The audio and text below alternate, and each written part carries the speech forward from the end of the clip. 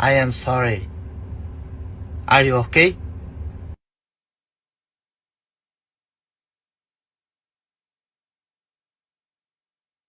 Podcast is intended for mature audiences. The views and opinions expressed are those of the panelists and do not reflect in any way those of the podcast partners, sponsors, or affiliates. Enjoy. I am sorry. Every day I'm hustling, Are you okay? hustling.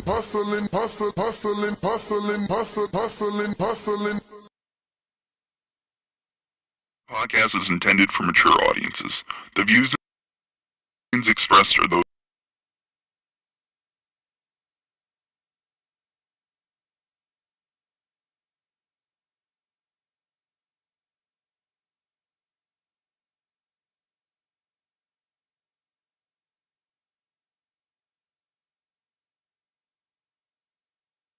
Hey, yo, live chat, power chat. Let me tell y'all something, man.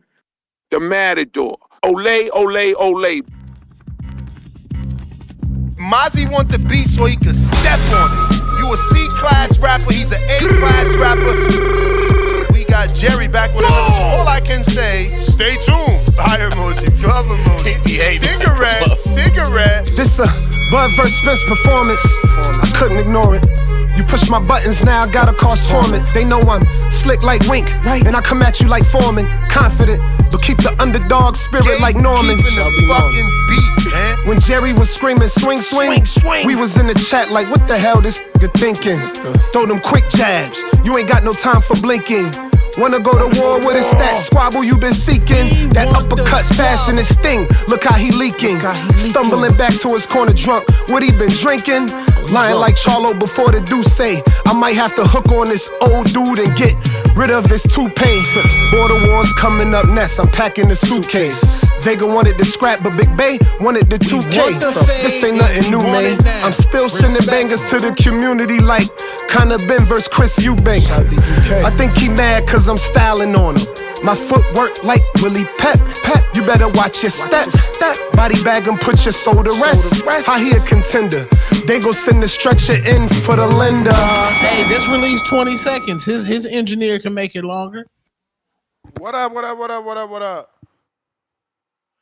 Welcome back, ladies and gentlemen. Welcome back to another super duper, very late edition of the Boxing Voice. I don't have the same energy. I'm a bit disappointed in my thumbnail guy. It took fucking forever, okay? I woke up early as I had to go out last night, so I couldn't watch the Shushu Carrington and Xander Zayas fight. So I woke up early to do that, to be ready for my Sunday show, you know, Sunday service. And, of course, we're an hour and a half late, thanks to the thumbnail guy. Now, I get it. We had a lot of winners this weekend as it was a big weekend. So we're going to try and recap all of this.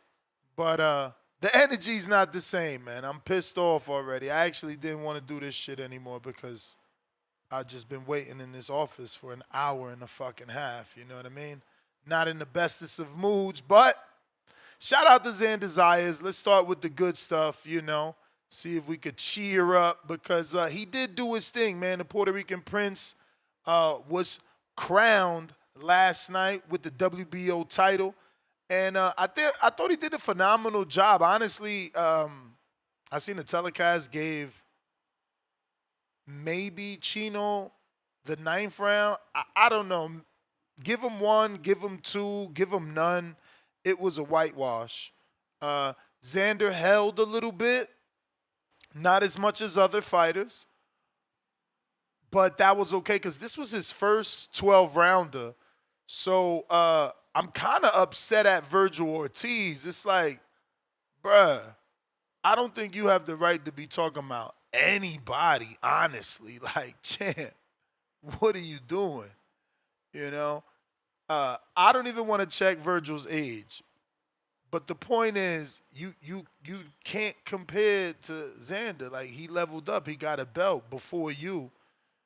We've been expecting you to get a belt forever. Like, putting on social media that he's fooled, I don't even understand that, truthfully, because I didn't see what Xander did outside of potentially getting a little bit exhausted which is normal when this is your first 12-round fight. You know, how many 12-round fights has Virgil Ortiz had? So, you know, I don't know where the criticism is coming from, but I thought Xander did very good. A lot of pivots, good movement, keeping Chino Garcia befuddled, you know, following and crossing his feet and throwing punches from weird angles because he's trying to catch up to Xander, being countered. The 1-2-1-2 was working. The 1-2 was working. I mean, what wasn't working for Zayas? Did he get hit? Of course. Of course. It's a fight. He got hit. I'm not ignoring that he got hit. I just think he did a lot better than most people that fought this weekend, especially considering the level it was on. It was a world title fight, so this is an elite fight, and the winner came out of this an elite fighter. So, again, for Zayas, I was impressed. I really was impressed. I really was very impressed with his footwork. Good movement. Again, I get some people may complain about the holding, but that came very late in the fight to me. Felt like maybe 10, 11, 12, or maybe 11, 12. Even in the 12th, I thought, uh-oh, they might take a point. And, you know, credit to the ref, he didn't. But outside of slight clinching, more than I would have liked, Xander definitely gets like a B+, A- letter grade. He did really good. Did really good. Especially considering how good Garcia did versus Charles Conwell. I just couldn't even believe I was watching that. And I just kept thinking back to Conwell and the difficulty he had. And Xander, you know, credit to his trainer, Javier Centeno. Maybe they watched all the tape of the Conwell fight over and over and realized that the key to beat Garcia was just to keep turning him. Keep turning him. And he wasn't physically putting his hands on him to turn him. He was using his own feet to just keep Garcia from being able to set properly, hitting him from angles that he really couldn't defend from. Again, I think it was probably the best performance considering it was probably the most even fight of the weekend. On the undercard, though, we had Shushu Carrington. Sucks for Shushu because he keeps fighting these dudes we don't know. And then, you know, you like go on decisions with him. And look, I watched the fight. He's beating this dude up. It's just some dudes are durable and tough. But while we credit Top Rank for their matchmaking, I don't know that this is the right thing, right? Like they are giving Shushu all these fighters we never heard of, and those guys are making a name for themselves off of Shushu. Not that they're doing anything good or even positive outside of being durable, right? Like that's where they're shining. They're like, okay, let's put our guy in there with him because he went 10 rounds with Shushu. He went 12 rounds with Shushu. So, yeah, I mean, I hope Top Rank does something.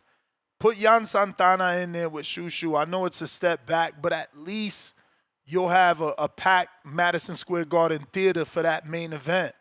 Dominicans will come out. Shushu, Brooklyn fans will come out. But, you know, Matias Hita, Enrique Vivas, Dana Conwell, Suleiman Segwe, Brian De Garcia, Bernardo Angelo Torre. Like, we don't know these dudes. We don't know these dudes. And he's gotten now 2 10-round fight decisions with dudes we never heard of from Uganda and from Libya. That's top rank for. It's better to go 10 rounds or 12 rounds with a Mexican we know, with a boxer we know, than making Suleiman Segway a tough guy and making Hiata a tough guy, a durable guy, guys that could take young prospects rounds. Like, I don't know if Top Rank is noticing what they're doing. I get that they're just trying to give Shushu something to stay busy until that dust kind of clears at 126 and maybe they could pick him a vacant title shot or something. I don't know. But these aren't memorable opponents. Shushu, on the other hand, is looking great. You know, he's doing what he needs to do. He's shining. But you're going decisions with guys that we never heard of, and it's affecting his knockout ratio as well. It's like you putting them in with dudes that it doesn't matter. Like, it would only matter if he lost. But it don't matter because we don't know him. So I don't know. Maybe I'm not making sense, but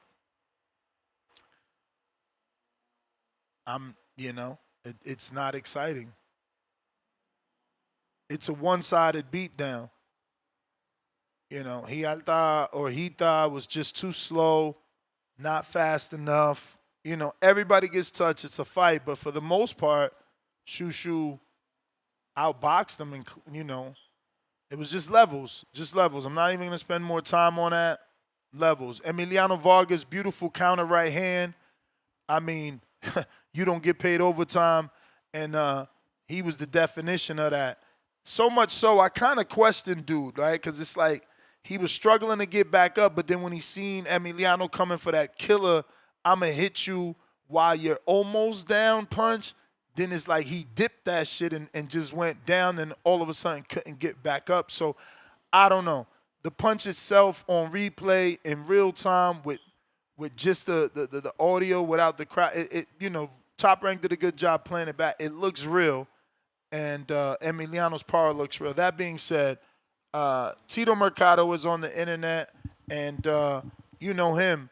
He's talking up a storm, and he's just like, look,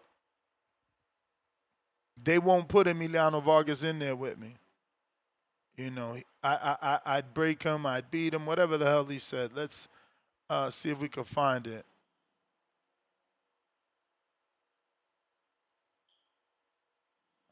All right, so he had he goes on X Spaces or Instagram every time he gets after a fight, so. I already beat up Amato before in the amateurs, but Emiliano is the one in my weight right now. I don't think they fight me with him though. I don't think so. Vargas next. They will not put me to fight that boy. I will kill him. I will kill that boy. You get hit a lot too against bums. Embarrassing.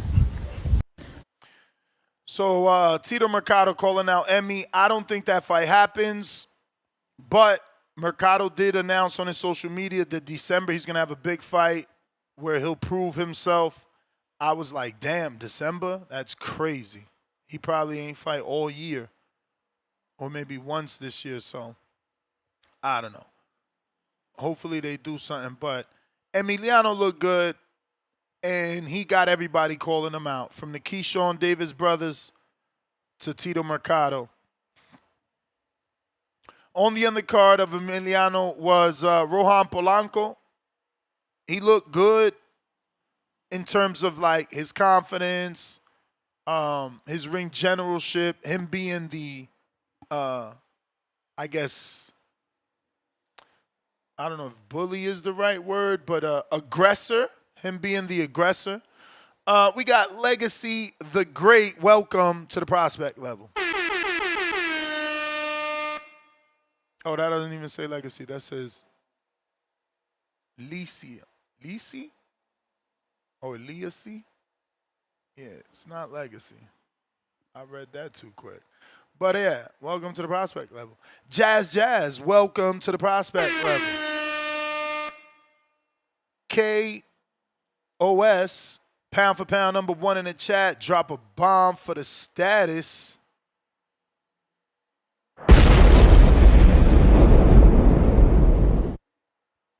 Thanks, Ness, for O'Shea and Xander by points. Bro, and the fucking bet I made flopped. I believed in Claressa for the knockout and put Xander decision, Claressa knockout. You already know what happened there. Unbelieves. But Rohan, again, looked good. Took some shots just like Xander, but he dominated. I don't even know, I don't think there was a round you could give Quinton. It's just like I told Rohan and I told you guys, and we talked about it. He's just hard to look good with, man. He's hard to look good with. Rohan wanted to land that left hook desperately. And it would never land flush the way he was looking for, at least. But he did good. He got a decent win over a very... Oh, Liacy? Liacy? Okay, Liacy. But yeah,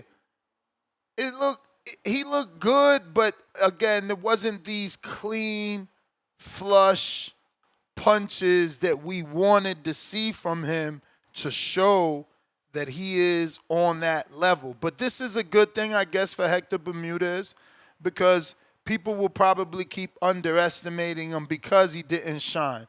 What could you do? I tried to tell him this would be a tough test and a durable test, and Polanco laughed and said, "You giving people credit for being able to take punches." Well, you didn't really land that many punches on him. It was you being the aggressor, hitting them everywhere. But in terms of clean, flush shots, there weren't that many. But nonetheless, he did look good. It was a dominant, and again, we were live, and I asked Alex, is this a domination? And again, it's hard to say he dominated, even though you had him winning every round, but it's hard to say he dominated because the punches weren't super clean. But I love him. I'm actually a fan. He got the win, and it was a durable opponent. He showed that he can hang in there with a guy like Quinton. He was the aggressor throughout that whole fight. He didn't really fear anything coming back from Quinton. I didn't really see him get hurt. I feel he hurt Quinton. Almost dropped him when he made him wobble. He should have jumped on him. That's probably his biggest issue, is one punch at a time. They need to do, work on combination punching, right? That's probably what he needs to do. Work on some combination punching, and that's where Xander was shining. So, again, he looked good, but not as good as they thought or they hoped he would look. I'm sure they all knew this was going to be a difficult style matchup, and they probably couldn't look as good as they wanted to, and they just talked because that's part of selling the fight. But again, he didn't look bad, and I feel like Quinton has made people look worse. So it's still a passing grade for me for Rohan. And I believe him, right? He wasn't at any point intimidated. You got to remember, Quinton Randall, really did his thing versus Jonathan Bocachica. So he wasn't able to really get going with Rohan. While he was at times able to match Rohan's strength in the clinches and things like that, Rohan was still, the stronger guy in my opinion. I don't know about power-wise. Maybe they need to work on going to the body a little bit more and setting things up with the jab. He was lunging with that left hook so much. It's like, bro, we know what you about to do. But hey, again, you need these type of fights to see like, oh shit, what worked with those dudes don't work with these guys. Let me go into my bag. And he needs more of those fights where he's forced to go into his bag and show us, different levels, show us some tools, show us that he really got it. Juanita Lopez got the stoppage. So, the Caribeños were doing their thing this weekend. All the Puerto Ricans and Dominicans really took home a win. His fight was short, got a knockout. Not the greatest stoppage. I feel like I don't know what the ref was thinking when he stopped it, but hey, those first couple of fights, they be trying to fluff, if you know what I mean. Santana got the win. I need this guy. I don't know who's his trainer, but we need to get him some sparring with people that's going to push him. He's too chill in the pocket on this Mayweather shoulder roll thing. Granted, out of most people that use the shoulder roll, he's letting a lot of right hands go from that position. But I feel like, he's defensively blocking in the Mayweather shoulder roll, then leaning back, pointing elbow up to also defend. Kind of like Mayweather, but that lean back in your same stance, that's going to get you fucked up with someone that is more aggressive, has stamina, throws combination punches. That lean back Mayweather bullshit is for one punch at a time, not for a combination punch. And now, granted, he may not do that if he's facing a different style. And last night, he could have just, IQ. It's like, okay, I see this dude can't fuck with me. I could do this all night, and that's what I'll do. Outside of that, the dude looked good. I'm ready to see him. Like I said, they need to put him in with Shushu. I'm tired of seeing, like, why he can't fight a Dominican? You fight Haitians, you fight Ugandans, you fight Namibians. Like, fuck, just fight Santana. At least motherfuckers know him, because it's getting crazy, honestly. They got to push for something, man, something. Steven Novato looked good as well. Yeah, I like his style, man. I mean, I'm not really a dude to be watching the 115s and shit, but he's moving well. A lot of angles, a lot of punches. He ruined his knockout streak. He was like on a 4 or 5 knockout streak, and Christopher Rios, little adorable guy. Rios, man, he came to fight. For as long as he did anyway, right? They need to work on Rios. He's a good little fighter, man. A lot of pressure. But shout out to Novato, man. Good boxer. Did his thing for sure. And got the win. So Julius Barlow is the guy that is signed to OTX and Top Rank. Debuted as a co-promotion with 2 promoters out of the amateurs. So checked him out. He looks okay. Got to keep, seeing what he got. I was expecting more because of all the hype. And by more, I meant at least 2 more rounds, right? I thought we would get like a 6-rounder or 8-rounder, because it's like, oh, this dude that is, so good to get signed by 2 promoters must be good in the ring. But it seems they're doing the traditional 4-round upbringing. We'll see how many 4-rounders they give him. If they give him anywhere from 4, then, that's average. They go 6, then he's not what we thought. If they go 6 4-rounders, it's like they're taking their time with him and letting him develop truly with no rush.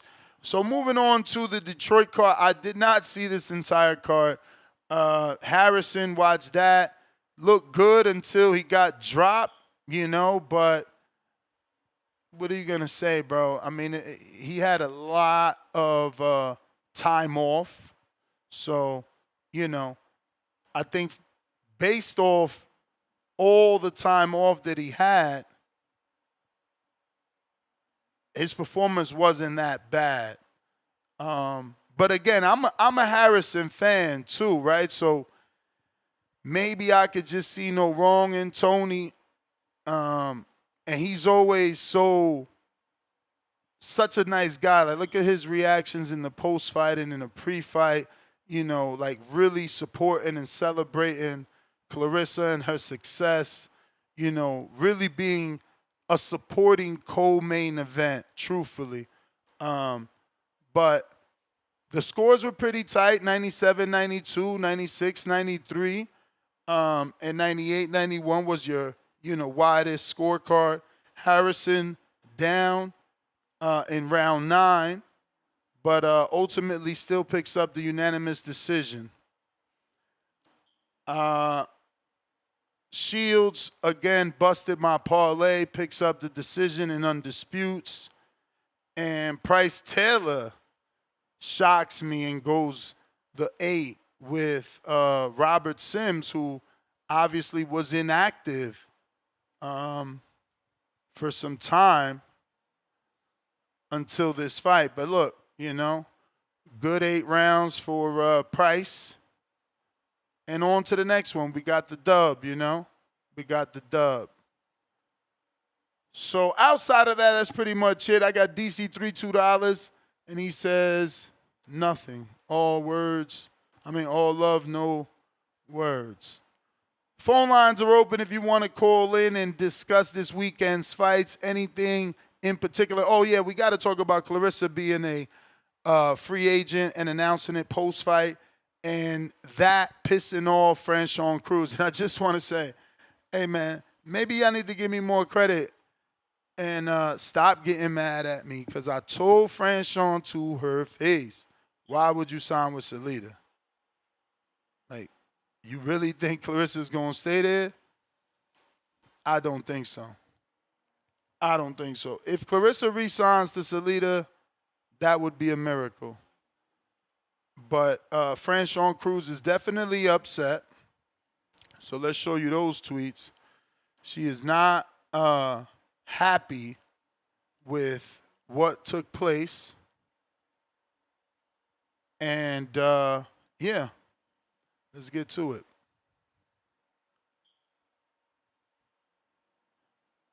This is Franchon's first tweet. And she says, I agreed to come to Detroit for one reason, and that's to lock in rematch with Shields, and I feel like games are being played. Waste of time, and I have a show today for my other businesses. Corny as fuck. So then she says, no drama. Someone else, let's see, was it Shields, says, thank you for the compliment. I heard. I could have heard from my seats in New York City or my living room while preparing for my event. I'm not a clown, so don't invite me to a circus. So again, not happy that she was invited, and it was under the pretenses that she was going to announce a rematch, and that didn't happen. So Claressa responds, see, I let my team know that after my hard training camp, after selling the LCA out, after traveling to 4 different cities for press, losing the weight and explosive fight week, I wasn't facing off with nobody. That was my moment. I can have that. So she's kind of letting her know, I ain't saying I ain't fighting you. I just wasn't going to give you shine on my platform, which, if you're fighting her, you might as well give her shine on your platform, especially being as though, that's one of the biggest fights left for you to put on. You could either put on the Layla Ali fight, being your biggest, the Shadeja Green fight being your second biggest, the Franchon Cruz DeZern fight being your third biggest, and then the Savannah Marshall rematch being your fourth biggest. So, yeah, man. I don't think she's going to sign to Salida. I would prefer her to go to Jake and still make those fights from a different, position, and with Jake and see what else he can just make shake for her so she can get this back half of her career, let it be the most, I guess, publicized, the most public. You know, Jake is going to throw her in front of the world like no other. I would assume and I would hope to see him be able to do something like that for the GWOAT. But yeah, man, those are pretty much my thoughts. I don't think I'm missing anything else that I really wanted to talk about. Let me just check here.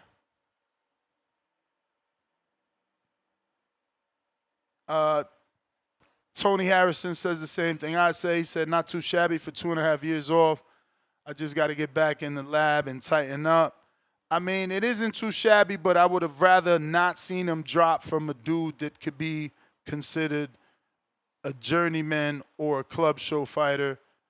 But yeah, man, you know, 2.5 years off for 2.5 years off, there's always going to be some rust. Yancey, first caller of the day. Yo. Yep. Yo, Ness. Yep. What was with your boy Price Taylor yesterday, bruh? What you mean? He was clowning the whole fight, bro. Like, he didn't take that shit serious. I know his opponent wasn't, like, anybody serious, but after, like, the interview you had with him, I was excited to watch him fight. And that was a shit performance, bro. Absolute ass. Whoa. I think you're being harsh. Bro, he could have knocked. Bro, you can't tell me he couldn't have got him out in the first 2 rounds. Hey, man. He probably wanted rounds. He probably wanted rounds. Yeah, He probably got tired of doing TCL. That's what I was telling my girl yesterday. She was like, "Why are they in the same ring?" And I was like, "I honestly don't know." Like, seriously, that he should have But got again, him out of there. I don't think anybody doesn't want to knock you out. So, you know. Nah, like, I guess with his like box rec, I checked his box rec out. He's never been stopped before, so maybe he couldn't get him out of there. But it looked like he wasn't trying, bro. And I was just excited because after the interview, I was like, "Oh, this is the next American heavyweight." Okay, bet. And then after that, I was like, "Damn, bro, that's crazy." And the dude that he was talking crazy about told me he beat him in the amateurs. So that's the reason why he was talking crazy. Yeah. The dude, that's what I'm saying. He wanted back in blood. He feel like he didn't lose, and they already like had him. You know how the with amateurs performances is. like that, you're not gonna get that dude. That dude was like a medalist, wasn't he? Yeah. No, I mean, I think it's Edwards who went on to go to the Olympics and sign with Golden Boy.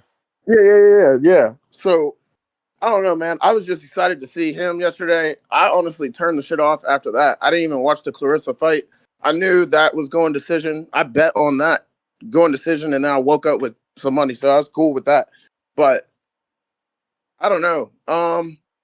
Who else looked? Oh, the Vargas, Emiliano, bro. That looked fake to me. Just being real, that shit looked so fake, and I was like, all right, bet. So yeah, Rohan Polanco, that dude is nice, bro. He is nice. I don't think he is the future of 147, but I think he might be able to snag a belt there. So, but that's it. I was watching boxing all yesterday, and I tried to call in for the Border Wars show, but I was at sparring, so I don't know if you came to me and I was just already in the ring or what. So, but Border Wars, I'll see you. See you Saturday. And I need to message you real quick about your Zelle so I can send you the Zelle payment. All right. All right, buddy. Appreciate you. If you're watching this on X live streaming video, don't forget to hit that retweet, repost. If you're listening on X, also hit that retweet, repost. We're trying to get more callers to call in and voice their opinion on yesterday's fights and all this weekend's fights. Don't forget we had OTX, man. Elijah Pierce, after getting knocked down, he picked up the win. O'Shea Jones She picked up the win. My thumbnail guy forgot to put her. But yeah, man, we talking boxing, and there was a lot of it. A lot of it. Malcolm, what up?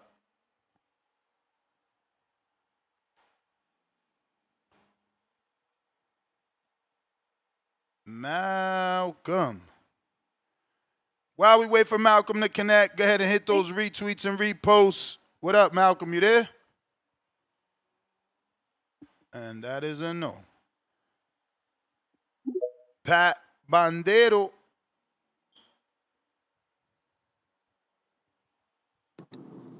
Yo, you can hear me? I hear you, Pat. I hear you. Hi, my brother. Shout out to you, Ness. Shout out to you for putting all that work. Shout out to are you solo Toro? You know it. And shout out to TPV. Yeah, man. To be honest, like I was more focused on the Polanco against Randall because that was a big test. I had already Zayas winning, so I wasn't surprised. But the fight went as far as Zayas. The fight went how I expected. Like what's his name? Garcia Perez trying to like give some looping and big shots, and Zayas keeping his composure and defense on point, and that was a good fight. But yeah, I was really focused on the Polanco fight, and yeah, man, I think Polanco is a problem in 147, but I cannot see him as I cannot see him beating Haney. I cannot see him beating Norman Jr. yet. I think definitely Haney would beat him because I think he will. I can see some flaws on Polanco, especially with he's been eating a lot of right hands from Randall. So I think Haney will take care of him for sure. But I like Polanco. To be honest, he's one of my favorite fighters. Not because he's the best, but I like he wants that smoke, so I like it. But yeah, I think Randall's is a experienced fighter. So his job, he's got a very educated job, and he could sometimes manage to keep Polanco at a distance. And he's quite a master of the distance, that Randall. But Polanco managed to find some openings. I think he was trying too hard to get the knockout as well. But I think he did a decent performance against Randall because Randall is no joke. So, but Randall is one of them. Like he will always give you a tough fight, make you think because his IQ is pretty good. But at the same time, Randall is not the type of fighter to step on the gas and taking too much risks. So I think Polanco did pretty well. But I think someone like Hitchens, if he goes to 147, he will also give problem to Polanco. But yeah, shout out to Polanco and shout out to Randall, man, because Randall, he earned my respect. But yeah, man, that's what I want to say. But yeah, shout out to Polanco. I like his style. I like the way he fought, and I think it was a decent performance. To knock out Randall's, I don't see anyone knocking out Randall's, to be honest. So, but yeah, man, that's my call. Shout out to you, Ness. Keep putting out our work, and que viva Puerto Rico. Ciao, ciao. Aight. Malcolm. Yo, is the audio good now? Yep. Hey. Yo, shout out to you, Ness. For going out and then still watching the fight. You feel me? And still giving us this show, man. Shout out to TBB. Oh, man. There's really one thing I want to talk about.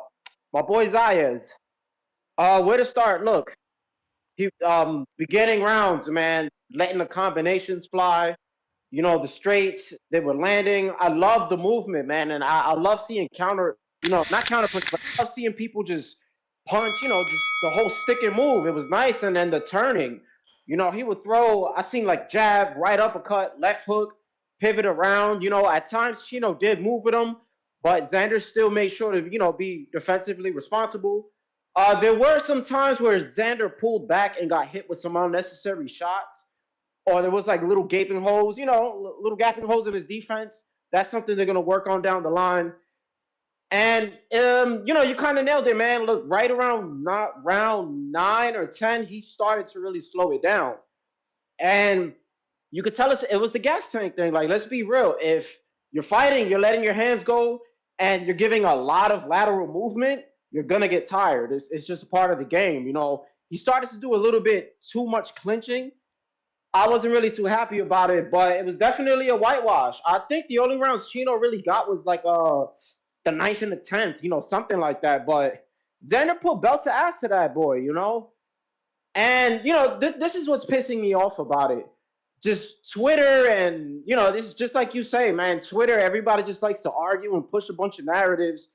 They're just talking crazy because he don't have power and he wasn't able to knock out Chino.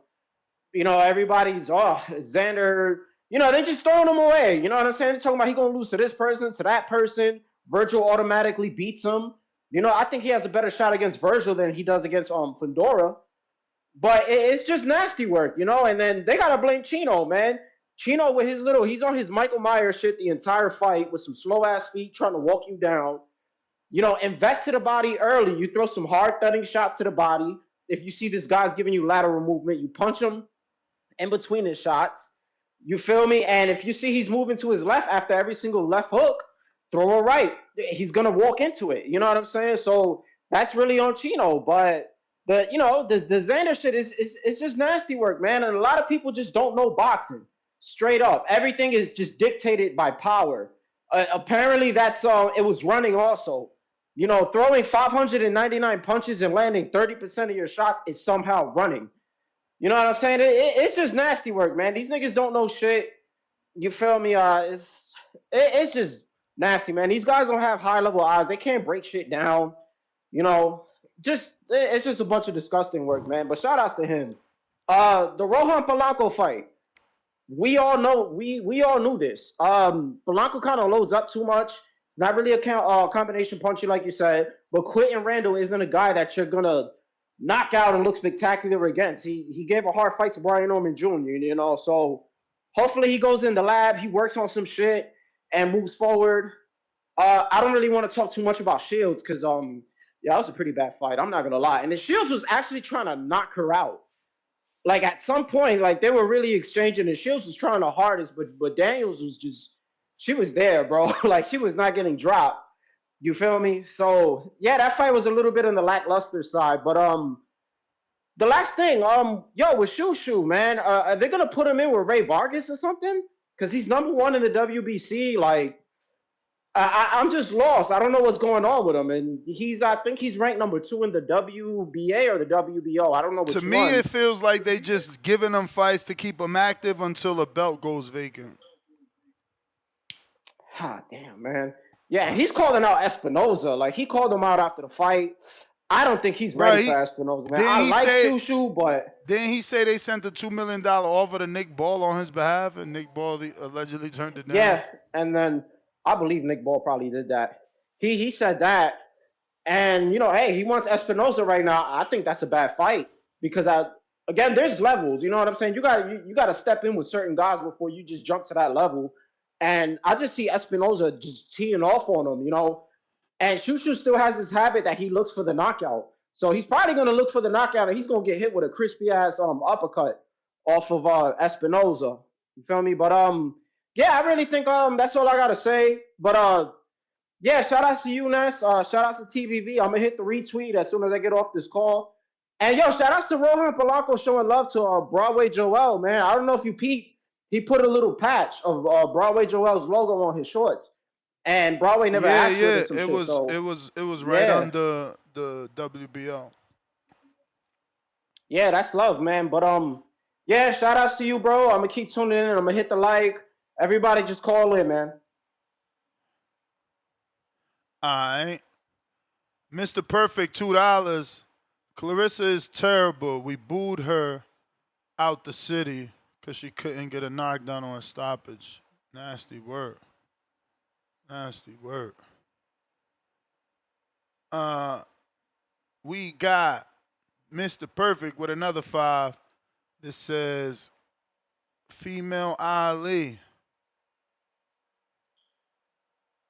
Ali. Boombaye. Ali. Boombaye. Yo, where the hell is the female Ali at, bro?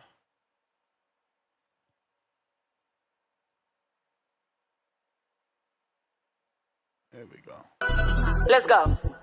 They ain't as bad as me, trash to me, not as fast as me. That little money that you bragging about ain't a bag to me. Tried to lie and say I smoke weed, yeah, that's cap to me. I don't smoke weed, I smoke bitches, they a pack to me. Growing up in Flint, it was rough, ain't had no food to eat. Had to fight my way out the ghetto, now I'm on my feet. By the time I turned 17, they couldn't stop me. Told them I'm the GOAT, I'm the female Female Ali. Phone lines are open if you want to call in. We got Discord available. X Spaces also available. Big weekend of fights if you want to recap. Plenty happened. Don't forget O'Shea Jones and OTX. Some of those fights were very exciting. We also had the Claressa Shields card and the top ranked card, man. The Prince, the Puerto Rican Prince, got crowned. Yeah, I don't know why. I didn't see Twitter because I was busy, so I don't really know what Malcolm is talking about. All I did see was Virgil say what he said, and he's entitled to his opinion. You know, not that I agree with it, and I already gave you my thoughts on that. But outside of that, I ain't see people hating on, it ain't jump out at me, right? I'm sure they all hating on Mr. Xander. But I haven't come across anything personally as of yet. That being said, Mad Bent, $100, $5 pound for pound, number 2. In the chat, he says, daily dose of Tanquil. The wolf emoji hunted. Claressa. Still Guo. Tony. Tune up solid. Xander. I'm unsure of. Shushu has pop, but extremely good. Maybe he meant to say has no pop, but extremely good. Matias found Hitchens. I seen that running with Hitchens. Might as well talk about that, too. I seen that. Hey, man, Matias out here being a whole bully, which is cool with me.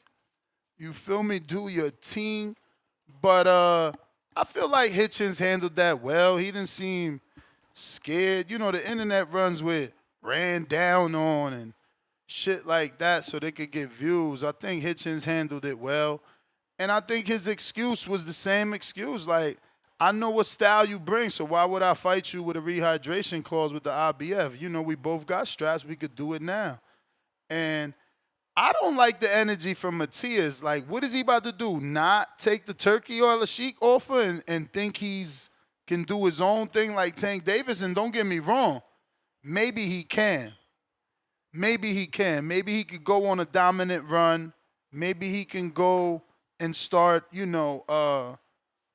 bringing people to Puerto Rico and be in the headline, But the question is, can he afford to make an offer for Hitchens to come to Puerto Rico without Turkey Al-Sheikh? Is that even possible? Because if it isn't, bro, you can't be out here trying to make all these fights in the street when you know Turkey Al-Sheikh got to fight for you. Like, he wants you to fight Dalton Smith. You got to handle that Dalton Smith smoke before you could be running down, smacking T.O. talking about let's fight. Now you running down a couple days later telling Hitchens let's fight. I'm a bit confused. Do he got the Dalton Smith fight or not? Like, are they cool with Turkey? Do they want to make, because that's where the fights is really at. You know what I mean? Like, you worried about Hitchens and T.O. Don't worry about that shit. Like, Turkey got fighters. You might get the Isak Cruz fight. You could get the Devin Haney, Brian Norman Winner fight. you could probably get the Shakur fight. Like, I don't really get why he's still out here trying to do his own promotions. I get it. It's good for y'all and it excites y'all, but for me, I'm like, hold up, bro. Is you about to fuck up the bag? Like, what's really going on is how I'm looking at it, honestly. But I could be wrong and maybe assuming too much. We got drop a bomb for Mr. Perfect with the pound for pound #1 status. Daniel Vega, $5. Congrats to Xander for becoming a world champion. I would like to see him next with Keith Thurman in Florida. Now that's yo, shout out to you, bro. That's a great fight. Wow, Keith in Florida. Wow. Wow. That's a good ass fight, bro. That's a good ass fight. I don't know. Maybe Kissimmee? Where do they do that? Actually, well, I guess Kissimmee.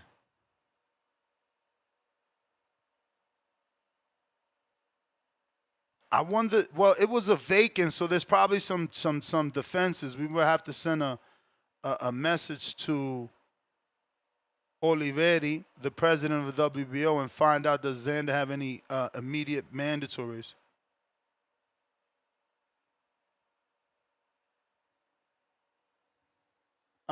We got Mad Bet 100 snatching at pound for pound status from former pound for pound #1, Mr. Perfect.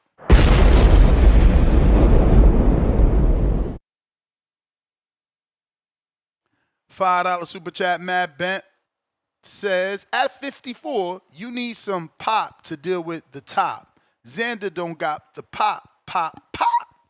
Shushu chops up Espinoza. Unanimous decision. Okay, well, he got supreme confidence in Shushu. Brian.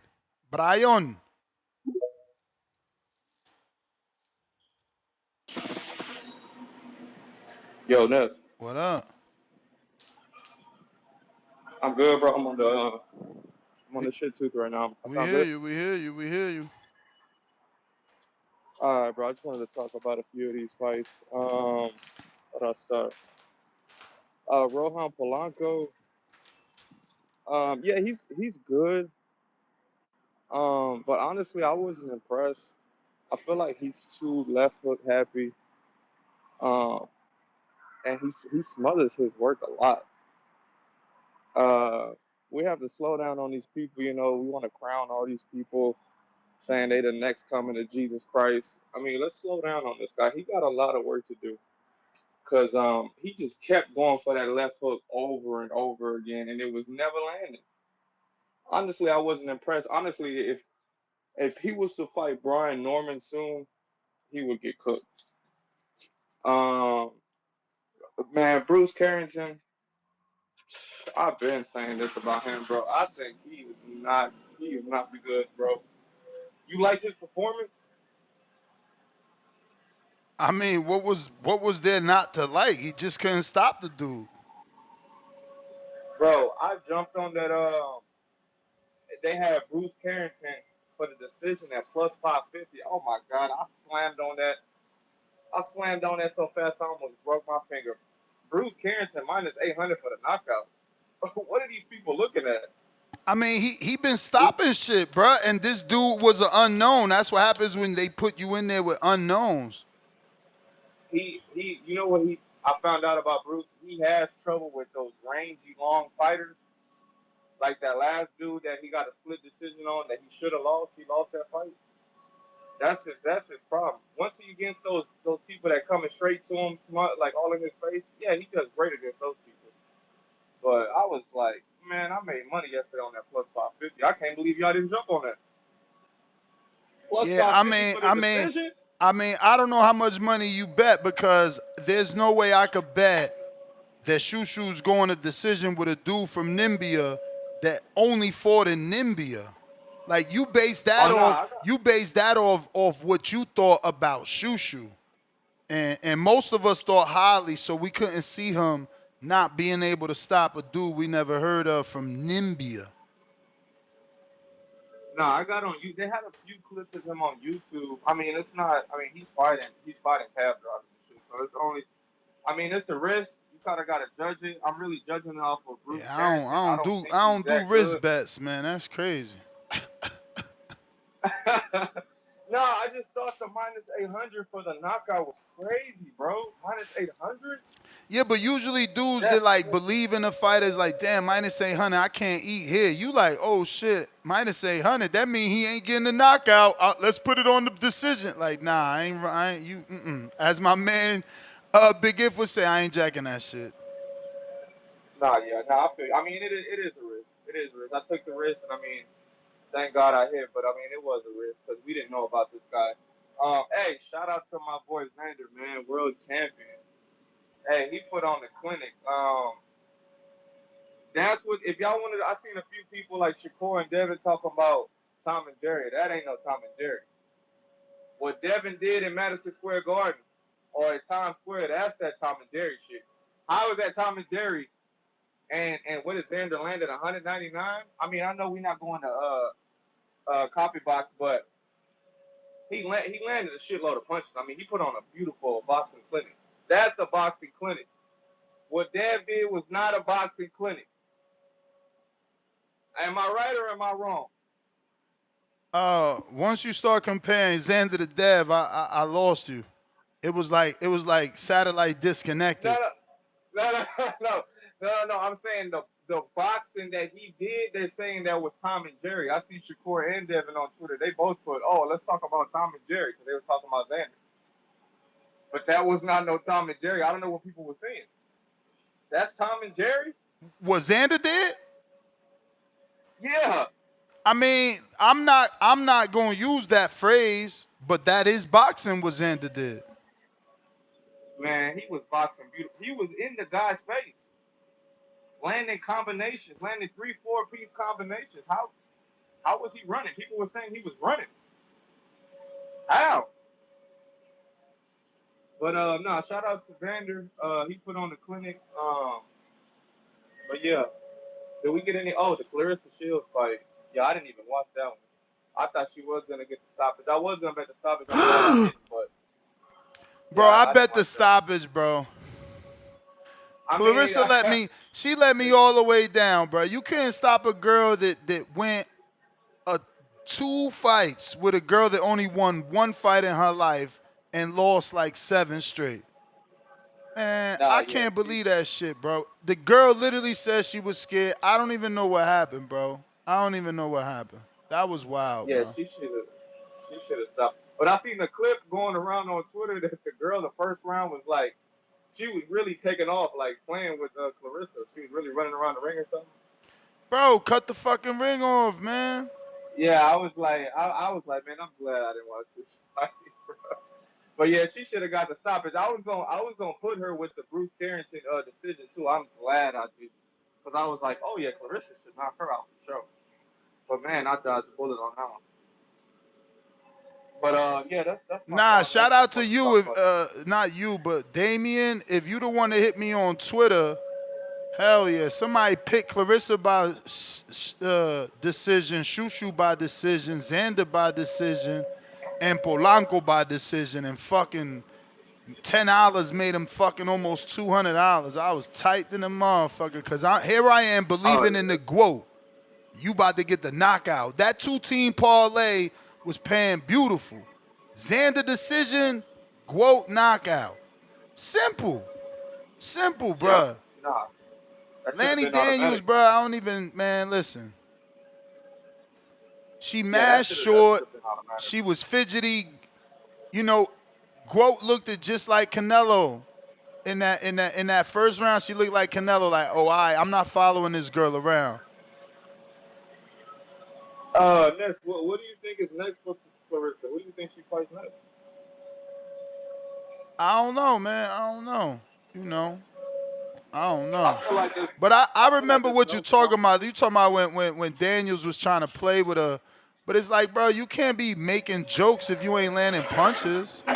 She was on her bike. Yeah, she was on her bike, and then she making jokes. It's like, bro, it's not funny to me that you making her miss, but you ain't making her pay. Yeah, that was some good. But she That was did some goofy exploit shit. some footwork issues with Claressa. Again, this was Clarissa's skull for a couple rounds. But she I did want to see better. that To Claressa. me, she did better than Canelo cutting the distance. Yeah, I feel like maybe that one girl Lonnie was maybe won a round. Maybe she could have get her. That's what I was hearing. That she probably won a round if that. But I want to see her fight Shadeja, man. I feel like that'll be a banger. I really want to see that fight. They You gotta think put Shadeja Lonnie could get it done? Daniels. They gotta put Lonnie Daniels, but I mean she too big. But I want to see that girl that Franchon fought. She gotta come back, man. And Lonnie looks small. Maybe she could drop down at 168, cause heavyweight is only 176. So I don't know. That girl that Franchon fought, she deserve a shot back. She got that shit. She got that style. But listen, let You me get to you, some more colors. I got okay, this okay, line my lit bad. up. I got Mad Bent. We read that. We got the Civic, $2. Shushu is the poor man's cool boy Fulton. Nah, y'all wildin'. Don't be doing that to my boy, man. H-Town. What up, Nez? Buenos dias, buenos dias. H-Town. Yo, can you hear me? Yep. Yeah, man, hey, Polanco, man, I agree with Homeboy, man. He was just spamming the left hook. I didn't see these special feet that he's got. I mean, he looked like he was just rushing. He didn't set up his punches. He wasn't really working the jab. I mean, you got his fans saying he was going to do what Brian Norman Jr. couldn't do, and hey, he didn't do that. I'll tell you that much. I don't think he's ready to move to the bigger guys yet, the stars. But hey, put him out there. And then Xander, man, Xander looked special the first 5 rounds, man. I was like, man, this guy is special, man. Then he decided just to phone it in at the end. And the problem with that is that boxing fans only remember the last part of the fight. Know what I mean, Ness? And that's not a good look for a guy that's supposed to be special and a star. You don't want to have that. He did do the That Oscar De La Hoya at the end of the round, at the end of the fight, if that's what you're trying to say. Like, move a little bit more yeah, than needed. exactly, man. Because he looked special, Ness, man. Dude, I was like, damn, he's gonna stop him. Like he's gonna just accumulate punches, and they're not gonna let Chino just take all that goddamn punishment for 12 rounds. And Chino And did then all look like he wasn't like, that weight cut, I said it looked bad when he was in the interview with Mark Farrat, but in the fight, he looked flat. But I guess he's still punching because Xander, he didn't try to take him out. and for people to say that Xander ain't got no pop, he was hitting him hard enough to hurt him, man. Because you see Chino take some step back, and he was still trying to engage, but he was getting hurt. I think if Xander would have kept his foot on the gas all 12 rounds, he would have probably stopped him. His coach would have probably been, hey, that's enough punishment. Get him out of there, Yeah. But people don't. That's what I'm saying. People don't remember the first 4 or 5 rounds, man. They remember the last round, and that's not a good look for a guy that's trying to make a name. And I mean, casuals, let's be clear. Casuals remember the last round because I remember Xander. Exactly. But to me, the casual, your boy probably could get the 9th round as a gift. But other than that, he didn't win no rounds. But the casuals are the ones that make you a superstar. You know what I mean? They're the ones that are on here. I mean, listen, that's not a superstar making performance. That's a get the belt. Now we defend because it's 2 vacants. We gotta defend. We gotta defend versus 2 mandatories now because we fought a vacant. So it's like we're gonna defend versus Josh Kelly. We'll stop his ass. Who else is next? Let me see here. 154 WBO. Xander just won, so he beat Jorge number 2. He will fight Josh Kelly and then Boots. Damn. Yeah, I don't know if he's ready for Booth, but hey, yeah, Nah, we get those he's ready, 2 fights bro. in. He's ready. What you mean? He's been up there before Boots, and he's younger than Boots. Boots is 28, bro. Is Boots ready? Like the way y'all said about Devin needing to fight a young dude, is Boots ready to fight a young dude? Taller than him, longer than him, that could move like Karen did. Man, I mean, it'll be hell of a fight. If he fights like he fought the first 5 rounds, it'll be hell of a fight, man. Because Xander's got potential, man. Like he's got the goods, you know. We just see if he's got the heart. Xander could do, and he could stretch the Boots fight. Let me tell you, Xander has 180 days as of yesterday to defend that belt versus those two people, 3 and 4, which means they could pick anybody in the top 15 like Nikita Tszyu and do a voluntary. They could pick Keith Thurman and do a voluntary. Keith is number 8. You know, they could do a voluntary. They got 180 days. That's 120 is 4 months. So 60 more, that's another 6. They got 6 months. That means they could give them 2 months off, go into a promotion with Keith Thurman, make him big. If he gets the win, then fight Josh Kelly, which is like a tune-up. Then you fight Boots. Man, that's a good little plan too. They'll have him They'll have him ready. That's a real good plan. Hey, do you think Claressa put on too much weight? That she looks sluggish, man. Nah. Get out of here. Don't blame her. That's that fucking girl. Please. That girl was William Skull's baby sister. I don't know, because the quote wasn't quoting last night, man. How you gonna quote when the girl wanna move around like a motherfucker? But you know what we say? Cut the ring off. You're supposed to be the greatest. But that's what I said. But I said she did better than Canelo cutting the ring off. You don't think so? Man, I put them up there with they both knew they were gonna win. She just don't got the power of Canelo. But to me, she cut the ring off well. She was catching Lonnie on the ropes. It's just, you know, she don't got the power of Canelo. Yes. So far, I was more entertained watching Lugo fight than well, I'm not gonna say Xander was entertaining in the first part of the fight, but yeah, Get man, the fuck out of they here. got some. Them Lugo brothers might be from Stockton undercover, bro. The way they box, I don't know, bro. Let me get to some other people here, champ. Appreciate you. Chad, Canada. Hey, Ness, you got me? What up? Not much. I mean, I had to. Last night I got called away to out of town to work at a boxing event, so I missed most of. Like when I got home, I was watching. I got home in time for the decision, the Xander decision, so I didn't get to watch everything live. But I just want to say about Shushu in general.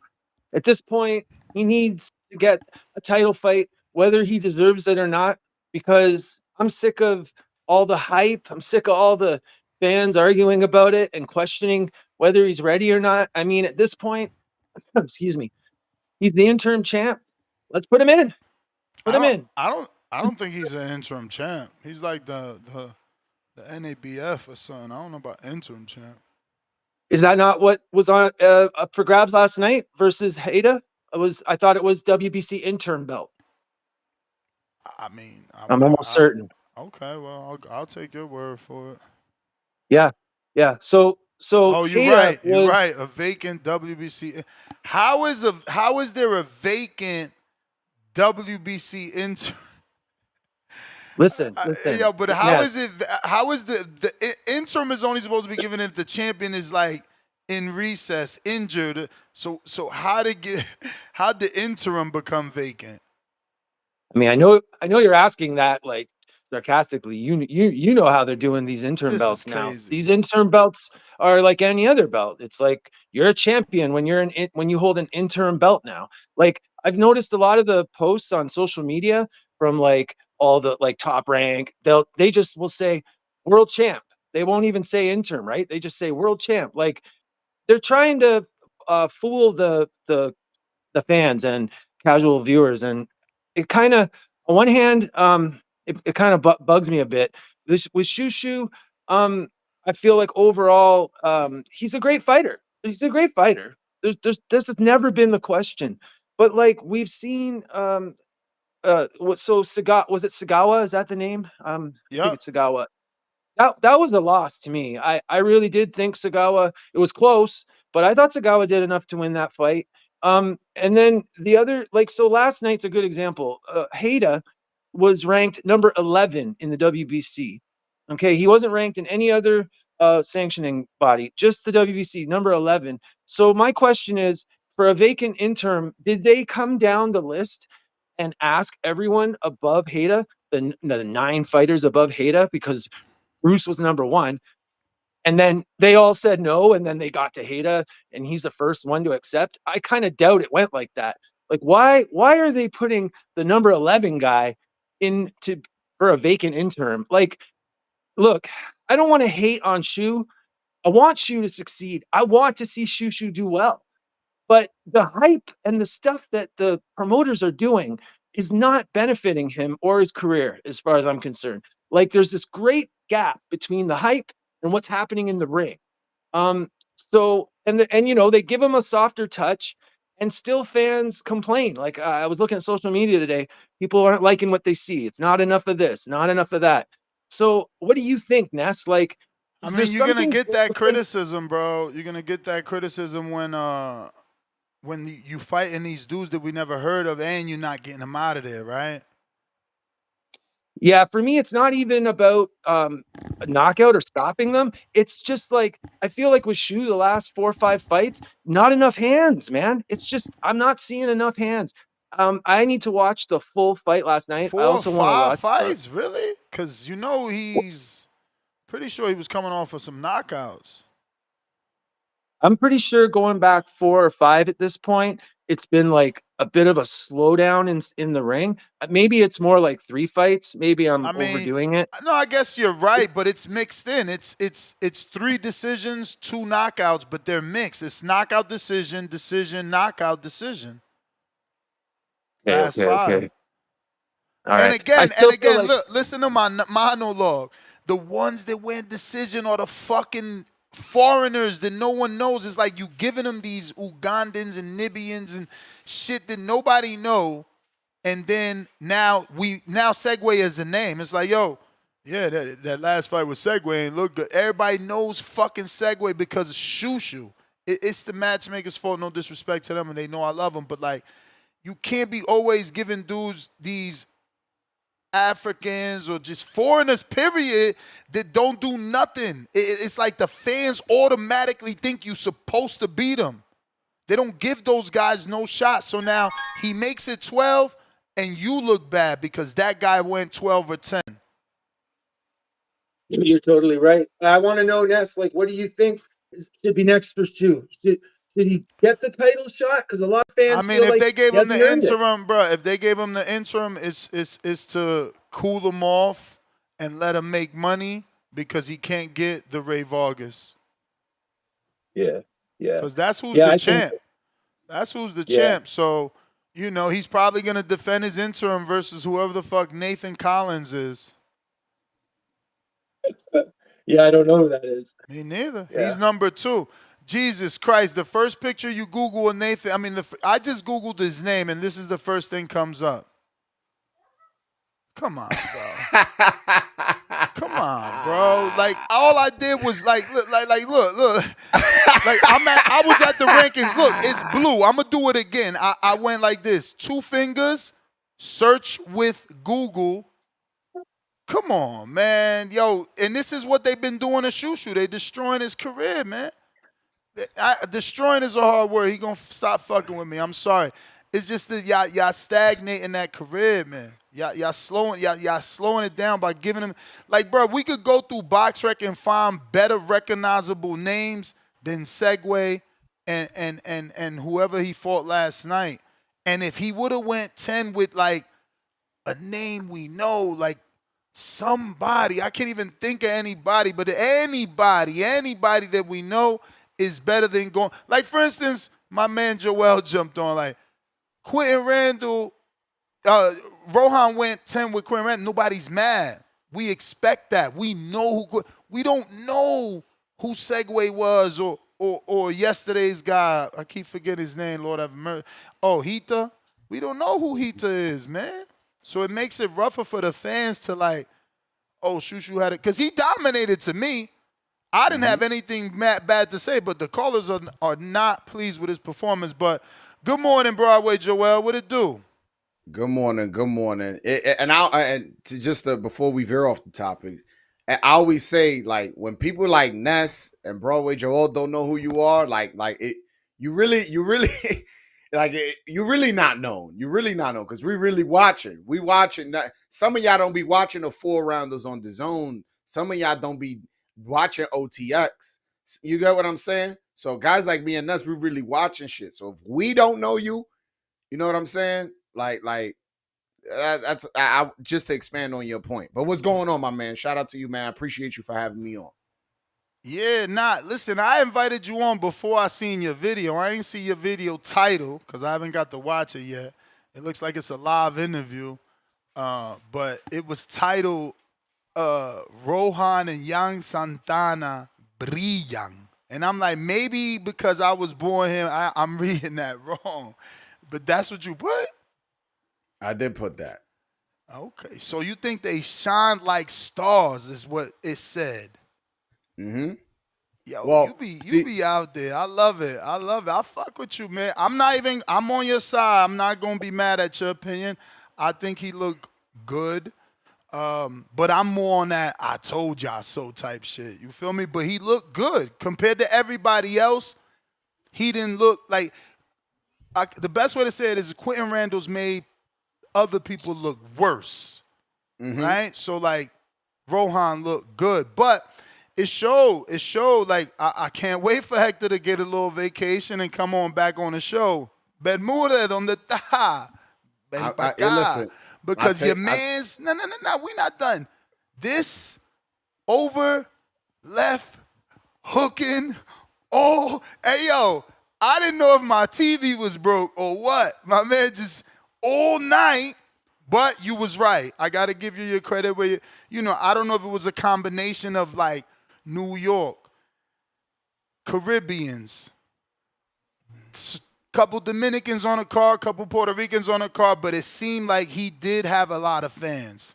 I don't know if they were all his, but they would pan, and there was a lot of different Dominican flags, so maybe he has a little bit of a fan base, but that's not that big of an arena, so that's a mixed fan base. You got Puerto Rican Xander fans, you got some Yan Santana fans, you got some Rohan fans, and that place is only like 4,400, but it looked like they can build around it.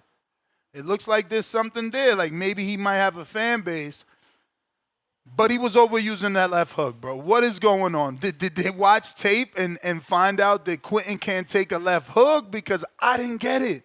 And no jab. What's up with the jab? Before we get to the technical part, and I'm more than happy to do because that's the only criticism I got. Outside of that, he did good. Outside of like showing his hand and showing like, I don't know, we got questions like, damn, is he limited because he's overusing that one punch? He's not setting it up. It's just like, here goes the left hand. Here it is again. Hey, here's some more. He was going ham on that left hand. I thought he was Ryan Garcia for a minute. All right, like I said, before we get into the technical part, and we'll get there, don't get me wrong. First, I want to address the title, Que brillan como estrellas. You brought that up, and you were like, you thought they looked good, but not like stars. Which for the non-Spanish speakers translates that they shined like stars. Mm-hmm. Yeah. So I just want to address that, and then we can move on to the technical part. So when I say they shine like stars, part of it is whatever you want about the performance, it was pretty dominant on both ends. On Yan Santana, he won 10-0 on all three scorecards. So to me, that was good. And then with the Rohan Polanco situation, I felt like he won something similar to that. I didn't keep score, but just using my eyes, I don't remember giving Randall without using score. I didn't score. I know, but you said just using your eyes. You thought what? So it's somewhere 9-1. 10-zip, 8-2, 8-2. I'm with you. So I'm with you. Somewhere around there, I definitely thought like, can you give Quinton 2 rounds? Be generous, give him 3. But to me, it was a domination without domination, right? Because there weren't a lot of clean shots landed. It was just like good work, making them block, hitting them on the arms and shit like that. But I don't have that highlight. Like, yo, you seen that Polanco? Yeah. And it feels like he's not using combination. It feels it's one punch at a time. So the fight also wasn't like exciting because it's like one punch. Yeah. As far as the technical aspect, Randall we knew is a bit of a negative fighter. He also has very good defense, man. I was impressed how much stuff he was catching on the gloves. And then Rohan started going to the body, and at one point he hurt him with a right hand to the body. So he kind of got away from the body too. That's another issue. He got away from that body. He started off. I said, okay, they watch tape, they're going to slow him down. He started off going to the body a lot, especially with the straight right, but he got away from it. I thought Randall's reach was, I can't remember, but it looked like he had like 8 inches on him. Like his arms were so long and, I love to see you come back here humbled, man. I love that shit. No, but I'm not. It's not humble, bro. I'm speaking the truth. Y'all underestimated Randall. I told y'all that motherfucker. I did not. Polanco tried to tell me like I'm giving props for durability, and he's like that translates to taking punch. I'm like, nah, but that's a skill though to be able to be as durable and tricky as him. But again, but I will say this. I will say better than most to me. He still did better than most. So credit to him. He did better than all of them. And on top of that, I felt like Randall, there was moments he just kind of just was not trying to win the fight. And that really pisses me off by journeyman. That's why I fucking love Gabe Rosado. If you standing in front of me, you can't call Gabe Rosado a bum. Oh, because of how many losses he has and all this types of whack shit. Because Gabe Rosado, whether you the A side, B side, is going to always try to win. And I felt like Randall at times wasn't trying to win. He was just trying to kind of move and not get hit. And I think Rohan was so motivated to get a knockout. He was like, yo, my best punch is my left hook. This guy is not really throwing much back at me, so I'm just punching. And that's why even at times he was leaving his feet launching, which we know could be dangerous, but he knew nothing was coming back, that he decided to do that to increase the possibility of him closing the distance and landing a shot, knowing not when it's coming back. And there were a couple rounds where, he got hit a couple times, nothing too crazy. There was only one right hand where I'm like, oh, he got caught clean. But other than that, his defense was pretty good. I thought it was a good performance. I genuinely think that he dominated the fight. Again, anywhere from 8-2 to 10-zip was the shit. I didn't score, but I feel like that's the appropriate scorecard. 8-2, 9-1, 10-zip, somewhere around there. To me, it was a great performance. You know what I'm saying? There was, how about, 20 rounds between Dominicans, and we might have not lost one. I mean, we didn't talk about Santana, but good morning, Amin. Good morning, Two-Tone. Morning, Two-Tone. What's going on, fellas? I guess jump in, Amin, since you've at least heard what we've been talking about, and that'll get Two-Tone up to speed. Mm-hmm. Well, listen, I had to take my time and listen to who I believe is the foremost authority on Dominican fighters. That is Broadway Joel. That's not just, capping. He's the guy when it comes to that, fellow New York City metropolitan area. So we know the landscape. Now, Polanco, knowing the landscape of Top Rank, what I thought was interesting about the entire card, and I said as much before, I don't know if these guys are at the end of their contracts, but everybody seemed to be matched in relatively tough fights. That being said, Ness, I'm in your constituents who believe that Randall was not only a tough opponent, a more than suitable opponent to see just exactly where Polanco is in, I guess, the welterweight division, especially with now Boots recently moving up. So I've always been high on Polanco. I hope he hasn't been partying on the Isla, so he sounds like he's a bit more disciplined than what we've been traditionally observed. But I think his performance speaks volumes, and he's getting there now. I don't know if I'm moving too fast, but Top Rank and Prop Tiger Johnson, You know how Top Rank likes to do. I'm talking about being match tough. Well, now they got something in-house. If there's nothing at the world title stage, I don't know where he's at in the ranking bodies, but it seemed like Polanco and Tiger Johnson are going to collision course on for the next Top Rank card. Or what do you guys have any ideas about what he does next, or where does that performance get him? Well, Quinton Randall was ranked number 12 in the WBO. Rohan number 7, so it looks like he's going that route. Johnson is not ranked in the WBO. Rohan is also ranked number 11 in the WBC. Johnson is also not ranked in that sanctioning body. So I'm not sure there's so much on a collision course. And also, I have a friend who knows the representatives of Tiger Johnson, and they told me they are not taking that fight in no way, way, form, or fashion. That's what I was told. Not directly from his team, somebody who's friends with Tiger Johnson's team. Does that give him an option? I know he's preoccupied, especially up until November 22nd, but it would have been sweet. In-house, welterweight title, Brian Norman Jr., right? So yeah, I know maybe, these guys don't want to, it's just that when I smell Top Rank cooking in the air, that Top Rank diet, well, that's why I put it on a collision course. Not that it makes sense.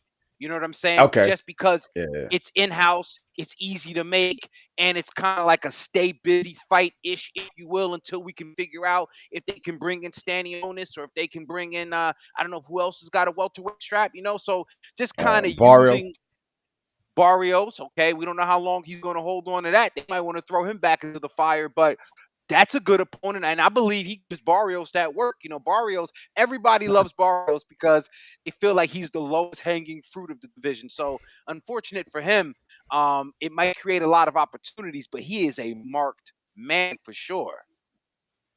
Yeah, round 1 was on my channel last night telling me he picks Barrios to beat Rohan and that he was high on Rohan up until this fight. So he's someone whose money I'm gonna take, if that fight ever happens. Well, that must have been during the soliloquy. Yeah, I gave him a chance. I was like, at one point, I'm like, yo, my man, is this a monologue? Like my man was talking for like 10 minutes. Hey, yo. Hey, yo, Tone tried to warn him about that bad podcasting, man. Bad podcasting, B. Bad podcasting, gang. Tone, man, what you think of your quote? Oh, that was horrible. Wow.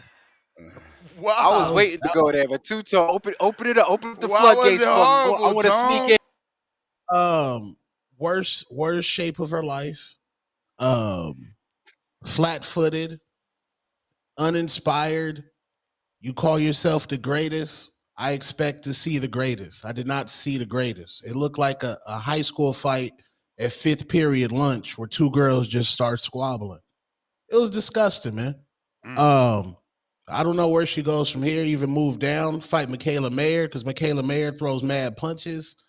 Franchon Cruz was disgusted. I guess they playing with her. Shadeja Green doesn't get mentioned at all. Sounds like duck language. I don't know. Maybe MMA, bro. So let me jump right on in there. My man Two-Tone, I gotta love this brother. He done opened up the gates for me. And this is not slander. This is just objective. This is me speaking as the warden of women's boxing. Shout out to Claressa Shields. She used to be so welcome and inviting. Now she's blocked me. I don't know why. I've never said any foul words, but I'd say this to you just as well if you give me the chance, but I hope you're listening. Shout out to Papoose. We waited a long time to see what happened. Call you bad internet. Dying to get away from this man. She's been disgusted. You disappeared on after us. Post-fight. Oh, I'm back. The boxing guys were trying to stop me, I guess. You back. But Claressa has been disgusted post-fight after post-fight. Salita has tried to put his arm around her, try to cozy up through. I've seen him rejected on at least 2 occasions. So closing out what is this phase of her career. And what I mean by that is I'm not disrespecting the fight. I actually called for the Lonnie Daniels fight, maybe 6 months ago. I thought that she could have used this name in this type of fight, unification, undisputed, as a lead into the debut of her movie. I thought it would have been a much better play to do this fight against a still a real opponent, even though she's not on the Quote's level. However, the Quote chose Perkins, and that was what it was. So people already had a bad taste, and they didn't really give Daniels any sort of credit for coming into this bout as a world champion. You know, I don't know what she does next. I really don't, but it's gonna start and end with moving on with promotional companies. I don't know what's happening with T-Rex. This just reminds me of the music industry. Our Jay-Z was over at Def Jam, and then get a deal at Def Jam, and then Jay-Z fucking leaves Def Jam. So now you like, damn, I went over to Def Jam because of Jay-Z. So now all these people that scurry they punk ass over to leader promotions, you're sitting in the fucking audience, you're complaining and griping when you should have been making good business for yourself. Now all of a sudden, Shadeja Green is going to sound like a mighty good option. Now you want to get over the Interscope. Now you want the white boy. Now you want J. Paul. Now you want MVP. And if you're willing to humble yourself and stop talking this fake A-side slut talk and get back to the competition of it, get back to acknowledging and respecting each other on the women's side of the game, because nobody can afford to talk big shit. You see Michaela Mayer waiting in vain for Boxer to make up her fucking mind so she can get it undisputed. And some of you motherfuckers in these women boxing game, you're playing games. You're playing games. Claressa, I love you to death. You are an amazing fighter. You whooped the girl's ass. But it ain't shit left for you. You either fight Shadeja Green, stop playing your fucking homegirl, Franchon Cruz, or go have them fucking babies with Papoose. Because I'm tired of this shit. I don't want to see you fight fucking Layla Ali. Get the fuck up out of here. Start rapping.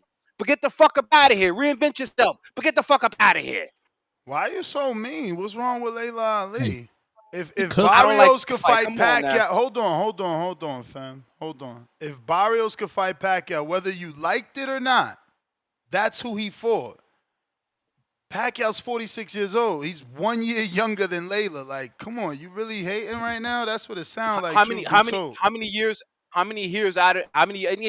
Ness, you're wonderful. I love the way you do what you do, but let me do what I do. How many years has Pacquiao been out of the ring versus how many ring has Layla Ali been out of the ring? Pacquiao was out the ring 4. Pacquiao was out the ring 4. Now that make it better? Great. No, it doesn't make it better. But it makes it sounds like we can have at least a recency bias and say, oh yeah, Pac-Man and Ugas and Pac-Man in this one. And yeah, it was disgusting. So it's even more disgusting if we talk it now. I know all these fucking super chat, but Layla Ali was the one who called it. You know how many old motherfuckers disrespected me? And I'm an adult, I'm a father. You can't put your hands on them. Like, that's just like the reality. You get nothing out of it. If I was Layla Ali, I'd do that shit, take the knee and go on home. Like, get the fuck out of here. Like, this shit sounds stupid. That shit sounds fucking stupid. I don't agree with it. I ain't into that kind of shit. I don't like it when Tank do it. I don't like it when people don't fight nobodies. You gotta fight somebody for me. That's what I got a DAZN subscription for. That's what I'm still paying for ESPN. You gotta fucking fight somebody for me to pay for it. Let me mix in a caller. Stone Bone. That was a great take, man. I loved I'm posting that right now.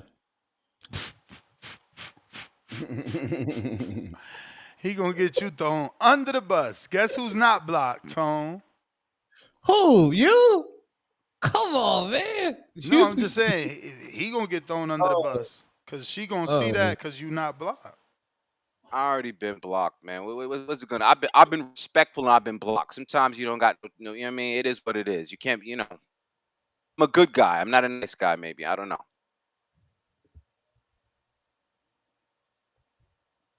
Stone Bone. Stone Bone, where you at?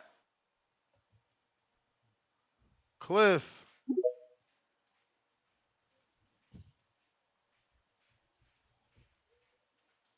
For the record, I pray she doesn't have a rap career. Yeah, I thought that fight was corny, but did y'all see the support that she had? Like that stadium looked crazy. It was sold out.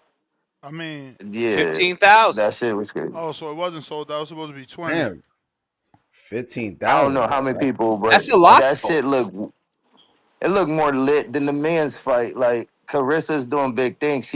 So whatever y'all saying, she don't give a fuck. Cause look at what she's doing over there. That shit Don't looked say like a yeah. movie. Like Don't say yeah, because you ain't hear me hate on that girl. true. But it's crazy over there. Like they saying and whoop that trick for her. Like I that shit looked like she was fighting. Like that shit looked like one of them events. Like one of them real crazy events. Like almost not like the counter bend Eubank, but that shit was jumping. That shit looked like she was really fighting somebody. So I'm just impressed with the support she got in that city, in that state over there. Like they really fuck with her. I was impressed by just what she could do. Like this the type of show she could throw. She needs to get more people on her card and maybe other females are better boxers so they could get exposed to that. But that shit was a beautiful thing just to see. Like I felt like it was a beautiful thing to see a black girl get that type of support and a woman fighter get that type of support. I didn't really care about the fight after that. I was just like, damn, that shit was jumping. But far as like Zayas, like I was impressed. I think he's good. He's young. He only gonna get better. So he should be a problem. Give him a few more years, he might be a real problem because he's already a problem. And I do think Mario Barrios will beat Polanco if they fought. If they fought next, I think Barrios would beat him. He looked like Two he's still back-to-back developing. draw Barrios. Yeah, I think he can beat him right When now. you say beat him, you beat him at what? At chess or something? Oh, you disrespectful. He said chess. What would have Barrios? Barrios would have challenged him. Like I think it would be a good fight. The odds would probably be like 300 on Barrios' side, like negative 300, something like that. But I think he could beat him. Not. Like there ain't it ain't no. You think Polanco would be the favorite? I know Polanco will be the favorite, and I would pick him to stop Barrios. What? That If you don't get the fuck out of here. Yo, Tank stopped him. Hold on. Hey, Tank moved up. Look at his face. Look at his face. Look at his face. He said Tank stopped him. Like, motherfucker, that's Tank. Yeah. Right. 35-pound Tank. Man, ain't no 35 Tank, bro. That's Tank. Real power. Polanco ain't show his real power yet. And guess what happened yesterday? His knockout percentage decreased again. Like, you tripping calling a knockout on Barrios. You fucking crazy. Barrios was in there with Thurman. Nah. I ain't finished. Let me finish my sentence. Let me finish. I'm almost done. He was in there with Thurman and Pacquiao. And guess what? He was winning the Barrios fight. I was in Atlanta. If he didn't have the coach and the Floyd Money Mayweather, shit would have went different. Remember, them knockouts came late. He had to be motivated to knock fucking Barrios down. You tripping. And guess what else? Outside of Pacquiao, Thurman, Tank, and you guys? And no, Thurman, Tank, and I think that's it, bro. He's put everybody down. He got popped too. And your man got hit with a right hand solid from Quinton Randall, who can't punch. Like, he got hit with some shit where he himself was like, okay, good shot, man. So don't give me that shit. Calling knockout. Polanco developed it. I'm telling you. Yeah, bro, stop rushing him. Hold on. Y'all get people to turn off on a fighter because y'all rushing. My thing is, yo, you talking about a guy who fights nothing like Quinton Randall. Like you say, styles make fights, right? Yeah, he delivers right hands better than Quinton Randall. Barrios is known for putting people down with the right hand. Yes, that he is known. But the thing is, when you put pressure on somebody and they're fighting back, you're getting ready. As opposed to somebody who's fighting negative, and then all of a sudden they throw a shot, you may be able to get hit by that. You get what I'm saying? And as far as you bringing up, Manny Pacquiao couldn't knock him out. Manny Pacquiao was 40-something years old. Power's the last thing to go, man. George Foreman was 46 years old and got a fucking knockout. Yo, listen, And before he stopped a washed Luca Matisse back in 2018, his last stoppage before that was against Miguel Cotto in 2009. So let's not talk about Pacquiao's And power. when was Rohan's last stoppage? Let's look it up. I don't know. Hold on. Keith Hunter, short notice. Which one was it? Was it 2024? We'll look it up. All right. Yeah, it was in February. It was in February against Giancarlo Torres in the second round. And who's that, bro? A guy who was signed to Mayweather. I bet you, I need you to ask Hold on. You asked me a question. Let me answer it. A guy who had only one loss, a guy who was signed to Mayweather, a guy who was ranked number 10 in the WBO, a guy who's Puerto Rican from a country that has produced a lot of champions and has a rich boxing history. That's who he knocked out in the second round in February. Hey, yo, when you interview him, because he's not gonna answer it the way I want him to. If I say the question, it's got to come from you as like a curveball. But be like, yo, now that you fought Quinton, who's your toughest fighter you fought? Because remember on your show he said that old dude that was 39 years old that he fought? Lopez. Yeah. Hopefully that shit changes now. What he told me about Lopez, he's like. No, it don't matter what he told you about Lopez. Hopefully it changes though. But go ahead. I want to know what he told you about Lopez. No. What he was saying is like, yo, that guy would hit hard. He was like, yo, the guy when he was catching shit on the elbows and shoulders, he was like, he felt that power. He was like, yo, this guy hit hard. So okay, And he was 39 years old, right? Yes, he was. Yeah. What's your point with that? My point is, it further proves my point that power is the last thing to go. We can't take these phrases out of boxing just because we weren't here when they started. But I got Alex Vega. I'm sorry. Go ahead. Finish your thought. No. I'm just saying. Well, if we look at the numbers, Pacquiao has 2 knockouts since 2009, and it's 2025, bro. We're in a whole nother decade. Bruno Soraz got 4, but he knocked out Jaime. Power's the last thing to go. Well, all right, there you go. So then at that point, let's not talk about nobody's knockout record as to when he knocked him out. So my prediction of Barrios getting knocked out by Rohan Polanco should be valid because Suarez had 4 knockouts and he got a knockout. No. That's how we doing it. No. If it works for you, it works for me too. Okay, it could work for you, but you need a little education with that, right? Like George Foreman was what? I'll help you. Notoriously known for power. So when I say, hold on, champ, don't jump so you can learn. When I say last thing to go is power, you knew Foreman's career, he was always a puncher. When I say Pacquiao, last thing to go is power, you knew his whole career he had power. I'm not just saying random people like, I don't know, let's say, Rohan Polanco, who hasn't knocked out the name category of a Foreman or a Pacquiao to prove his power. You see what I'm saying? But go ahead, Alex. Go ahead. Alex, what's up, my man? Yo, I'm just so glad we stopped talking about the boring-ass Dominican fighters, man, because I was falling asleep. And then y'all made it worse to start talking about women's boxing, man. Golly, man, we got to talk about the real star yesterday.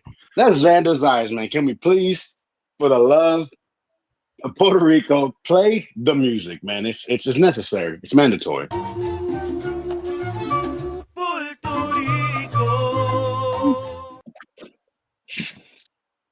Yeah, man.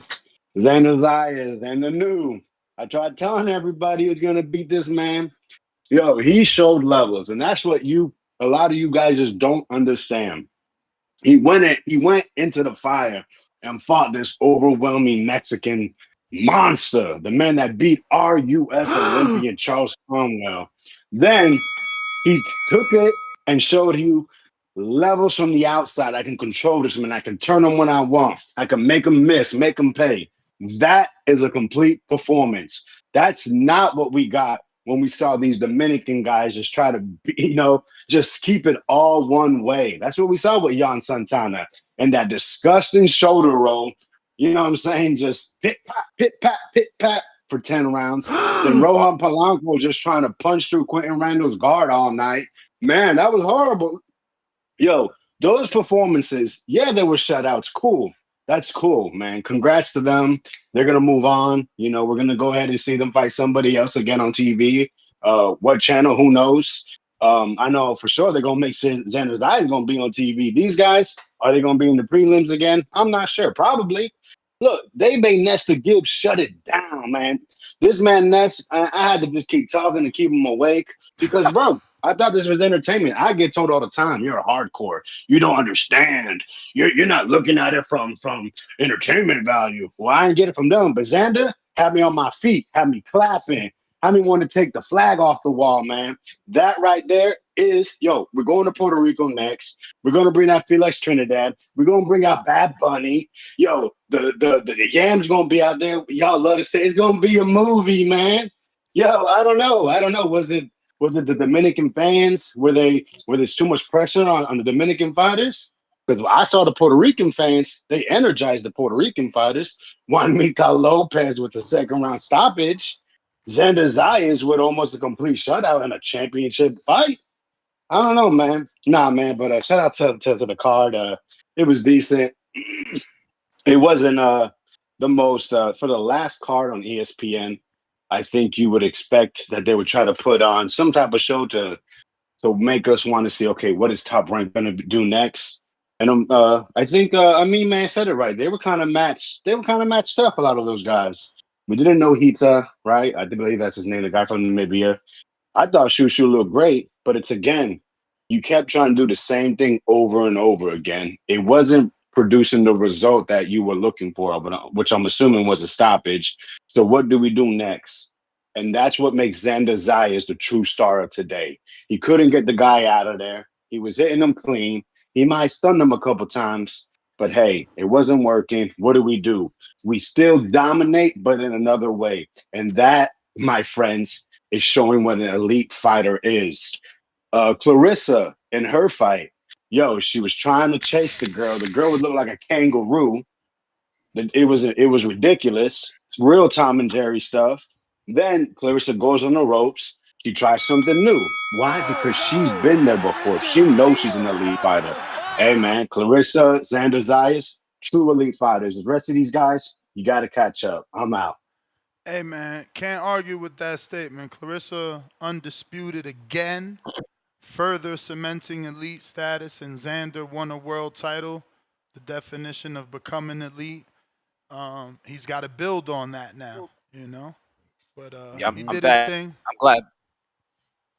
Go I was ahead. gonna say I'm glad Vega cleared that up because honestly, Xander had a really good performance, but I think people were paying more attention to Claressa's You performance chopping last up night. like we getting you Optimus Prime style. No, I said I think more people paid attention to Claressa's performance than Xander. I think Xander might have been watched because it was ESPN and Puerto Ricans, but I think most people, talking the day after about Claressa's performance, and this is why, again, I'm not a fan of um, some of how the cards are put together with Salida Promotions. And be truthful, I'm not really a fan of Salida Promotions. It's just I don't find their cards to be entertaining. I never really turned in and say, yo, I want to watch the Salida. I've watched Box Lab, you know what I'm saying? Anybody else before Salida Promotions. They've never had, but shout out to Devel Smith and them guys, man. It's interesting to see where she goes from here. I think, people, because listen, when I'm talking about where Xander goes from here, I'm thinking about 154. I don't know how he does against Bachram. Vega, you could jump in with a super chat or a counter, but I don't think you don't want him to be seen by Boots, and Boots ain't even got to 154. And I can tell you right now, Vega, I don't think you have the confidence. Yeah, but Boots that is number your man, 4, and that fight's gonna happen because Boots is number 4. Xander won a vacant. I don't know if you heard me, but that's the way that the rules work. I'm sure you seen that in the pre-pro and maybe didn't read it, but he's got 180 days, which is 6 months, which means he can do a voluntary. At 54, in the WBO rankings, the smartest voluntary to do would be Keith Thurman. Should be the person he picks. Thurman is number 8. Big name. Coming off a little inactivity. Just got one out in Australia. Looking for a fight. perfect fight for Xander to keep developing. Then you go into your mandatory Josh Kelly, and then you get another break, another training camp. Now you fight your second mandatory, Jerron Boots Ennis.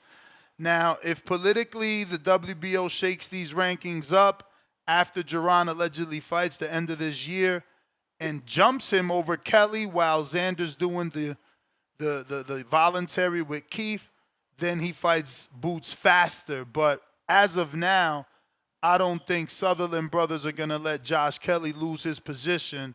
So Xander, top rank, would be smart to go for Thurman. If you look at these top 15, there's nothing bigger than Thurman there. And the only other thing that is as big or slightly less would be Nikita Tszyu. And why would you want to do that? Do you really want to send Xander over there? And what kind of draw is Tszyu in New York versus Xander?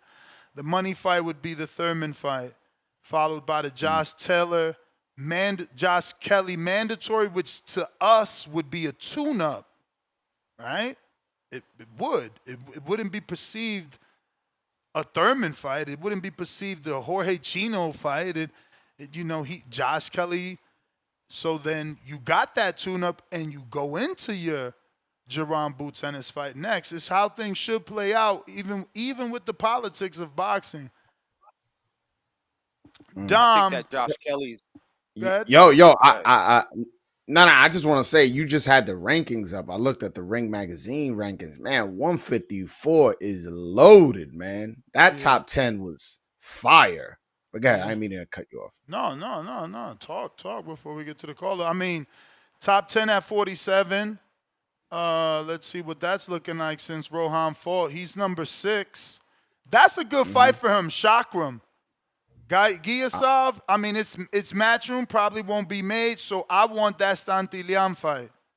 I like that one too. If we can't get that, then have them contact Alex Rocha with Golden Boy, man.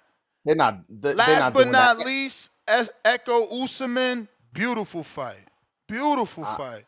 If Polanco's what you say he is, he'll shine because Usman comes at him, and he's going to throw punches.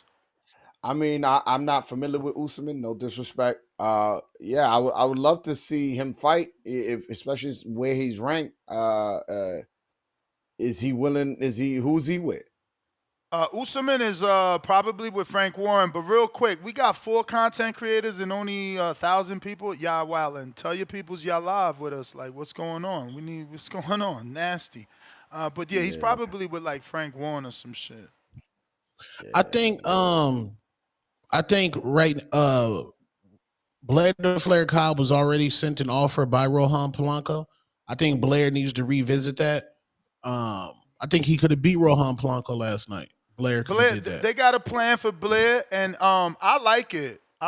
You know, my sources tell me Blair may get the Usman fight, or you can help us at King of Essex.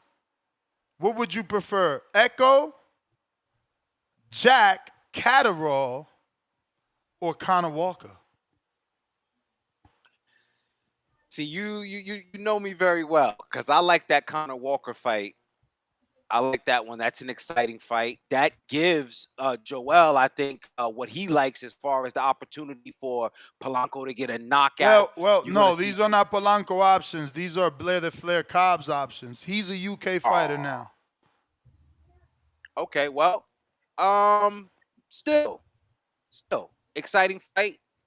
Showdown between 2 punchers. I know Blair does have, a bit of technique, but it's really going to be, and I think the crossover appeal. I think that's important when we talk about these fights. We talking about visibility and all that stuff and marketability, and it's not for me. You can't be missed on this. I think it's a great opportunity for Blair, who's a great talker, hasn't had many opportunities to get big fights. I think he can become like a Derek Chisora, win or lose. He can talk his way to some good fights if he gets that exposure in the UK. Yeah, what about you, Tone? That's your boy, man. That's your boy now. What you think, Blair? Those are the 3 names I'm hearing on the table for him. Out of those names, definitely do not want to see Catterall, Blair. Maybe Usman, Echo. I'll go Echo, Blair. Yeah, And maybe Polanco can go Catterall. yeah. I want Catterall, yo, Polanco. I wouldn't advise. Let me just say, Joel, I'm gonna throw it to you and say, please tell them don't do Catterall because you don't want to go from a dude that makes you look bad to a dude that makes you look bad. Like, could you beat Jack? Of course, maybe, but like, why when it ain't gonna look good? Unless somehow you can make it look good, but we see what happened. You know, it's hard to look good with those type of fighters. You know one fight I think everybody on the panel and everybody listening would like with Rohan Polanco without skipping too much line. Santillán, man. Well, Santillán is a great fight, and I would love that too. But I think I have another name that could possibly be a good one, and I think everybody here will agree. How about him and Rashidi Ellis? Rashidi Ellis ranked number 9 in WBO. Yes.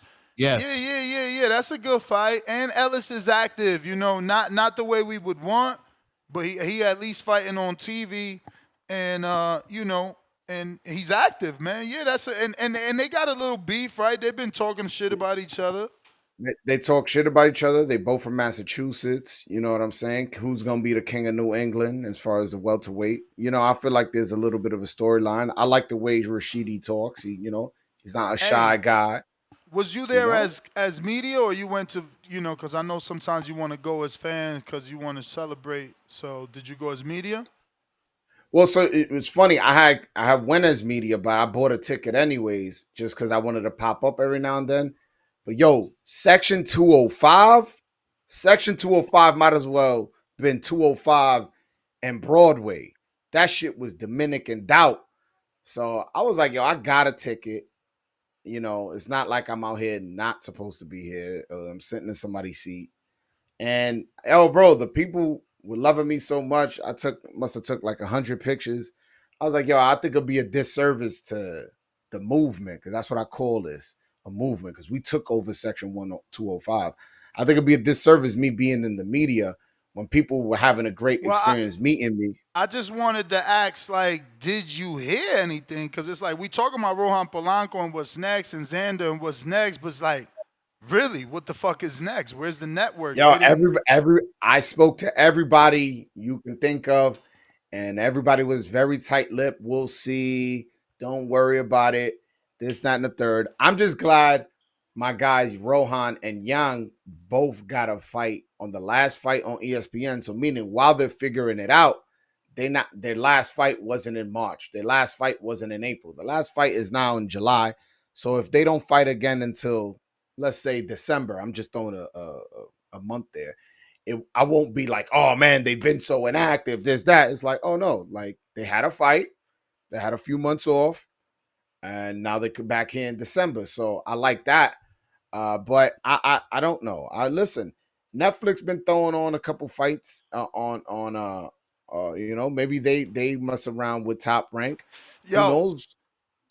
I'm gonna tell you why that's a good idea, or rather, not idea, but theory.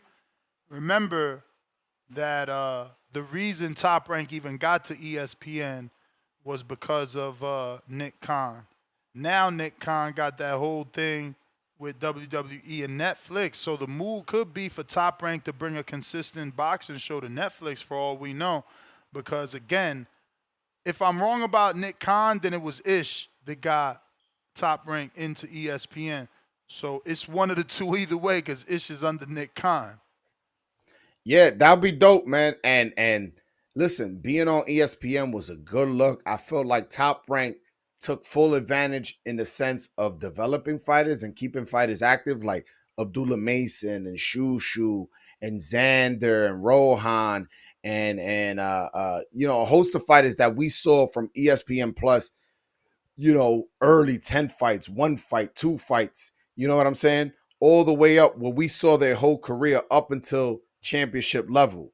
So I feel like they took advantage of developing their fighter with one of the biggest the biggest sports platform in the world, and now taking it to Netflix.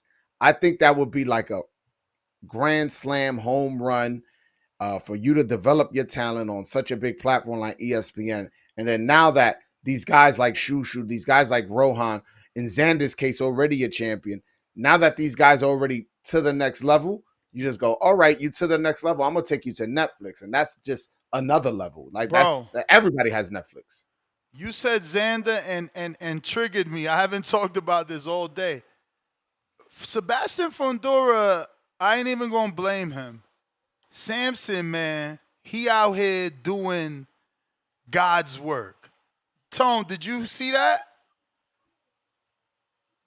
No, I did not see that. That little nasty Tank Davis rehydration clause that they tried to put on Xander Zayas versus Sebastian Fundora, and that's why Xander said he didn't take the fight.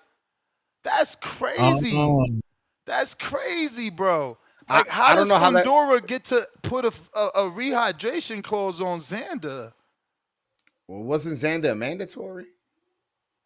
Hey, but it was 2 belts. So it's either you abide by what we saying or we drop the belt and you fight for a vacant. Plus, you ain't going to make the same amount of money you're going to make with us. Plus, it ain't going to be as high profile. Like, let's be real. Julio Chino Garcia versus Xander is not on the level of Xander versus Sebastian Fundora for 2 belts. That's what I'm trying to tell Shakur about the 25%. Like, you could go to mandatory route. That shit don't mean nothing. You just fucked up your deal. And that's what essentially Xander's is. By not accepting the rehydration clause, you lost out on being unified today. He would have woke up unified. Nah, he would have woke up in the hospital. He was not beating no damn Fundora. Just being it real, keeping it 100. Xander Zayas had a great performance yesterday. I'm not taking anything away from him, but he does not beat Fundora. So, damn. I'm not saying he turned it down because he ducked. Believe me, that's not what I'm saying. I'm just saying it worked out good for him. So well, speaking of that size, that size differential, Shushu versus Rafael Espinoza, right? What does that look like? You know, Shushu called him out right after. I don't think we're getting that. I don't think we're getting that. If we was getting that, we would be getting WBO.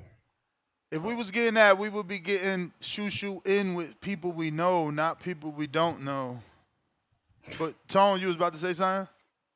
Yeah, Xander definitely does not beat Sebastian Fundora at all. And Xander looked like a Elvis Presley skeleton on Friday. He's not going to be at that weight. And fought great. Nah, he ain't weight train. I was at the weigh-in. He looked good. Nah, man, my TikTok going viral. That man looked like La Bamba, Richie. He looking wild out here, gang. It's nasty work. I don't know how long he gonna be at the weight class, man. I think he might vacate soon. I think it's time for 160. I saw him at the weigh-in. He was happy, smiling, looking good. He was moving around. He wasn't chugging water, nothing like that. He looked fine to me. They said he had ice chips in his pocket. I ain't see it. Maybe I missed that, but he looked fine to me. And either way, being a little bit dehydrated at a weigh-in isn't weird. Now, if you're stumbling weak and your lips are dry, and when you talk, your lips getting stuck to your teeth and stuff like that, your eyes getting sunken in, and it looked like somebody put their thumbs and jammed it to the back of your head. Like I've seen people look dehydrated. Xander, whatever, he looked a little sunken in, but it's a weigh-in. Everybody looks a little sunken in. All right, we got Stone Bone trying you again.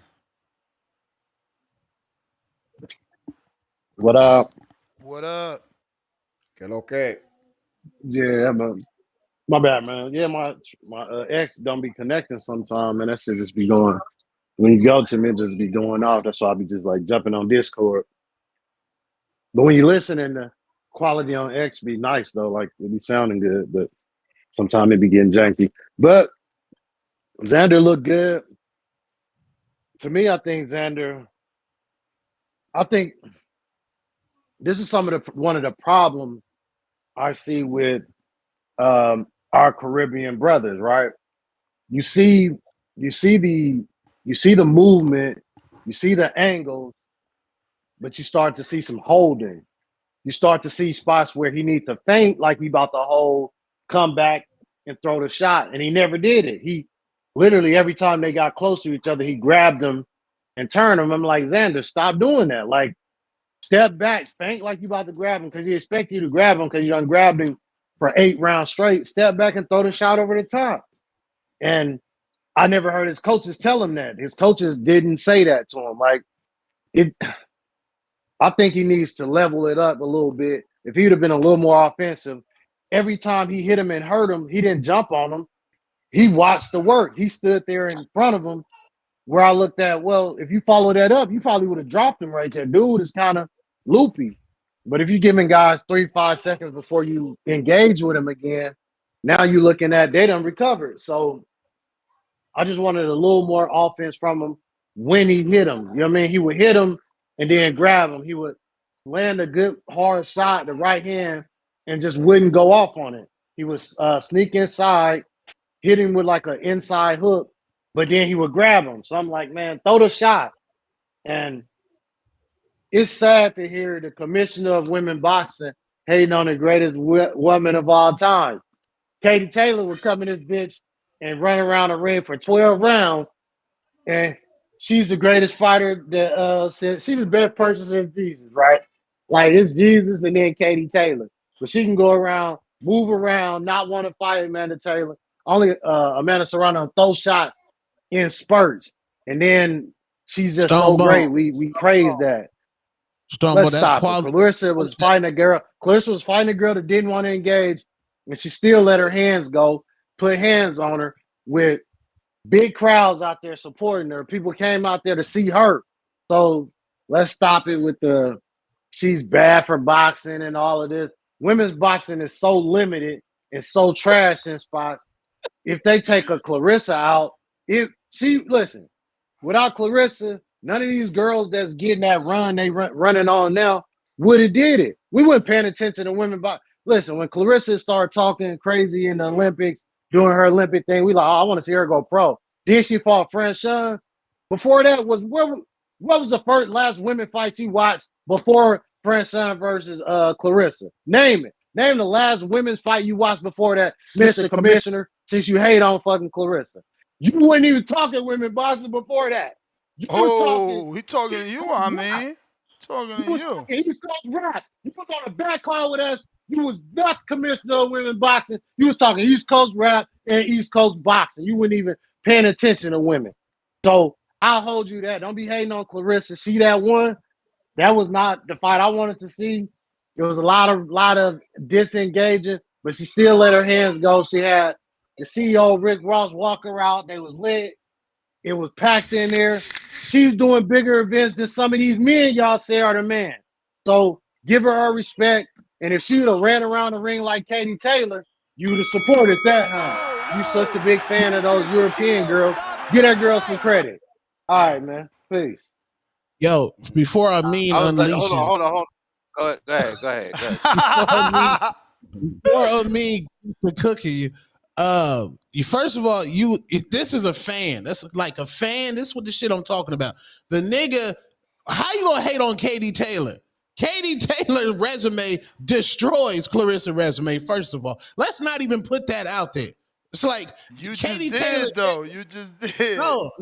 Katie Taylor don't speak, bro. She get her money and she go back to her country and relax, bro. If Katie Taylor was on Twitter every day saying I'm the GOAT, she's in the conversation, my nigga. Stop, bro. Let's not act like Katie Taylor can't sit at the Claressa Shields table, bro. Stop, bro. And you talking to, she bring events, nigga. That's in Detroit, nigga. Okay, Tank go every motherfucking where like he's on tour and this shit's a movie, nigga. Tell Claressa to go to LA, nigga. How's it gonna look in LA? Tell her to go to Baltimore. How it gonna look in Baltimore? Stop, bro. Damn, y'all fandom just be wilding. Go ahead, See, my problem is not with the fight, because again, if Stonebone was listening, or at least he was a good patron of my content, he would have seen I called this fight out. And when I met Claressa Shields in person, because I am the warden of women's boxing, not the commissioner, the fucking warden. All right. I told her as such, and I said, hey, you know what? I think that Lonnie Daniels would be a good fight. So I don't have no hate on it at all. What I'm talking about is maybe some of that slick talk she was doing to Shadeja. Maybe the shoe is on the other foot. So as the GOAT, what's left? I would love to see her do many things, right? Michaela Mayer's a good fight at 54 if she wants to go down. I don't know if Mayer can go up to 160, right? And it's never been about the European fighters, even though I've always been a supporter of women's boxing because women's boxing has been a bit more prominent in the UK. It's not about hating on Claressa Shields. It's after what's left. What do you do? What do you choose to do? Who do you choose to fight? So all this time, Shadeja Green, I don't have to go over there and it's money this and money that. Cool. Now you in a different predicament in these fights that, as you said, women's boxing is only but so many things you can do. So now you can't be on the outside. You know, one was pushing somebody to be on the outside like Shadeja, and now all of a sudden that fight is going to make great sense. So that's the only criticism that I had about the event. Listen, you got to make your money. I've never chosen one group or the other, but you know, because I find that that's low-hanging fruit to put a racial component on. That's low-hanging fruit. We got Dominicans, Afro-Latino, African-Americans, FBAs, whatever the fuck you got to call them. Everybody listen to participate to the show. Boxing is global, so I don't reach for low-hanging fruit. I don't do the Al Sharpton school of matchmaking and shit like that. I call it how I see it. So when I see Claressa Shields doing something great, I applaud it. But if I think it's bullshit because I'm a boxing fan at the end of the day, that's when I'm going to talk about it, as so says the warden. But I appreciate the call. I appreciate the love. I appreciate that that's the thing. We talking women's boxing because of me. You weren't talking boxing. You weren't talking women's I wasn't boxing. talking. I was only talking East Coast. Yeah, you know, and that's fair. But you know what? Everybody changes. Everybody get into what they get into. You know what I'm saying? And But by the way, he trying to say she got you to look into all those other women. Well, no, and that's the thing though. If we're being truthful again, without making it racial, because I'm in the East Coast. To your point, it's been Amanda Serrano and even Heather Hardy. But no, now I'm choosing the white women because Heather Hardy is a big deal in New York City. You weren't talking women's boxing when Heather Hardy was doing club shows at the Roseland Ballroom. Oh, because I wasn't there. I wasn't there on the East Coast. Melissa St. Ville out of Brooklyn, the Haitian. Come on now. You crazy? Come on. It's plenty. But you wasn't covering it because those girls wasn't on TV. That's what we trying to say. But it's all right. You gonna die with the shovel. It's all good. The Civic in the 215, $2. Shushu, we read that. Mr. Perfect, $2. Pound for pound number 2 in the chat. You lost that spot. Stop the cap emoji. You had Price. Weak ass by KO. Hey, but he probably needed to get rounds. Ain't nothing wrong with that. Listen, these developmental fights, we learning, man. Whoa Jones, pound for pound number 3 in the chat, $5. Nest, check your tapes. I've been said Boots versus Xander. Yeah, but you probably said it next. You ain't give the order in which it's going to go down like the Oracle just did. You know what I'm saying? We got Leonard Sterling, like most do. They're talking sold out of allocated tickets, not sold out to capacity. They allocated 15,369 tickets and sold 15,369 tickets. Well, if they scaled it down to that, they sold out. You know. And that's a great number. It's 15,000 people. Yo, we really and I'm not too privy to female boxing as I mean, and you guys are. But yo, if you criticizing somebody selling 15,000 tickets and saying, "Well, she didn't sell out 20,000," you a hater, bro. I think Tone ain't hating. I think what Tone is saying is like, yo, Andre Ward got hate for only selling out in Oakland. Mm-hmm. You know, Stars or Triple G, where you sell out in New York, you sell out in LA, you sell out in Las Vegas. Tank sells out in Atlanta, New York, Las Vegas. You know what I mean? That's stardom. You know, Boots sold 14,000 in his hometown. Not supposed to, because not everybody got it, right? Timothy Bradley could only sell 2,000 in Desert Palm, whatever.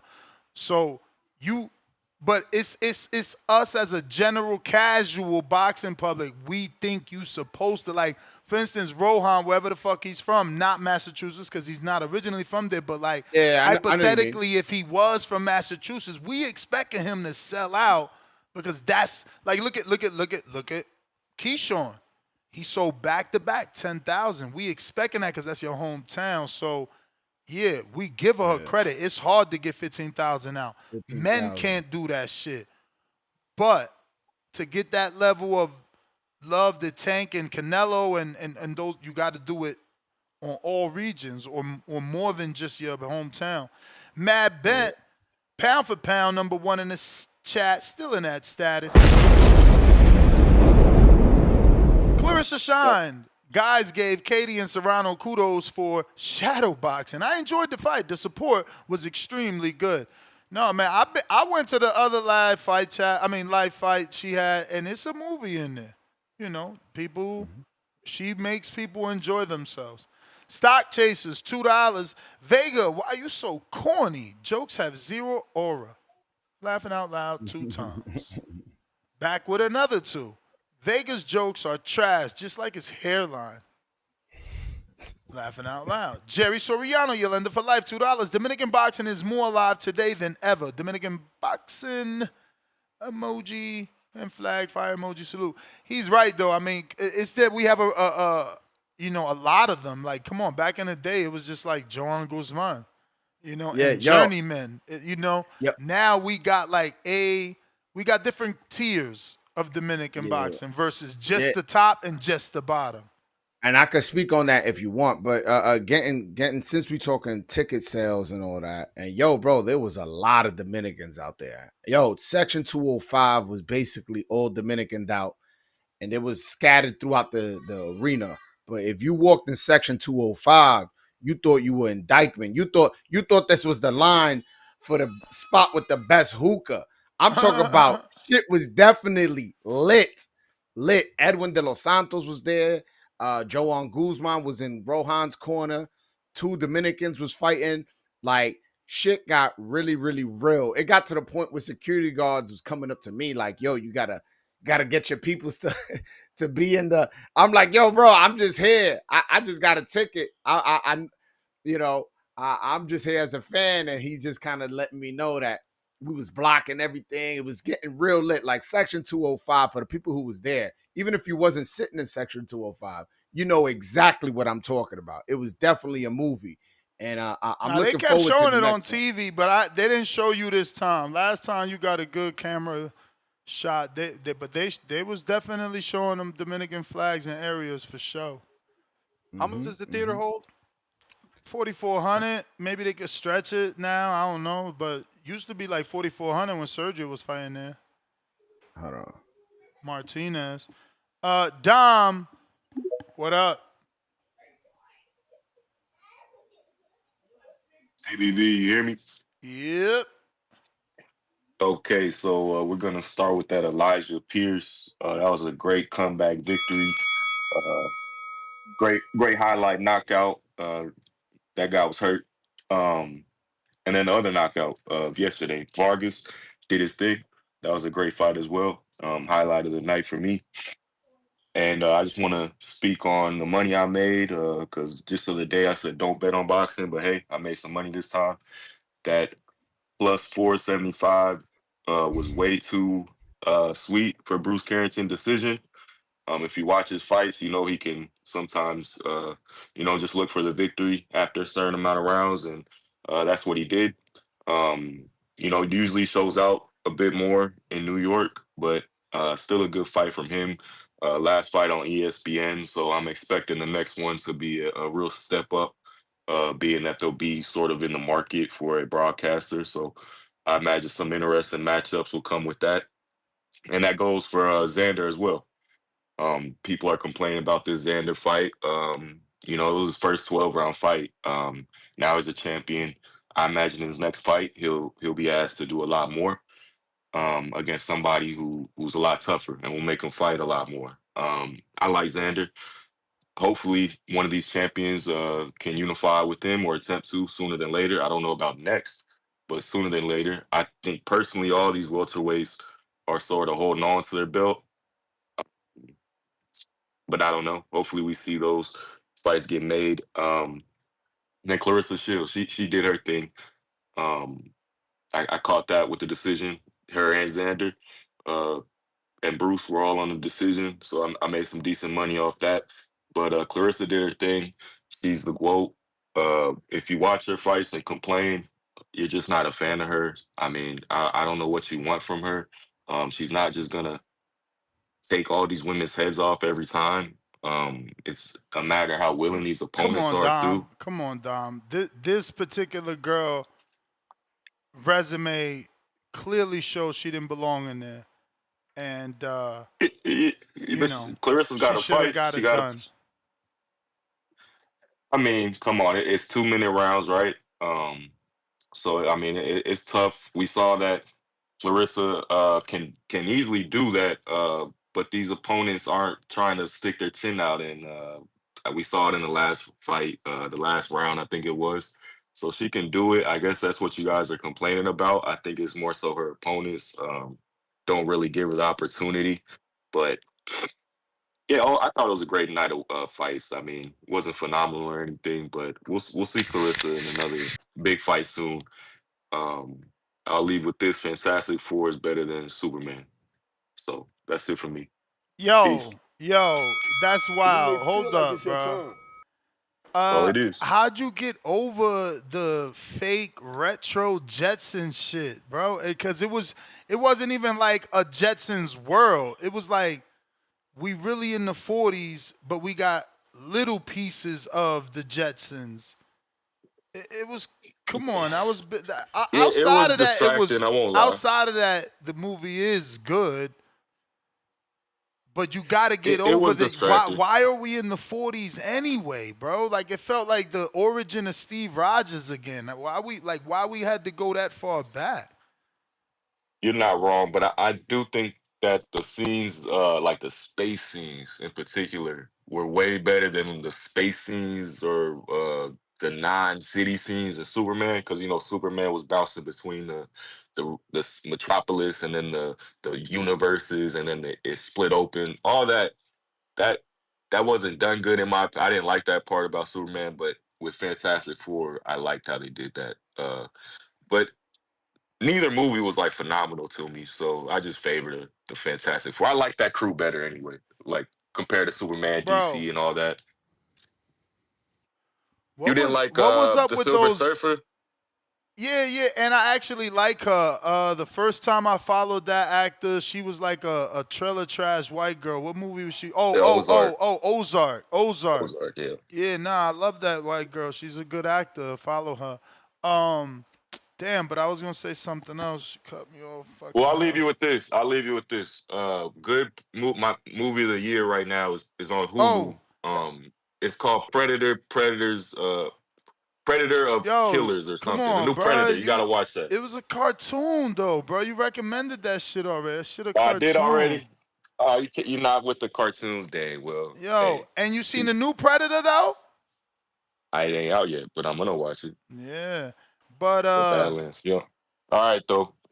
Peace. I man, I forgot the shit twice already. Oh, I was gonna ask if that's what it was. I was gonna ask you about the trailer, man, but you left. I was gonna ask, they did this weird ass cartoon trailer. It's like you made me sit in the movie for the end credit scene, and it's a cartoon, and then it's an old cartoon, like a good 50 years old. It's like, man, fucking Fantastic Four and they old shit. Majid, what up?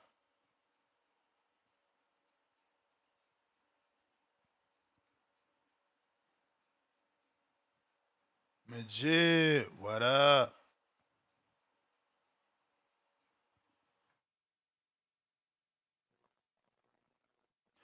Alright. Bandalorian.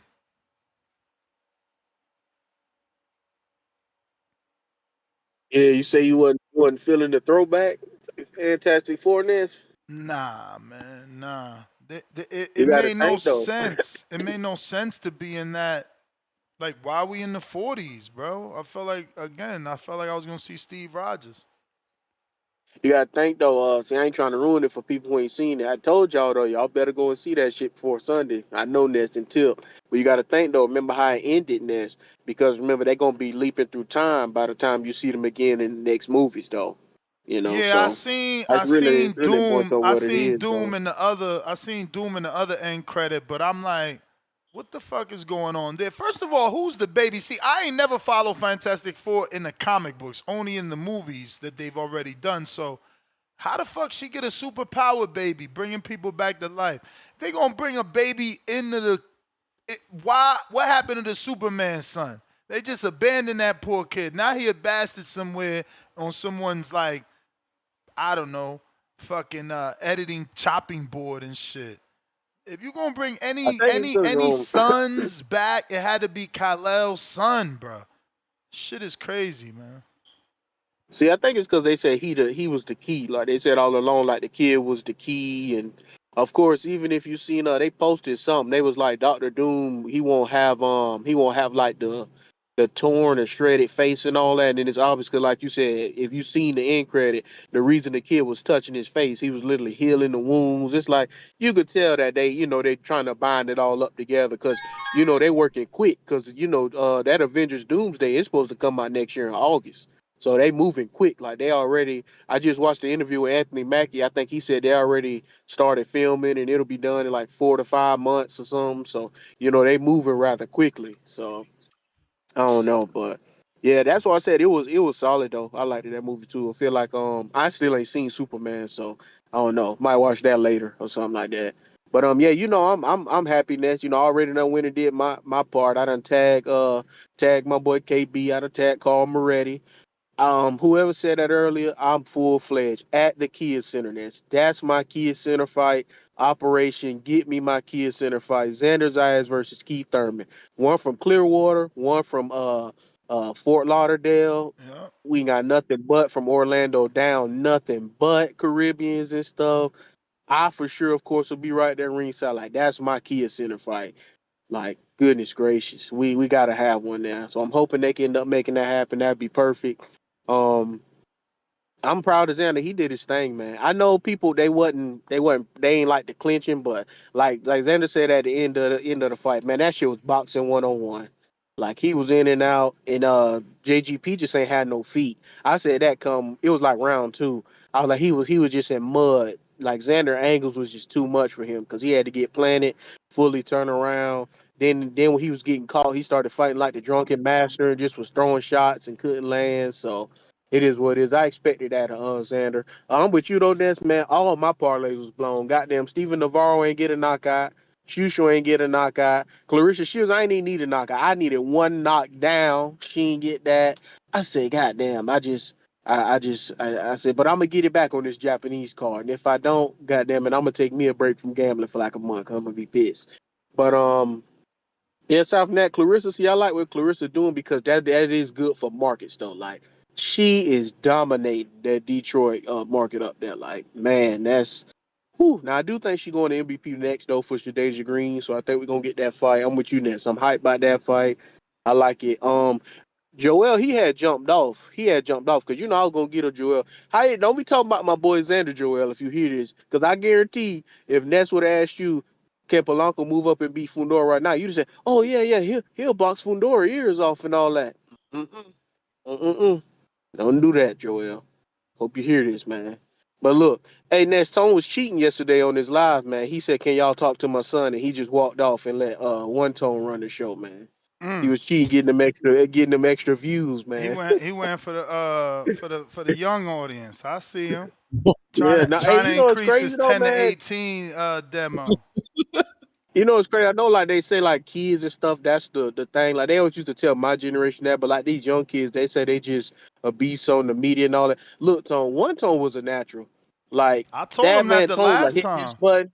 He was hitting this and hitting that. Like it's like how you say it's genetics. Like how Tone do this, and his son Lily was just off the muscle, just like could be a DJ because he was just like knowing the buttons. He was remembering them from Tone telling him one time. That was amazing. They was doing him wrong though, man. They talking about he already doing better than Rico. I said, man, y'all wrong, man.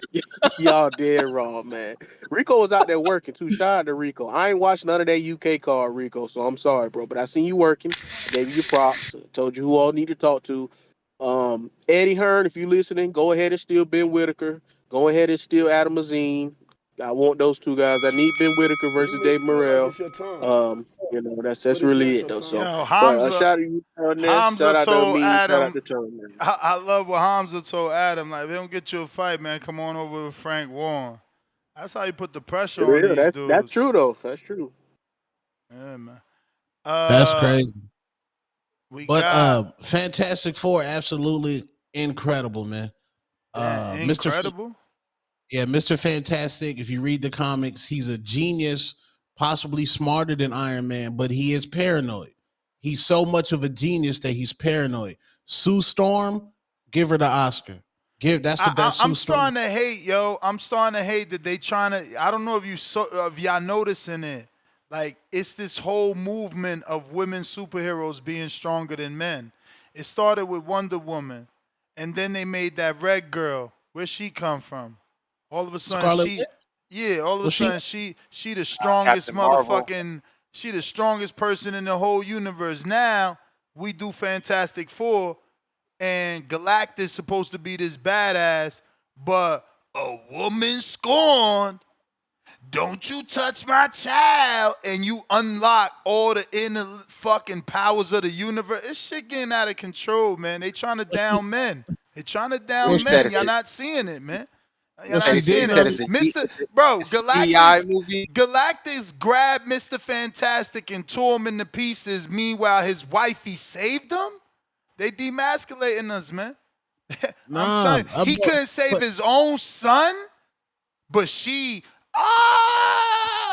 Now she moving this motherfucker through the whole Manhattan, bro. Nobody. He the strongest being in the universe. He eating planets for breakfast, bro. That's his whole job is to eat planets. Then when he gets there, he's a giant, bro. He jumped into the ocean and caused a fucking tsunami. That's how big this dude is. That's Galactus, gang. And all of a sudden, because her son in danger, she unlocked the I mean, y'all gotta stop, man. Next thing you know, we ain't gonna. It's gonna be the next movie is gonna be Wonder Woman. All women, like just her coming up, her training. Ain't gonna be a man in sight, bro. It ain't gonna be. I'm telling you, something is up. Nah, look. They made the Equalizer. He barely got stretched. Lord have mercy, that man. Don't bring up Queen Latifah. Don't bring up Queen Latifah. You know what I mean? So you and I team wine. Wait, hold on. Make the Punisher a female too, though. Watch. First of all, that baby is one of the strongest beings in the universe. First of all, second, and he can't even save himself. His mommy saved him. No, you heard Galactus say, no, that nigga up in there hiding his power. You heard Galactus say that? Like, no, that nigga up in the womb hiding. That nigga, that's a demon up in there. And so far, all he showed us is that he can heal some shit. No, he brought her back to life. Yeah, that's all he healing. He healing. No, but she had to push the nigga back, though. But you're not understanding this. The reason why they made Mr. Fantastic look like he can't save his son, because in the Avengers, they got that nigga named Namor, that nigga from the water. Remember that nigga from the water in Black Panther? The water nigga? Make a Mexican, a Latino? Yeah. That nigga claps Sue Storm cheeks, bro. He end up fucking his wife, bro. He end up bagging her. They setting it up, bro. They setting it. That nigga from the water, he about to clap Sue Storm cheeks, bro. Respectfully. But they that movie have another galactic kid. I don't know if she get pregnant again, but yeah. They stereotyped the Latino as a Rico Suave, an adulterer. They did, bro. I mean, they did it to Aquaman. Whoa. But he wasn't Latino. He just looked Latino. He's Samoan and shit. Bro, her cheeks about to get clapped in that Avengers Doomsday. That movie was incredible, bro. I don't know about tone, incredible. I'm again, I don't get it. Like, the dude is supposed to be the strong one out the Fantastic Four. He getting bodied. No. The Rock dude is supposed to be the strongest out the four. He getting bodied, but Sue Storm is gonna take care of the day. Man, that shit fucked up, bro. Nigga, she got the force field power, nigga. That shit strong. Nigga, you heard what he said, yo, make us invisible. Her ass was it's what I'm telling you, the same shit they did in Marvel, and they made the Sorcerer Woman have all them powers, bro. It's like she do got bro. Look how they made Superman opening scene. He got his ass kicked. So all the men in now it's not superhero used to stand for men.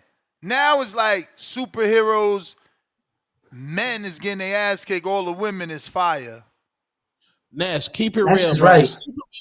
If Superman wanted, if he want, bro, you're not even understanding. Superman has to walk so delicate in the earth, bro. If Superman wanted to fly through that kaiju, grab its heart, grab it, throw it across 9 planets, easily he could have done that, bro. That's why. That's why we need Nolan back. Nolan gave us the Superman that knows he will kill if he got to.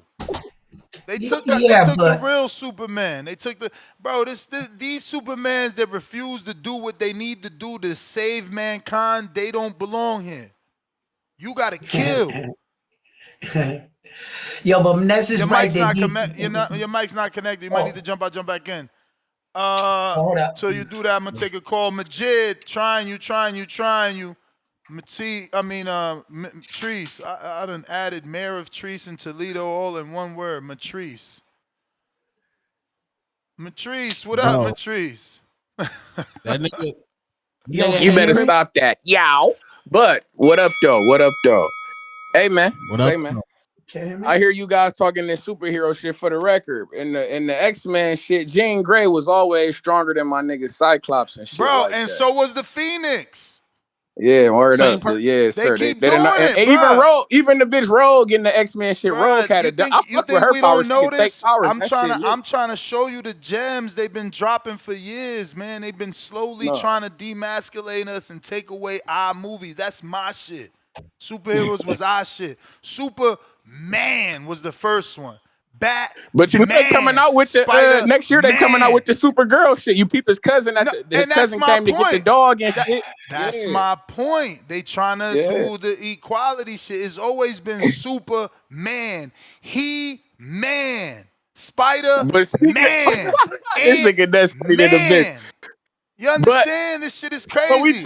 But we changing the tie. Shout out to all my misogynistic niggas. And speaking of equality, shout out to Claressa Shields, you feel me, putting on the show, showing that the real face of boxing is actually a woman. You understand me? But that's neither here nor there. Stop it. Shout out to Xander Face Zayas. Of boxing. This is well, why y'all get hate. This is why y'all get people to say shit about her, because now y'all make us say the truth. Like, you can't be the face of boxing. Whoa. Why she ain't the face of boxing? Why ain't she? Because you're selling out in one place and you've never done pay-per-views that's been successful. Like, come on, bro. Like, there's criteria. Whoa, her pay-per-view was definitely successful. All right, I'm gonna have to just go ahead and ask Coco, because I don't like this shit. Here we go with this. See what you're doing. You asking a woman. You gotta ask a woman. You see, next you're giving up all your power to a woman. You see, next you see what you do. Oh my God. Damn it, man. King of Mean, you see what he do? Shout out to the warden of women's boxing. You see what he do? He give up his power to a woman. Shout out to Coco. But that's neither here nor there. What's going on with my nigga King of Mean? You what you think about let me ask you, what you think about Ebony Bridges versus Sky Nicholson, gang? They talking about moving her up from 118 to moving Sky Nicholson to 122. What you think about that? Yeah, she's already down at 122, and then Bridges coming up. I mean, that's just a money fight, really. Honestly, at 122, you feel like that's Ellie Scotty right there. So if Nicholson is not looking for a title, then she looking to get cashed out, and Ebony Bridges probably got one more in her.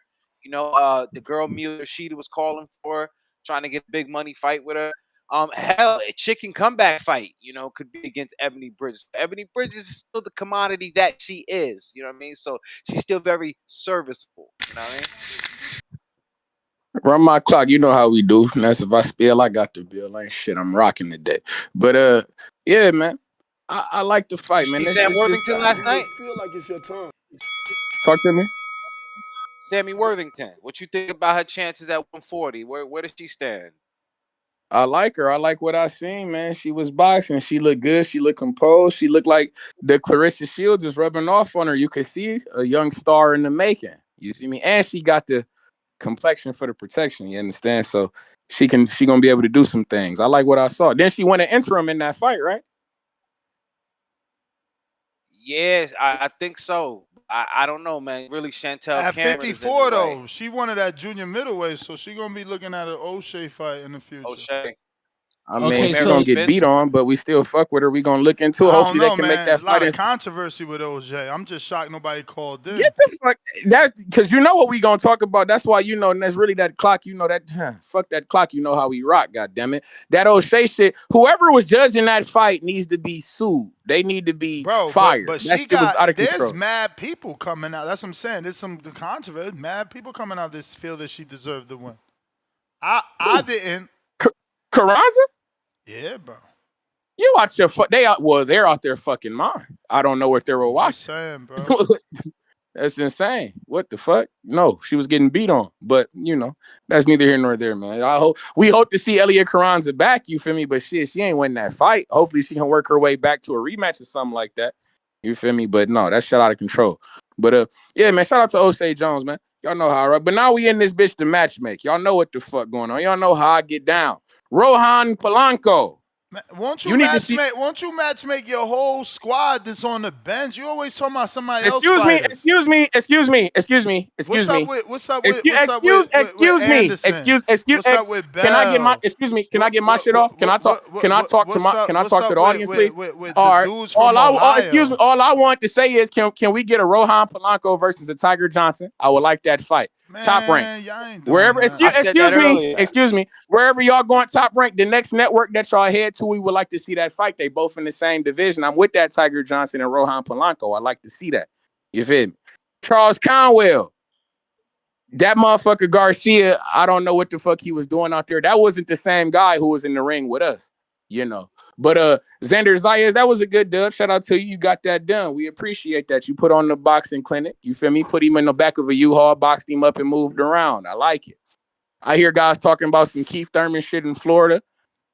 I'm into it. We could fuck with that. However, I got my guy from Greece, man. Andreas Katsarauskas, man. I want to see my nigga get a shot, man. Throw him in there with Xander. I like that fight, man. He trained by Ronnie Shields. You feel me? The king of fundamentals and shit. He teaching my guy righteous things. I'm into that fight, man. Like I say, Ness, you know how we rock. Fuck that clock. But I want my guy Turkey Al-Sheikh if you listening, man. If you listening, Turkey Al-Sheikh, man. We would like a Charles Conwell versus an Israel Madrimov, man. I like that fight, man. I need that fight. My guy Charles Conwell, he been fucking with Golden Boy. They know what they was doing to my fighter. They signed him because they was trying to keep him away from Virgil. You understand? Virgil fought the Madrimov. Madrimov lost. Throw my guy Conwell in there with Madrimov. I need that fight. I have to have it. You see me? But King of Mean of Essex, can I ask you something? Yes, sir. What you think about Xander Zayas possibly moving up to 160 and fighting a guy like a Tony Harris?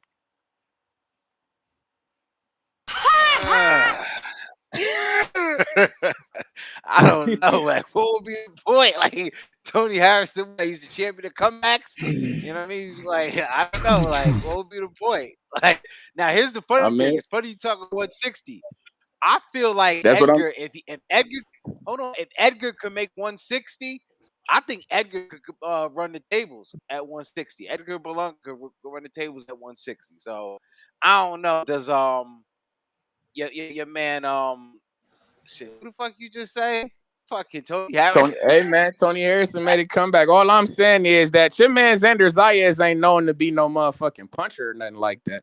Guys say that Tony Harrison is chinny, but if he in there with a guy like Xander, what the fuck does he really have to worry about? I've seen Xander. I mean, I think he might slide up to 160. If he go up to 160, because we hearing guys like Janabek talking about releasing them belts and going up to 168 to fuck with Hamza Shiraz. I like that fight, by the way. Janabek, make that happen. Speaking of Shiraz, my man Berkram Malatayev turned both them fools into halal. You talking about my man Xander? Nah, my man Berkram Malatayev. He turned them fools to halal. You dig? That's what I'm saying. That's what I'm saying. Them shirking first the waters. Your man trying to get. I don't see Xander might make a championship defense, and I hear them guys talking about Keith Thurman. I don't see that. I see him fighting Josh Kelly, make the little mandatory defense, and then he scurry on up to 160. You feel me? I feel like Janabek gonna release some belts. Then I can see Top Rank doing like Vito Milanecki versus Xander Zayas for a belt that Janabek let go. You get what I'm saying? Some shit like that. But You know how this boxing shit go, man. It's all politics, man. Like I say, man. I just want to see good action. Oh, and Shushu, god damn you. I need to see Shushu versus Elijah Pierce, man. I want that fight. I know Top Rank worked with OTX. Elijah Pierce got put on his pockets in the first round, but he found a way to come back. He made the comeback and he knocked that man shit loose. I'm into Elijah Pierce versus Shushu Carrington. I want that fight, man. But you know, shout out TBV, shout out Toledo, Ohio. Shout out to the bronze baddie. You did it. Y'all be cool. Let me speak on Elijah Pierce. My man Nestor Gibbs went to sleep. He was like, So I kept watching the OTX card, future home of TBV, and I saw Elijah Pierce. He get cooked. He got put on his pockets. Then his dad gave him a speech in a round, like a round one speech, bro. I've never seen nothing like this in my life. I've never seen a fighter flip a switch and was determined to knock a man out. If y'all ain't watched that round, go rewatch that round, bro. That wasn't the same guy in the beginning of the fight. Elijah Pierce made a supporter out of me, bro. That man was determined to put that man to sleep, bro. He fought through adversity, bro. I damn near dropped a tear, bro. That was the essence of what boxing is about to me, bro. A man that got dropped, everybody slandering, you go through the comments, then his dad say, yo, go get this nigga, son. Then the man just went out there and cooked, bro. Salute Elijah Pierce, bro. We need that interview up here, bro. Who was he fighting? Yeah. No idea. You said the mic's not T-Move. connected round one. What the fuck? It's not connected? It's not connected. It's not? No. What the fuck, bro? All right. Tap on it. Tap on it. Oh. I was going to give a final check, but yeah, it wasn't connected, though. We got Jerry, $2. Blair, Cobb needs to become the cryptic gatekeeper. Monster emoji, dead emoji. We got Leonard Sterling, pound for pound, number 2 in the chat. Pristine. For info, Katie Taylor have done 2 million plus gate revenue and 3 times and $1.5 million gate revenue one time. Shield's highest gate was 600,000 before last night. Katie Taylor sells both doing well. So just making sure you know that Katie sells more tickets. Tap the mic. Tap the mic. It's working, champ. You good? You a champ. It's working. We got Matt Bent, 100, holding down at pound for pound number 1 spot. Shushu is boxing 202. Tank, no quill, though. We got Leonard Sterling, snatched that pound for pound spot. $5. Female boxers who fight 168 plus. Daniels, number 2. You looking at early part of Daniels' resume, beating Melissa Robinson and Owali are solid wins at 168. Yeah, I don't care about her solid wins. I only care that she had a draw 2 times with a girl that only got 1 win in her whole career. In her whole career. Outside of that, she got like 7 more losses and 2 draws. And Daniels went 2 draws with her. She first fight was a draw, then rematched and got another draw. Like, shout out to what's her name? Sequita? We gotta speak her name into existence, because like, yo, you got a draw with like a, you know what I'm saying? With a girl that's supposed to be levels. Pistol Parkway Mozzie, $5. Women don't even read comics, but they taking all our superheroes. You ain't lying. You ain't lying. Max Axel, member for 9 months on a contender level. Bob Saget. Pierce went life and death with Inoue cherry pick. We got, he's gone. Hawk, Maryland.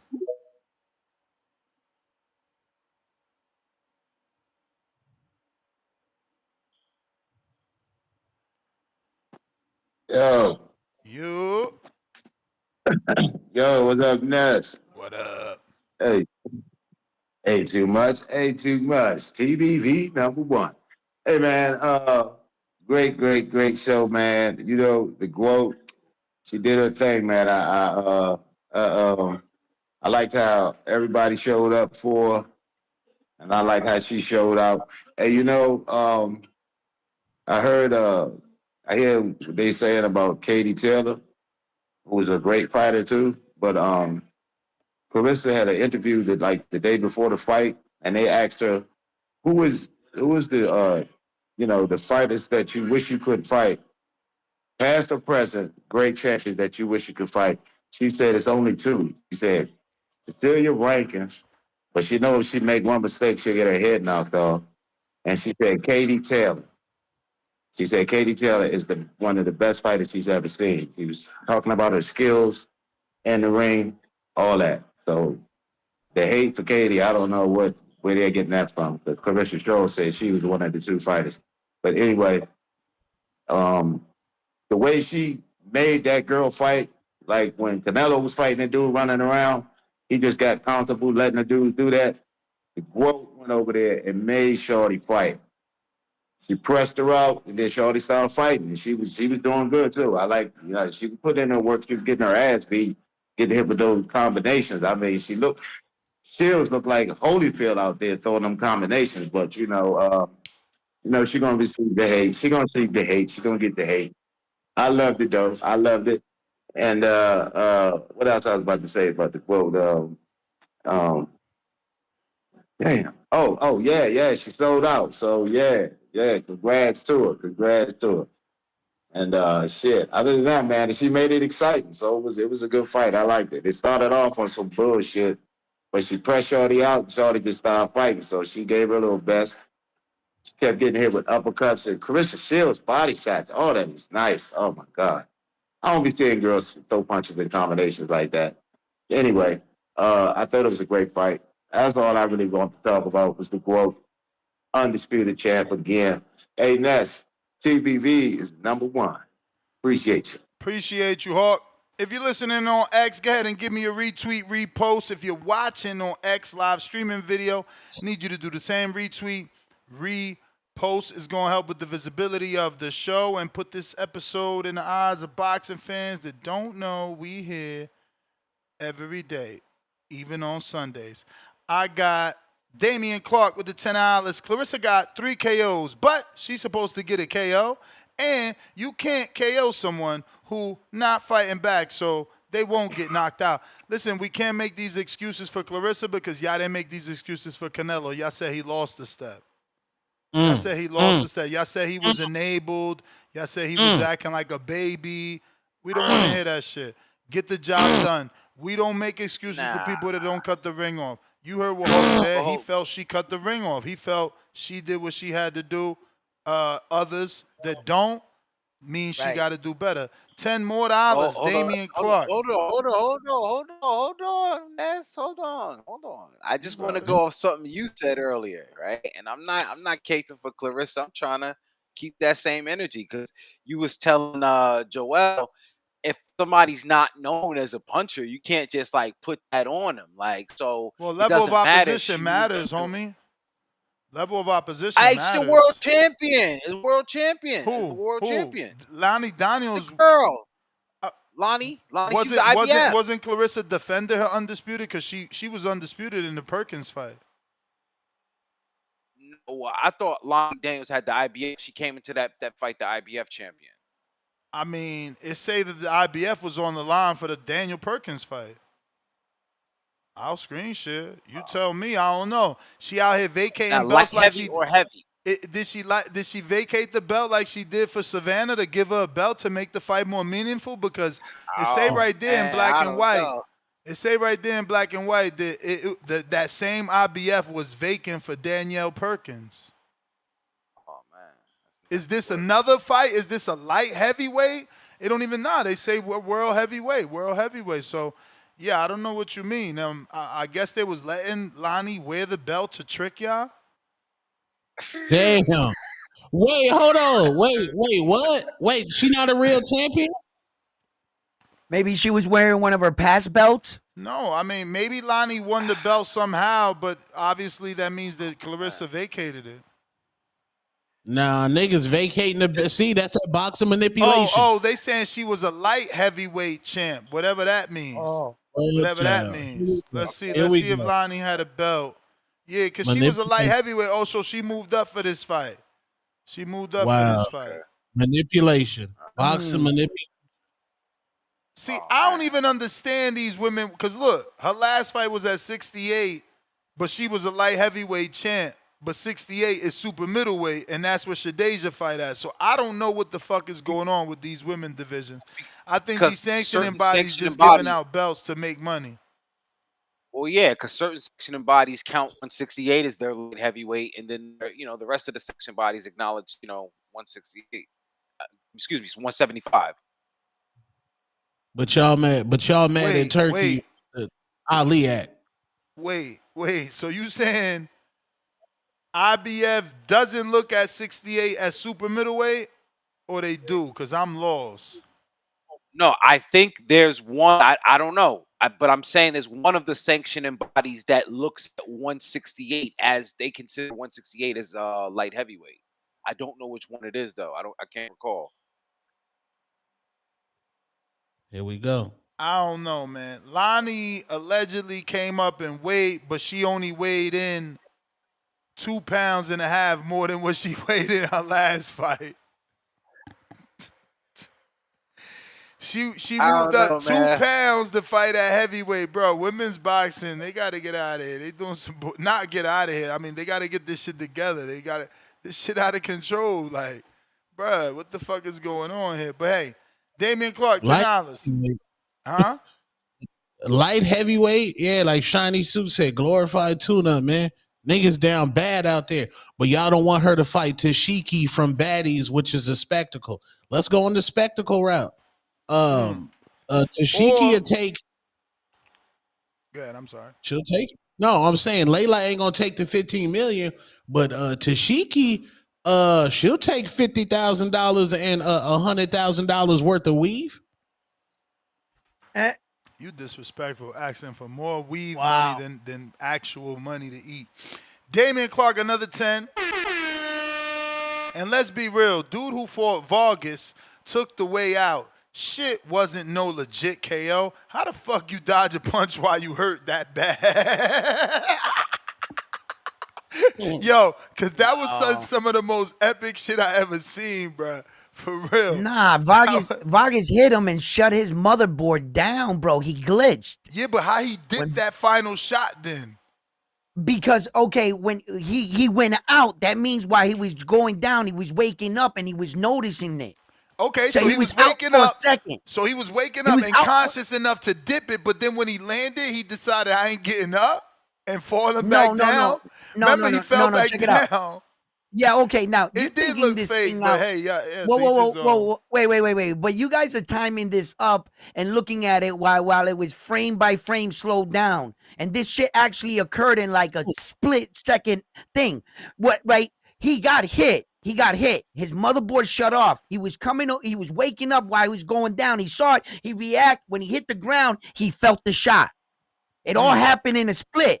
And then he was like, fuck. It all hit him. He was like, man, I got hit too hard. You know what I'm saying? Remember, he tried to get up and fell back down on his face. He was out of it. I hear you. Uh-oh, time to drop a bomb. Let me drop another one for Damian. That's sad. When real shit happens. Because he's back with another $20 super chat, and he says, and that's via Zelle, he says, just because you don't know somebody don't mean they not tough. Y'all be sounding dumb as hell. He ain't known means ain't no tape. Yeah, brother, but from matchmaking purposes and building a star, putting Shushu in with Ugandans and Namibians didn't do nothing for him. It ain't do nothing for him. Now, you'd have threw him in there with some names we knew. You know, you go through Robisi resume or and find some names, or you go through Anybody, bro. Fucking some old Nonito names. Give me somebody, bro. Somebody. But, you know, going to decision with dudes that we never heard of, it don't look good for the people. They like, yo, what's going on? Yeah. Saquon, what up? Did you show up to the premiere? Yo, what's good? What's good, Ness? Was the premiere yesterday? Premiere of what? Nah, it's Thursday. It's Thursday. Oh, it's Thursday. It's Thursday. It's Thursday. All right. Oh, Yeah. Tone, the premiere for the Chris Colbert, Stephen Fulton, and who else? Who else, Saquon? They got a documentary coming out. It was a baseball player. It was a baseball player. Oh, you know that? Nah. Nah. That's Michelle Ali Rivera. You out here wilding, bro. He said a baseball player. Okay, all right, yeah. Oh, so all Dominicans look like baseball players. That's Michelle racist. Ali Rivera for baseball, Don't give him no Dominican baseball pass. player. Don't give him no pass. That's racist. He's saying all Dominicans look like baseball players, bro. Yo, Ness, why every time I get on here you starting, bro? You see, I gotta fuck as soon with you. as It's I an come East into Coast thing. I Gotta come fuck into with you. I come into the mess hall. I want my food, and you looking at me from across the mess hall, ready to shit me all the time. We just Can I just East get my Coast food? East Coast thing. It's like a passing of the a right. It's like your mama jokes. It's like your mama jokes. This is all I East love Coast it, yo. shit. I love it. Ness I love it, came yo. by I'm and good took with it. your I'm cornbread off impressed your with you. plate. Damn, I ain't snatching nobody cornbread. He snatched his cornbread Nah, off round one, off he his ain't- plate in the mess hall. You The gonna round eat one, that? he don't even snatch my cornbread. He stick his index finger in the middle of it, In yo. it, He's in not it, even right? hungry. He You gonna just come eat that? over You gonna eat and that? stick his You gonna eat that? Yeah, that's what he he asked you do. the question. Bro, can't I just do my time, yo? I'm already. There's already a dude on the panel who is on site with. When I see him, is on site. I don't want no more smoke with nobody else on the panel, yo. So that's it. Damn, who Hold was on on. site with? What the fuck? Say the names, Yo, gang. he don't. Tone don't want me looking over his back. He said, "Say the name." I said, what up, round one? I said, what up, Ness? I said, what up, Tone? So there's only one dude left that's on site, yo. I don't even want to give him no easy. What'd he do? What'd he do? He know, nigga on the. I hit him up on the back on the offline. Nigga got mad, told me to suck his dick like a corny dude, yo. Oh, y'all Why talking did about you some do that? personal? He know when I see Y'all him. talking about some So when I personal see shit. him, so when I see him, But why? when I Was see you him, was you calling him when drunk? we Was you don't call- What you do? We don't need to talk I about didn't. why. I We didn't don't know need that's to something talk that he about do. He why. called people drunk. He called people drunk, sounding weird. When we Go ahead, spill your guts. when Go we ahead, spill your talk, guts. yo, I mean, you don't gotta say nothing, The bro. water in the When women's I see boxing. you, The water in the when women's I boxing see will you, listen bro, to you spill your guts. you Go can ahead, talk sis. all of that. When you talk all that, when I see you, I mean, don't say nothing. Just throw your shits up. That's it. Don't just talk about nothing else. Come on, gang. I'm gonna fuck you up. I'm gonna fuck you up. I mean, that's it. But damn, y'all ain't gonna Don't talk say it out. nothing, bro. Y'all can't talk it out. Nah, It was we that not. There ain't bad. no talking. I'm G next. You tell a nigga to suck your dick. That's it. We fighting when I see you, bro. That's it. But We don't need to talk about nothing else. What this was Time, over? champ. Hit the gym. Go hit the Nah, gym. we don't need to talk Go ahead, about. tell him. I'm already in the gym, bro. You can look at my Instagram, bro. Every picture, the biceps is in shape. And I'm gonna fuck you up when I see you. You don't gotta worry about me in the gym. Worry about yourself, bro. That's it, yo. That's it. Don't crash your I car. need to know what's going on. Don't I crash thought y'all your car, was playing. What the fuck going on? Nah, we ain't playing, bro. It's on site with him, bro. On site, we don't need to talk nothing, bro. We just throwing your shits up, Y'all and too we gonna see old to what be you got. fighting. Y'all in New Jersey and New York. Y'all going to jail for that. I told him. I said, yo, tell me where your gym is at, and I'm gonna see you. He never told me where the gym was at. Never. You never And don't said try all to of say it that. Go online ahead, now. man. But yeah, Go you ahead, never told me where the gym was at, never bro. said that. You You never never told me where said the that. gym was at. Again, you Yes, must have I been one of did, your bro. Yes, I did. You never call. Listen, let me tell you how goofy this guy is. This nigga called me and I told him, I said, I'm at my kid's school. What the fuck are you talking about? Because he wanted to No, that's not argue true. about That's not why what you happened. never just That's put not what Al happened, bro. in. You called me That's the back, yo. last You time I called talked me to you, back. cocksucker. You That's the called last time I me talked back. to you, You cocksucker, called because me. everything Hey, else yo. was IG. Y'all You got to called talk off me air. back. Y'all It got to was talk through off air. IG, you fucking Hold coward. on. One by Nah. one. So suck Hold on. my One by dick one. again, you fucking coward. Why you Okay. doing that, man? You see that man want to fight for Don't real? let him make you crash out. Don't let him make you crash out, No, baby. it's Come on, just like, yo, chill. this nigga calling here telling stories because he called me. Listen, I'm a man in real life. This fucking I know. But don't, homosexual, but this don't, closet but don't homosexual take calling shots me, at him because he harassing gonna me. be mad that I took him off the show. I took him off No, so the town be yelling at each other. that's on here. Again, somebody did that shit with Two-Tone last week. So these niggas get in their fucking feelings because the Yeah, niggas it's on gonna fucking happen, but because you have an opportunity to talk to somebody in real life or whatever the fuck. I took a conversation with the stupid motherfucker and he keep asking me, why you don't talk about Frank Warren? Why you don't talk about it's racial, some weird shit. And then he fucking texted me in IG, all this weird shit. I don't even fucking play like that. It's only like 2 or 3 fucking goofies like you that ever fucking bothered with having an issue with King. So suck my dick again, you fucking punk, and see me when you see me in traffic, you bitch ass nigga. Oh, What the fuck you talking about? oh shit! Yeah, wow. I need the ether You ain't beat, see me man. at Serrano Taylor 1 and 2. You don't see me at Top Rank, you bitch ass nigga. See me when you see me. Oh, Fuck out of oh, here. Now shit. y'all I want to borrowed fight that each other Speedia at pass one time, fights. you bitch ass nigga. See me when you see me. Violated. Now y'all want to see Violated. each other at fights. No, gang. Come Violated, on, bro. Oh, man. what the fuck is he talking about? Get the fuck out of here. Grow up, nigga. Nah, so I need to know because he trying to get back on, but he gonna want to yell too. So I need to know. So this is stemming from him wanting you to cover Frank Warren a certain way. Absolutely. And what is he alleging that you're Absolutely. not doing exactly when it comes to Frank Warren? I don't know, man. Again, there's a racial component. Again, I know he's black and I'm black. There's a racial component. Again, I can't even tell you now. Again, I'm not gonna be as childish as he is, because again, this nigga is the kind of guy Well, he you wanted to go back and just went forth. down that No, route. no. I didn't go down that road because this is what I'm saying. When I try to defer from that conversation, the gentleman wanted to go back and forth with me via Instagram. And this is what we do. We've all gone back and forth in Instagram or whatever, but it's to the point to where once I move on from it, that was like, I don't know, it might have even been a year ago. Damn. So I don't know. This is what I'm saying. This nigga weird. Now, what I would do is I So would y'all put it in ain't the see. pre-pro. So wait, and you ain't screen- been in the show for one of his calls? I don't. I apparently I wouldn't know to tell you, but that's what weirdos do. You hang on to that shit and you're angry for how long? Like, we're fucking men. You know how many things in life has happened? I think we had fucking. I think Biden was still Okay, president. but let's when get this to the fucking real dude thing though, arguing. because he somehow this boxing conversation turned into you inviting him to your genitalia. That's why he's mad. Oh, I'm gonna tell you this. I forgot because the bitch ass nigga told me, Oh my I hate Lord. when you be on the show.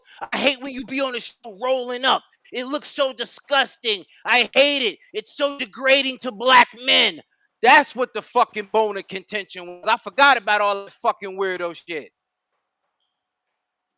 Nigga, So- Ness is black. so- Ness black. Ness got a whole motherfucking juice machine over there. Niggas text me, be like, I was just about to ask him. I was about to say, so what? Is okay because I'm smoking in cones? I don't know. Ask your man. Ask your man when he get on. Why'd you tell me? Hold on. Me and round one ask your doing man it. I was just gonna say, me and Ask round your man one when he doing it get on. professionally because we smoking in cones. I hate it. Because I told Axel, why did he say, I hate you because you be rolling up on the show. I hate you because it's degrading to black men. It's embarrassing. Ask Damn, him so why he's he putting feel a lot of. that I strongly mean, about that. but I mean, why are you not looking at it like, okay, this man holds me in high regard. He holds me in high regard. Nah, That's he what I sounded see. like. I see a fellow Oh, you TBV hold me in community that's high member regard. looking at somebody that he thinks is on that level. You obviously educated. We've established that throughout the years with your verses. You can't put words together like that and not be educated. So maybe he just has you on a high regard. That's all. But why could you tell another man you hate them, but because how they choose to I mean, indulge in come on. cannabis? Did he Man? really I'm say just, he hates you, or was he fucking around like we nigga, this is do what in the I'm trying to hood? say. Like, It's man, not. I hate when you be Nah, rolling up, it's not. man. Listen. So here's what I'm gonna do. Give me a second. I don't even know if I still have it because I don't know if I can find a nigga on IG. But I'm not petty. I'm not a child. I'm not feminine. I'm not the kind of nigga that will screenshot it and go back and say, He not Ness. feminine. This Well, dude a Golden Gloves champ, man. Y'all better chill. yeah, He I don't hook give a off fuck on you, about then none of what? that. I don't give a fuck about none of that. I don't give a fuck about You none of got that. Because to. You again, got to that be nigga able put on to slip that shit. You better give a fuck. man, listen. I ain't worried about Yo, none of that shit. and he got a full I head of don't hair. Hey, Tone, you because don't what I know who don't do. Here's what I Saquon don't is? do.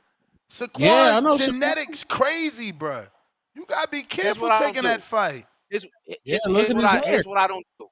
Here's what I don't do though. I don't make idle threats on the internet. And I've been around and I've been around for a long time. I don't make idle threats on the internet. I'm accessible. I'm a regular guy. That's it. We That's all. gotta interview Saquon, man. We need to know what's going on here, man.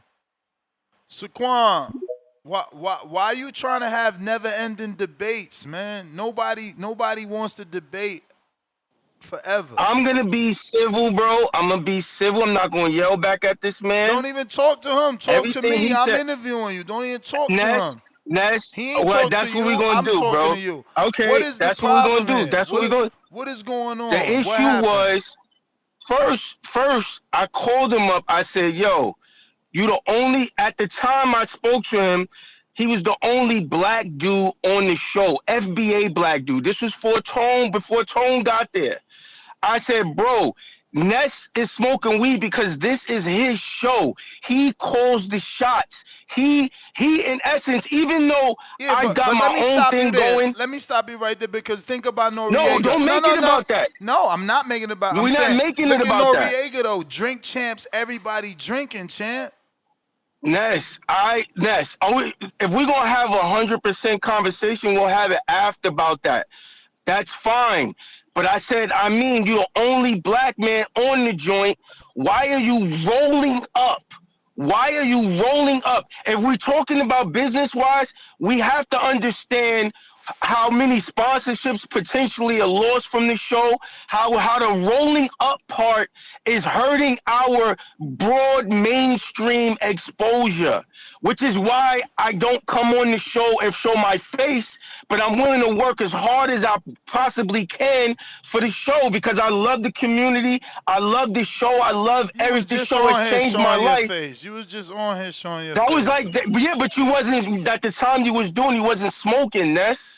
So that's the thing. When I told I said, you're the only black dude on the show.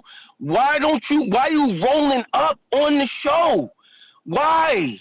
Why are you smoking on the show? And the dude got mad. The dude got mad, told me to suck his dick. So I said, okay, tell me where your gym is at. Where your gym is at, so I'm going to see you. But champ, you are like judging another man. That's his prerogative to smoke. No. So when you saying why, true. he taking it his own type of way. You feel me? And he's entitled to do that. You don't pay his bills. He's absolutely you damn sure don't buy his weed. Yo, you're 100% correct with that. 1,000% correct with that. I just said that the show has enough exposure where the only black dude on the show who's not the boss of the show shouldn't be doing that. That's all I said to him. I don't see where I'm wrong with that. He has a whole family. He got a whole job, all that other stuff. I said, yo, you speaking for the community when you doing all this. So that's when the dude told me to suck his dick. So I said, yo, I'm going to see you. I'm going to see him. I'm going to see him. You don't tell me to suck your dick, bro. All right, my man, let's play this tape out. Hold on, excuse me. All right, brother, let's get to a solution. I wanted to see if we can get a solution. Let's play this out. Let's say you would have said that to him and said, "You the only black dude on the panel. Don't roll up." Right? Okay. What if he would have said, "Respectfully, great brother, I respect what you're saying, great but I'm already a grown man. I'm set on my ways. I'm gonna do as I do." Of course, Right? round one. Okay. Of course, Okay. round And one. actually, that was Of the course. response. That was the response because my first response was Ness never said nothing about it. I That mean, was my don't response. lie, bro. You saying it when was the people response. play Bump this the back. conversation. When people play this back, Hey, they look go for the to hear you conversation. stuttering, I yo. mean, look for the conversation. His name is Life with Say. Life with Say. Look for the Life was conversation. Life was say. They So call you when sassy for when that you too. I hope you know the chat be saying his name Life with Say bro, sassy. anybody who in the chat talking about a name, they don't live my life. My life is fucking pure bliss, bro. That's it. I'm almost 50. I got a full head of hair. Let's I work go. out. Nah. Why you gotta send shots at me I'm and doing Tone? my own thing. Why you gotta send shots at me and Tone? We ain't do nothing. We ain't do nothing. Yo, Crazy. bro, can I get a fair one with I mean, bro? Why y'all all jumping in, bro? Why like Bro, stay on the sideline, everybody. bro, we y'all coming promoting from peace. underneath the ring with the chair. We Y'all coming promoting from underneath, peace. yo. We promoting Ness, peace. there ain't no peace. Listen. First of all, you attacking a fellow smoker, so the three of us as smokers is trying to get you on the level where you stop attacking smokers. Cause Tone smoke on the show, round one smoke weed on the show. I mean smokes weed on the show, bruh. And the let's goal, address Tone. goal is to own a you building like Joe Rogan, and we all smoke weed in the podcast room. Like, come on, Joe Rogan, Ness, do it. No, Ness, you turn Two-Tone out. If you go to the beginning when Two-Tone started on the show, Two-Tone did not smoke like that, bro. But you know why? Two-Tone even You know said why? it. You know why? Turned Because him out, bro. You turned him out. He was trying to get to a certain level, and it's like, yo, be you. And look, people love him, man. Bro, Two-Tone is next up, man. Y'all see it? He up now, like. Y'all see it. Yo, and it's I'll say that to Look, Two-Tone. he hasn't changed And his I will interview say it to style, right? Like, I'll be like, oh, shit. But that's what works for him. So why would he change that he smoked? Yo, and I'm gonna say it to Two-Tone too. If Two-Tone want that mainstream exposure, he's gonna have to not be smoking and rolling up get on the outta show. here. He's gonna have to not Bro, do it. bro, so Nobody does it, bro. Nobody does it in the mainstream, bro. Except for Joe Rogan. What the fuck is you talking about? Yo, Joe is a white man. Yo, the rules fuck don't apply outta to the here. white man, bro. Nah, that's you. That's Yo, you. come on, man. You 50 years old, so you still living in that bullshit. Nah, bro, because Howard Stern, who's also a white man, was also a nuisance out here doing his thing. So who's the black or brown man? That's the example, and that's if we're gonna go. Who's the black or brown man who's smoking weed, rolling up, and mainstream? I mean, who's that example? Then Ness? Don't give me Noriega. Noriega. Yep. Gillian Wallow. Yo, I ain't saying Gillian Wallow smoke. I don't know about all that, but I'm just saying it's plenty of successful. Ness, those are apples and oranges. Boxing is the queen sport, bro. Boxing is the gentleman's sport, We ain't bro. off that like shit, you, man. Like Listen, we not off that shit. Bob Arum had a whole interview where he said smoking is just like having a drink, except it's healthier. Like, we not off that shit in the boxing world. Show me the photo Bob Arum smoking. Show me the photo Bob Arum smoking. He said he rolling doesn't, up weed on camera. He said he doesn't smoke during work. He smokes at night. Like having a drink. Show me where Eddie Hearn. What you're saying is that Bob Arum's way of smoking marijuana is the right way. No, that's his prerogative. We gotta go. I'm not in the community. I'm not here to judge. They asking for the cut it. They asking for the cut it, man. They Can don't I want you have my on. call? Can I have my call, yo? Can I have my call, please? It sound like you Can I have have my 50. call? It sound like you have 50 calls, bro. I want the real reason why I actually called up. Can I have that, please? No, you went into the I mean shit. All right, bro. We ain't actually going to the I mean shit. All right, man. Yeah. I'm going back to talking on the show, bro. I'm going back to listening. All right, bro. Hey, he said, "Can I have my real call?" You took the I mean fight That's for your what I'm call. saying. Let's talk boxing, man. This guy's come on, man. Nah, but he needed to air that out. He needed to air that out, yo. Why you ain't covering Frank, yo? What's going on? Yo, Yeah, listen, it's this is what I'm crazy. saying. You ain't No, say I'm a that, but I bro. think You Europhile. only talked about the weed. What's this I'm bias you trying to biased. hide from Frank? I'm a Europhile. Look, the King of Essex. I'm a Europhile. I judge the white man differently than I judge the black man. So that's I yeah. mean N- that's the Nah, point, right? I think he's a man that sounds like he's been through a lot in life, and the message has been like how stereotypical like some of our races can use things against our own culture, right? So he's taking the marijuana thing and coming on to the show when we're just a group of guys chilling, relaxing, and we're not advertising the message of pushing it. And I think he's trying to interlock that with everything. Now all of a sudden, like we can't be the Joe Rogans of the world. We can't be relaxing dude talking about a sport and smoke. You know what I mean? We gotta be And so pushing out the wrong message. We're not in rap videos with gold chains smacking girls' asses and talking about passing them around. We're just gentlemen that are passionate about a sport and passing on our knowledge of what we know. And he's trying to take that and make us like leaders. Like we asked to be these role models or anything. No, Oh, brother, get hold out of up. here. Now you sound like a baby. You sound like the fighters that don't want to take response. We didn't ask to be role model. Get out of here, round one. Listen, Nah. bro.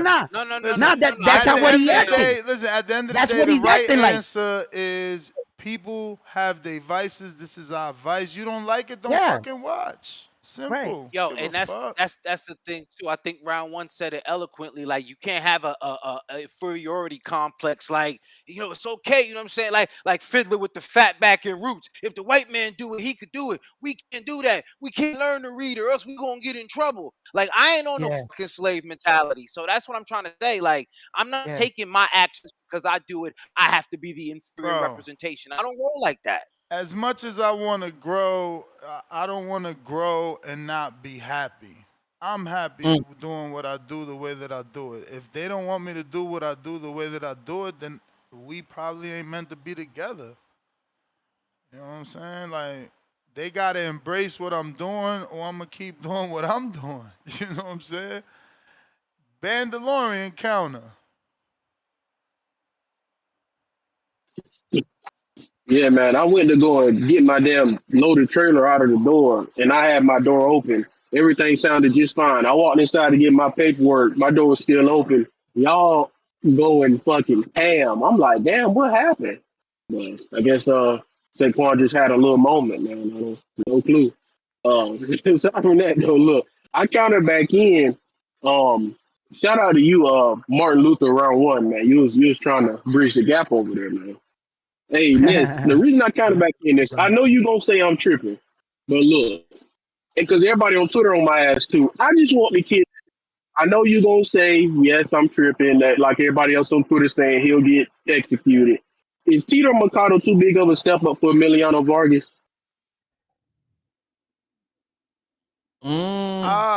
Let's Let's do do it. it. That's what I'm saying. I tagged Turkey. I said Emiliano got a listen, one round listen, knockout. I said he could make the turnaround. I said listen. Tito Mercado begging for a fight. But the Eddie thing is, Hearn himself said he want to put him on that Budinello undercard. Like I'm just trying to, I'm just trying to get him out there, nah. man. Go ahead. Obviously, Mercado would. He's just too experienced, bro. He's just too experienced to take. I mean, I thought that too. Yeah, he fought way better competition. It's a less of a way risk for him, better. but It's levels the I just like competition.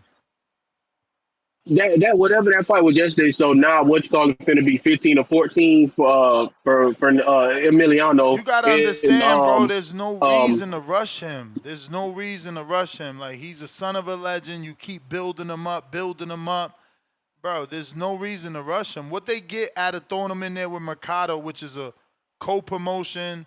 Now you got to split. I mean, I don't know. Hey, you're right, man. I was just asking, man, because I just want him to step it up. I just, I mean, you know me, I again, just I want you a lot tagged body in front of him. That's all. you tagged Turkey, so that could work. Like then Top Rank don't care, and it would come down to the fighters willing and wanting to fight.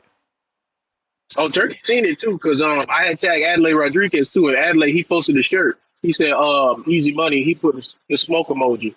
So I said that'll work too. I said, look, Adlai he need to fight too. He ain't fought since last year on I think the Blair and Broner undercard. I think I can't remember for certain, but hey, I like I said, I just want to step up. You're right. That's why I was asking. 'Cause everybody on Twitter told me I'm tripping. They said Tito will murder him and all that, and I'm like, look, I literally just want them.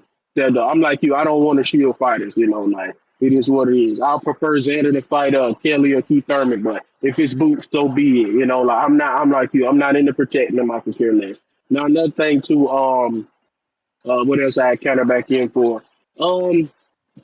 I like I was agreeing with you, Nick. I seen everybody on Twitter saying that too. They were like, yeah, it's enough with Shushu and the Africans and all that stuff. And I'm not really tripping on him if he end up getting elevated, it is what it is, then he should fight Davino. You know, again, hey, Shushu want to fight, make it happen.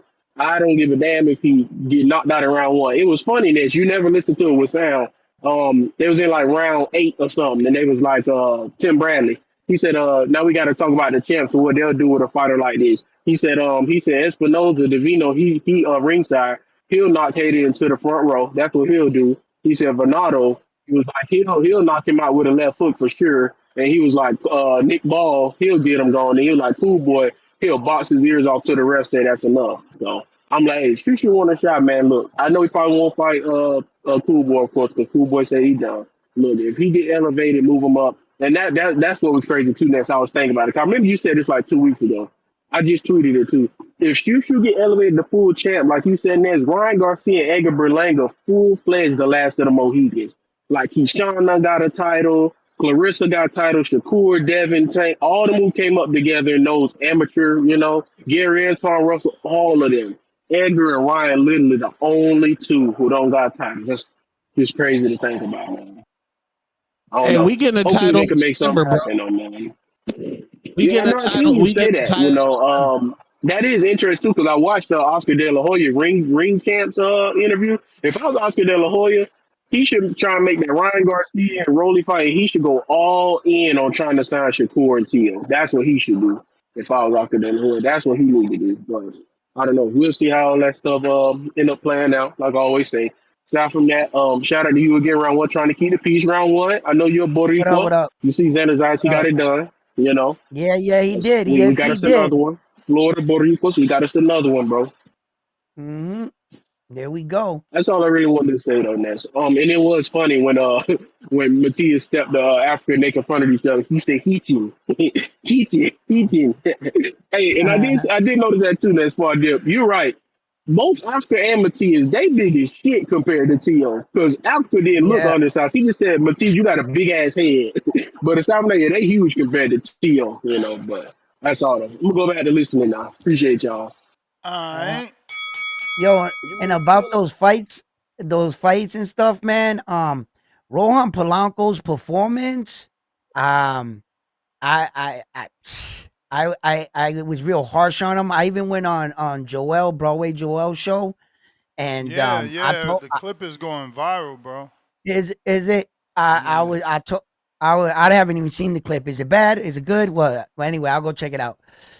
So I went on the show and I started telling him, I'm like, yo, bro, I can't say that now that Rohan is calling out all these top guys like he's ready. He's calling out Subriel. He's over here like making these claims that he's ready for the top guys. And I don't see it with that performance. I saw him getting frustrated. I didn't see him really make no adjustments. He abandoned the jab. He looked a little like lost in there. And he was against a guy that was a lesson learned from durability, knowing how to survive. And that's the kind of puzzle you were confronted with. You can't bring and give your win more credit because the other guy wasn't doing what you wanted him to do. You got to solve that puzzle. That's another day in the office. So I didn't think so. And then as far as the other Dominican But fighter in that what you Philly show, mean? What you mean? You didn't think okay. so and solve the puzzle. How'd you score the fight? Well, I scored him winning everything, right? But the rounds didn't tell the story, right? It didn't tell the story in the base of, okay, where that he was like clearly dominating these rounds. No, he was just doing a little bit more and a little bit more aggression than this guy that kept trying to bait him, right? So that was the puzzle. That was the puzzle. That was the challenge to see if you But he can be the hurt that guy. guy. He No, almost I know. dropped him. Remember, he got him wobbly. Quinton went Yeah, forward, then went yep, I saw it. backwards. I saw it. But like, I remember when he was on the show and you even And you told do him. know, right, that he's never been stopped.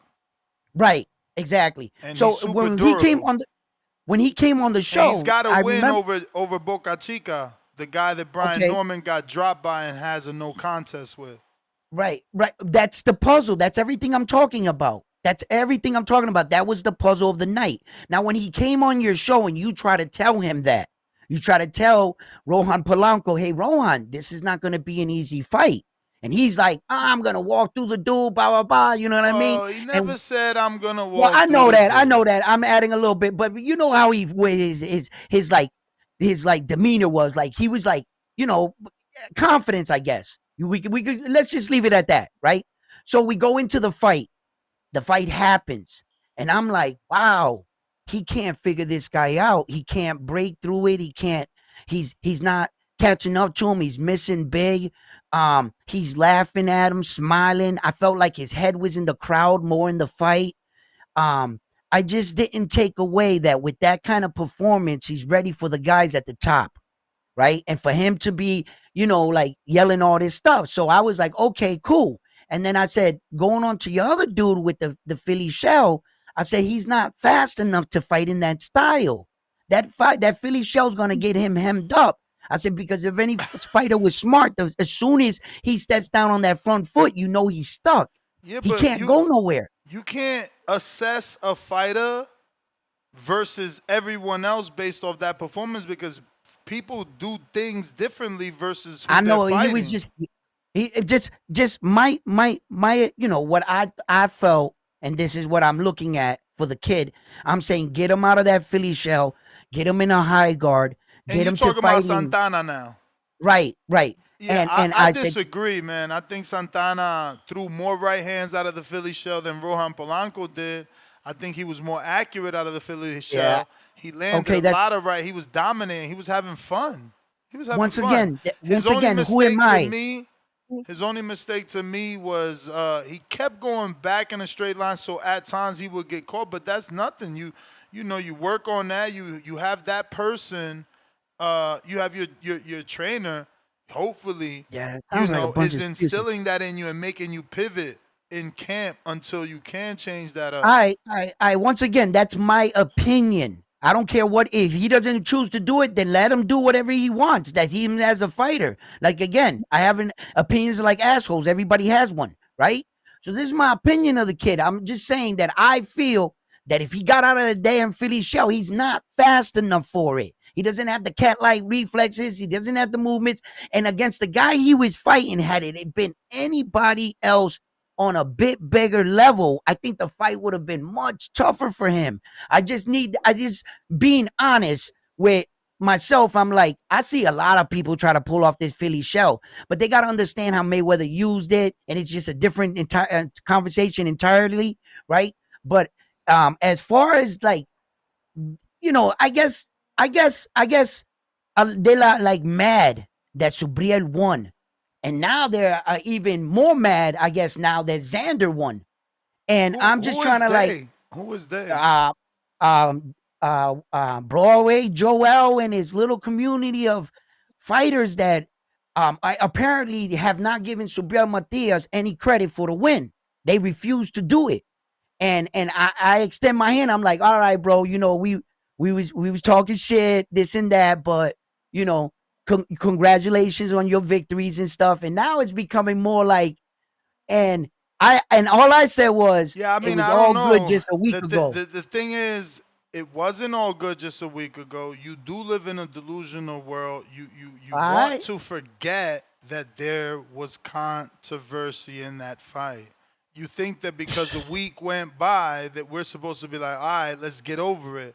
Bro, you can't like rush someone's feelings. Like, just because you are giving Subriel 100% credit, There's not a whole world that's giving him 100% credit. Let me get on to some other stuff here. Bob Saget, $2. Why every time he on the show, he crying? I don't know who he is. Pistol Parkway Mozzie, $5. Pound for pound number 3 in the chat. Ayo Ness, roll up the Hardin. Play the intro. Yeah, I don't know what's up, man. Saquon is wilding out here, man. He's wilding. But just for both sides of the argument, Saquon is basically saying like, yo, niggas ain't gonna get picked up by the Zone or whatever, Amazon, if they see the weed on this show. And it's, I don't know, but weed is mainstream though. Like Snoop Dogg is one of the most popular people on the planet, and he's a constant weed smoker. He's gonna smoke with Martha Stewart. He's gonna smoke like it's a new day. And weed it's part is of his thing, right? They always want to see who he could get to smoke with him.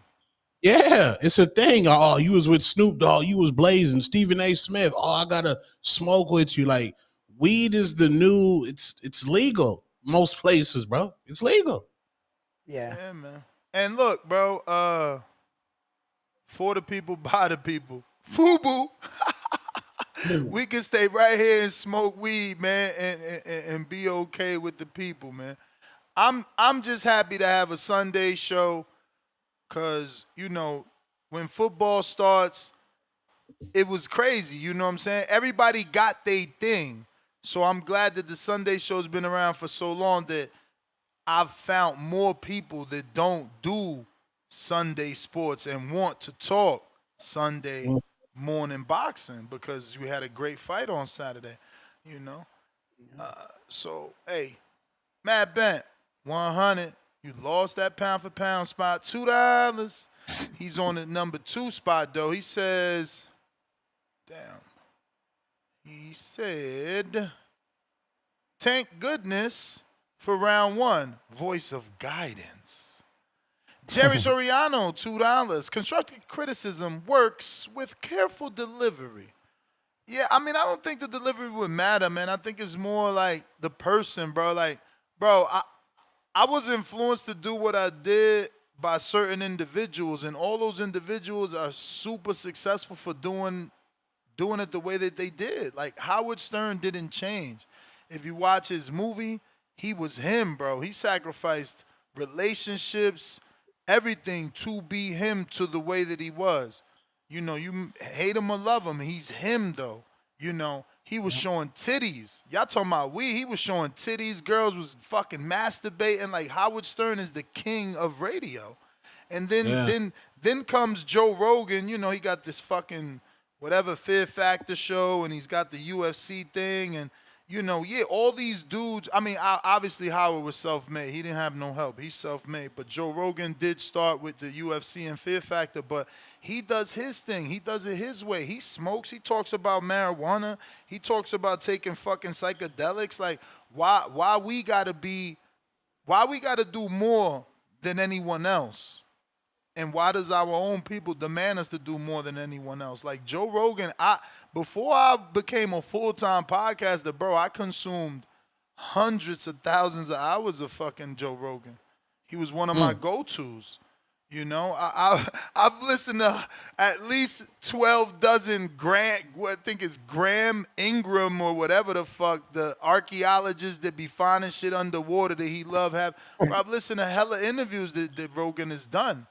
You know, that was research. You know how he his interview style, all that, and you would hear him talking about marijuana and how he had a fucking one of those little beds that it seals and it's water, and he'll smoke before he goes in there, and then he's just in this chamber inside water with his thoughts. Like, bro, the dude's always been a dude off psychedelics, whether it's weed, mushrooms, ayahuasca. I've heard it all on this show. Then Joe Buttons, yeah, he might not smoke on his show, but you know, that was another influence. And Charlemagne the God, again, another non-smoker, but it don't matter. It's not about only being inspired by smokers. It's plenty of dudes doing their thing for being them. Motherfuckers that didn't like Charlemagne, and he made it to this level because he ate off that hate, you know? So I'm not changing, man. You don't got no time for that shit. We smoking over here, man. Yo, Yeah, Big If, and tell him we not jacking that shit, Big If. Yo, man, we're not jacking none of that stuff they talking about, the smoking shit, man. Fuck out of here, son. Like, let me tell you something, man. Big Turk did not do a media like hop around because he wasn't. You never saw no interviews with other channels. He came directly here because he wanted that raw, authentic street shit, not a bunch of people in suits sucking him off. You know what I mean? So it's not about. We're not in the prohibition era, man. Like, yo, you got to be authentically yourself, man. That's where we are, and a lot of states are legalizing it and all that. So no, man, like it's more than that. Be like you got to be authentically yourself. That's how you move further. That's how you make your stamp, man. Yo, salute to y'all. But yo, I mean, man, I know he's off the panel and all that, son. But Ness, man, we from here. You don't tell nobody, you don't tell nobody the SLD, man, because that's the word. That's the last thing that's the worst, man. You definitely don't want to do that unless you want to stand on whatever you're trying to stand on, man. I've seen dudes say suck mom before they say the D, buck 50, cross their whole face, man. You know what I mean? Raise out the tongue and all that. You heard? So I gotta be careful. But Saquon, you gotta calm down, man. You can't be wilding on everybody, son. Dudes get boomed out. Saquon, we from New York, man. Dudes get boomed for less, man. So you gotta calm down, Saquon, man. But salute to y'all, man. For the dudes talking about Rohan Polanco, like don't throw him away because of this performance, man. Like I think what happened was dude, damn, why am I forgetting his son name he fought, man? Fuck the dude that fought Quinton Randall. And Randall, yeah, son always he try to every time he does like his double jab too, he tries to move to his right. So I guess what the Polanco team was trying to do is the left overhand to try to stop him moving, and so they could do whatever they could do. But I think the problem was he got so comfortable, and he did not really set it up. So he just kept just looping that, spamming that shit. You know what I mean? So, but that was the right game plan. Especially when they went to the body too. To the body forces him to the right. So if you're already setting up that loop, you go to the body with your right, he's gonna escape through his right. So that's what they had the right game plan. It just I guess he just got too uncomfortable and he didn't really set it up properly. So it looked like it didn't work. But do not throw him away. He's still powerful. He's still nice. I still want to see him out there. And Ness, you bugging talking about all these Marvel movies and all that, and you don't want to see the cartoon. Trust me, that cartoon is the best movie I've seen all year. That cartoon that son called in early talking about the Predator shit. Trust me, that's the Bro, best I movie started I've seen all watching year. that shit and it's just like, what the hell is this? You gotta watch. You gotta watch with an open mind, son. Honestly, You that gotta shit watch was with an like, open mind. whoa, man. And it put me, I was out. I mean, obviously it was after a long show and hella bud, but it's just like, Probably. but it's just like, what the fuck was this? Nah, but salute to y'all, man. Great weekends of fight, man. Salute to Tone. Salute round one. Salute Ness, and I'm out, man. Peace. I ain't. Yo, they having a Dominican parade in Houston today, Texas. Oh, I don't know. We gotta ask H-Town. Cause Kai Sanat, they surrounded by Dominicans and the yams is yamming. Hey yo, man, I need to put in a call to Fannin, man, and make that shit stop. Don't. Then him and Fannin beefing? Ain't they beefing? No, they cool now. They cool. Why? I want to say that there's a strong possibility me and Tone and like two other community members will be in August. I'm just waiting on the flights to get booked for like final confirmation, but in August in Florida. So definitely want to do that basketball game, man. Yeah. You know what I'm saying? You little punks. Definitely. We got once they book these flights, if we doing this game in Florida, I don't want to hear no excuses, man. Bunch of It's over, punks. big. Tone out here shooting free throws from the three-point line. We gotta see if he actually got a J for real. Man, BGG, $2. We talking Rollies belt, Tone, 100 emoji, back in blood. Okay. Facts. Another Ryan fan. You better hope he lock it in. You know Turkey could offer your man's way more. You know? He could, but we need Ryan and Turkey. Who could Turkey? I mean the November fight, so he won't wait. They fought in May. 2 months done pass. Brian is trying to negotiate for what? December, he said? Yeah, December. Yep, December. Yeah, so nobody on Norman or Haney can't turn around that quick. Is there a Oh, better that's New welterweight York. fight for Rolly? Is there? Pacquiao. Back here. That's the Yeah. better welterweight fight for Rolly. That's the better welterweight fight. Anthony Brown. Yeah. Oh, it's the Bronx, the Dominican parade in the Bronx right now. Oh, okay. Yeah, that makes sense. Yep. Can you hear me? Yes, sir. Shout out to the boxing boys. What up? Mr. Gibbs, What up? Two Tone. What Who we up? got? One. What is it? One. Round one. Round one. Round one. Round one. What up? What up? All right. What we talking about today? All this weekend's fights plus Friday. Oh man, the weekend fights. Some of the weekend fights was a little bit dull, but the ones I like was Claressa Shields fight. But I've seen some things with Claressa Shields where a young Layla Ali probably put her to sleep. What? The power is just not there, man. She's supposed to got the girl out of there, man. I feel you. She blew my parlay, buddy. I feel you. She's supposed to got her out. The first round, she did do a little. The first round she did some running. The second round she did some running. Third round a little bit running, but the other round she was kind of standing there trying to box with her, And that was the opportunity for Claressa Shields to do what she said she was gonna do. She said, this girl won't on her level, and she was gonna knock her out and all this stuff, but she didn't do it. And I'm expecting more out the GOAT. And what else the other fight? Shushu. I looked at top ranked course, some Shushu. I was impressed with Shushu. I stay being impressed with Shushu, but he got to step it up. They got to step him up, man. He got to fight more challenging fights right now. Who I love to see him in there with. I wouldn't mind seeing him step it up and possibly get a Cool Boy Stealth fight. How y'all think that fight will go? Shushu Cool Boy. Oh, good. I don't know. I have no idea. I think Cool Boy beats him convincingly. I think Shushu will have his moments. Convincingly? Yeah, I think it'll be like 7-5.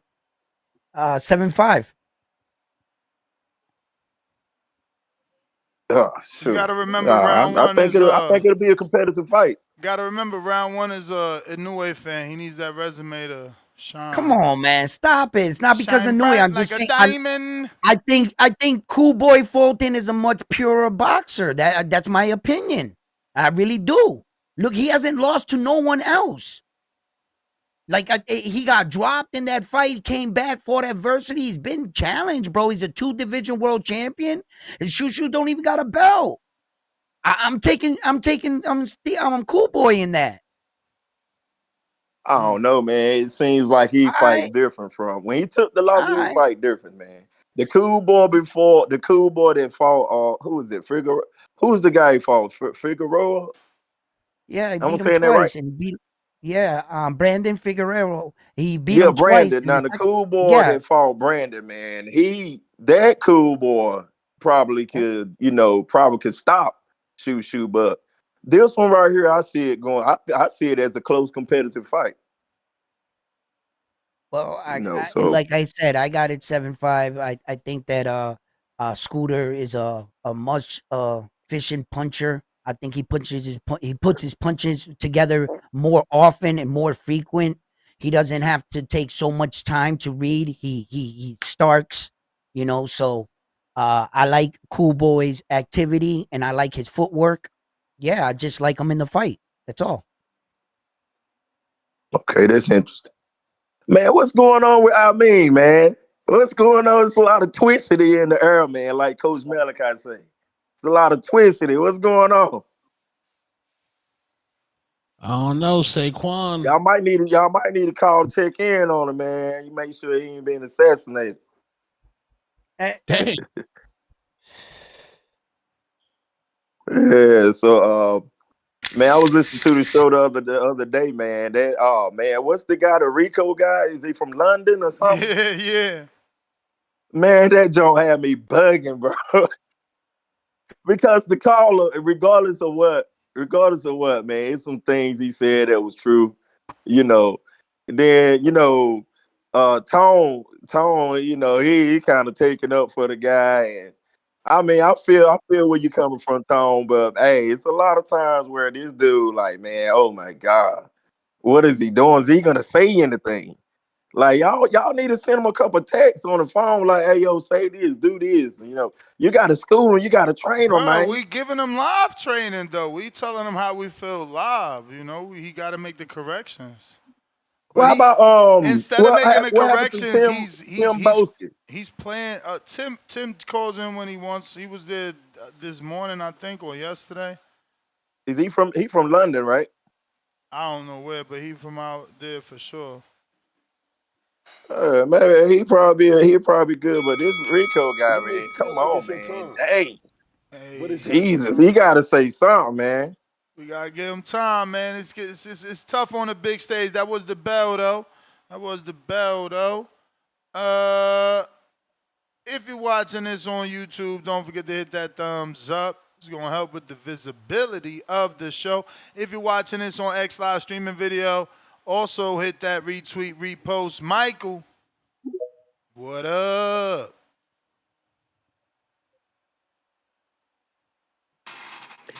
Hey, man. Hey. Salute to Nestor. Salute to Tom. Salute round one. What's up? Salute. Please leave Rico alone. He will one day get there. Who? Rico, he will get there one day. Dudes need to leave him alone. Saquon, what the hell was that? Man, dude's rolling trees and you are complaining. Like, who cares? That man gonna make you suck his dick. 100, man. Who do you think will need the knee pads? Amin or Saquon?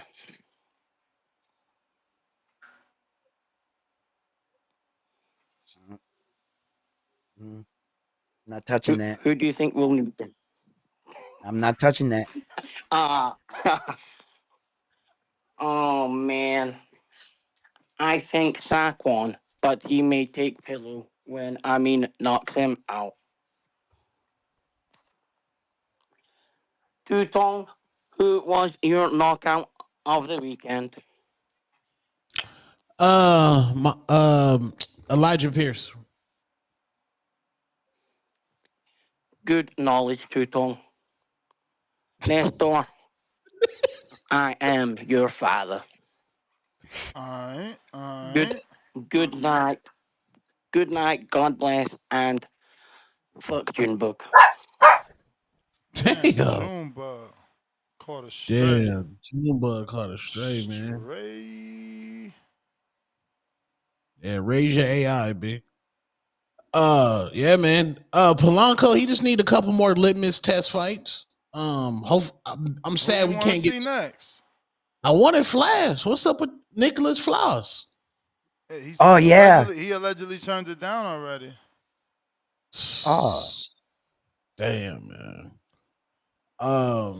Another litmus test. Well, you said Jack Catterall and make him look bad. Rashidi Ellis, man. Rashidi Ellis. Let's get another litmus test fight out there. That's another decent fight. That's a decent fight because Rashidi was trying to like jump the line. You know what I'm saying? By fighting like club shows. This will show he's ready for that top that he's asking for. Yeah. And we ain't got to rush Emmy. Like, I think. Tank fan, what up? Yeah, we ain't got to rush Emmy. Especially not the Mercado. Mercado is way too experienced. Hey, Ness, what's up, man? What up? What up? Yo, man, nasty work, bro. I'm really disappointed in you, honestly, man. I had to give you a dislike last night, man. That's the first time I had to, bro. You really disappointed me, man. How you gonna watch that lame-ass fucking Pacquiao Barrios fight? You watched all fucking 12 rounds, fucking judging the fight, but you don't want to watch Xander Zayas become a champion. What the fuck is wrong with you, man? My brother, and then I you didn't have him watch on the the show. I didn't Then you watch. have him on the show. You give him an interview, and you don't watch his fight. I didn't Bro, watch. I don't didn't watch expect Pacquiao's fight. I didn't watch what Pacquiao's were you fight. I didn't watch Pacquiao's fight again the same way I didn't watch Xander. I woke up both the next morning and watched them both. No, but you had to do a live fight chat, bro. That's a world champion. And Like, I you didn't do do the it same for Pacquiao for the either. rest.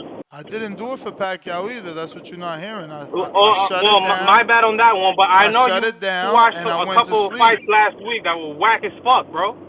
Hey man, Doing live. some days you have more energy than others, and I had prior engagement with my wife. If that's okay with you. I get it, man. I'm just a little pissed off about that, man. Like it was his moment, man, and I feel like you had to be there because you had him on the show, you know.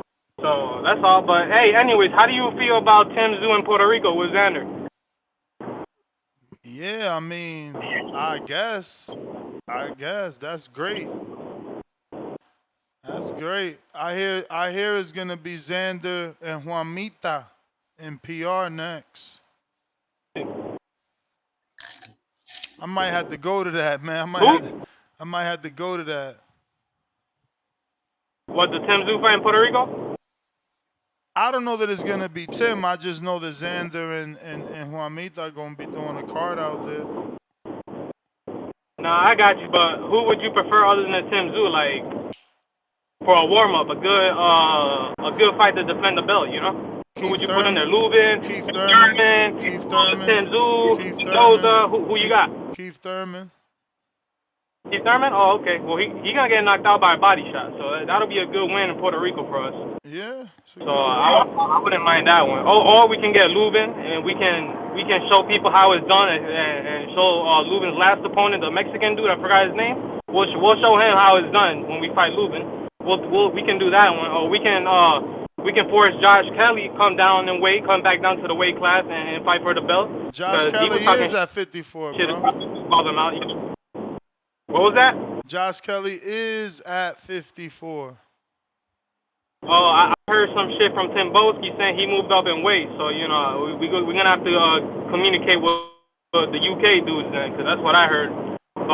Ranked at 54. Yeah, man, like, those are good fights for Xander. So that's what I want to see from Xander, man. So, hopefully. That's all I got, though. Have a good one, guys. You too. Jorge.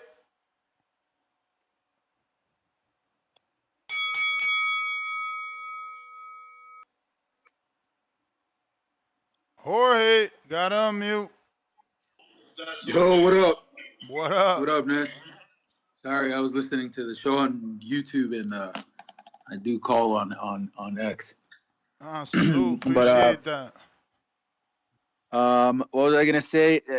That dude that said that gonna smoke bud or whatever on that's not cool, man. Just I think it's a great way to kick. It's like like you said, just dudes talking about sports and smoking a J. That's fucking awesome, man. That's life. Xander Zayas, I think he had a tough fight. He had great adjustments, you know, because he was brawling with the Chino. What was his name? Chino Garcia. He was brawling with them, but Chino's got a fucking chin, bro. Chino's in a lot of heart, dude. He was sloppy, but he had a lot of heart, man. I think they should fight again. I think that they should do a fucking rematch. Ooh, Chino? Yeah. Come on, man. Yeah. He just had a lot of heart, man. I just think it's those. I mean, he wasn't gonna beat him. I know he lost every round, and I that's how I scored it. But I just think it was a great fight, man. I think it was a fight full of action. That's what I thought about it. And El General, yeah, that guy. It looked weird. It just looked weird the way he. I don't know if it took a while for him to realize he was knocked out or something. Because he got hit and then it looked like he just dropped after that. Like he got hit, he stood still, and then it was weird. But I think that kid is gonna be a really big talent. He's good. Dude's also he dresses like fucking Scarface all the time. He's got suits on and shit. I think he's gonna be he's got a bright future. Who else? Fought? Shushu. Shushu's fucking. He looks like he hits hard too. That was a great fight too. Last night was pretty good. And what I was gonna say, yeah, man. Sometimes you know what about the show. Sometimes I'm more of a fan of the show than I am of boxing, dude. It's a fucking great show, man. Honestly, it's a great Appreciate you, show. man. Appreciate you. And keep it up, bro. Keep it up. Shout out to Two Tone Dos Tonos. Dos La Tonos. Super Yeah. Estrella. Round 1. What's up, homie? What's up? Have a great Sunday, man. Just keep it going, vatos. All right. All All right. right. Peace. Yo, that kid Emiliano, man, he dresses like $1 yo. million bucks. Like $1 million bucks. Sometimes, like, man, look, he I tell the young kids, I like, yo, this kid, take a page out of this kid's book, man. He doesn't have a tattoo on his body. He's like focused, man. You could see his brothers. He's like nothing like them. They're like polar opposites, and you could see that he's already chosen his own path. He's not motivated by the other brothers or influenced by nothing. He's like led by his own drum. You know what I mean? And I just like his whole style, man. I just hope the sky's the limit for the young man. Well, I don't know what you guys think about that knockout, but I think he hit the dude hard. And like I said, I think he glitched him out, and the dude came out and like fell and was like, "Fuck," But whatever. Boxing. One thing about boxing, it'll keep you honest, and soon, he'll either be exposed for the fighter he's not, or they try to build him up to, or he's gonna be the truth. One or the other. So we'll see where he gets. But I like his character, man. He's cool as shit. He's like what Garcia should have been 2.0. The focus, the dedicate with everything, the dressing, the looks, because I remember when Oscar De La Hoya had his moment, and he was like the bright, young, handsome freaking Mexican, and the women would throw themselves at him. They would throw like panties in, they were crying, and like sports can bring you that kind of status. Look how Manny Pacquiao used to walk through the Philippines and shit. An image too. It's boxing. It's multiple parts. It's influence and the day and age that we live in today. It all correlates with your success. So, Let me get to Mr. Perfect. You could be a rock star. Yo. Yeah, Man, this shit be so crazy, man. All this dumb shit. Oh yeah, niggas say she selling Detroit, small ass market, da. Don't y'all niggas know niggas flew, got hotels, drove in. She stay in Atlanta. Like, you niggas just think her shit coming from Detroit. I'm in the building. I'm seeing everybody from everywhere there. Muhammad Ali wife was there. Ex-wife was there. Ann Wolf there. Like, what did you niggas talk about? Shit, the Perkins bitch that got dropped was there. Like, come on, bro. What is y'all saying? But like I said, she in a good position right now because she can go do her own thing, bro, and make big fights happen. Like she said, niggas trying to say, "Oh, I'm mad at wish she her pros fight." She said, she told Salita to his face, I want the big fights to happen. So I'm not resigning to you. Basically what she was saying. So what is you niggas saying? Oh, she got to go do, like, I don't know what she going to do next. Nigga, she about to make the biggest fight happen. Which fight is And that? then niggas trying to talk about any fight, nigga, with her is a big fight. So it don't matter. But you said the biggest. I'm just asking a question. It don't Why you gotta matter. be And she so gonna mean? try, and she trying to go to Las Vegas. Ain't nobody did that. A female headline in Vegas. So come on. Once she do that, show us. Okay, and is she in a position to now? Is she signed to a promotion now? She in a position to do that, right? So what you saying? Who she gonna sign with then? She could do whatever she wants. I mean, I I'm say go with asking. Jake because he got the most girls. Oh, you hear this tone? He No, said, nigga, go with you wanted Jake. her to go with Jake He as a said, B go side with to the Jake. Jades of Green, Ay, bro. ay, ay, ay, ay, ay. Bro, didn't I been say this? I love it. I love it. Look. This how that flip flop shit. I've been told you this. I said I don't agree with what she's doing. I've been told her I ain't like what she did with the Jake, but that's how she rolled. But now she in a position that she can take the thing, nigga. I didn't disagree with you with that. Let's see if So she. yeah, Let's now see if she in it's a on the position. table, man. I hope Jake didn't pull that Okay, shit, man. If it ain't, nigga. We still gonna have a big fight regardless. No, I want it like, to be. I want it to be. She's a big name, bro. So it don't matter. If Jake wanna grow his shit, he better give her a fight. Fuck is you talking about? Like, what?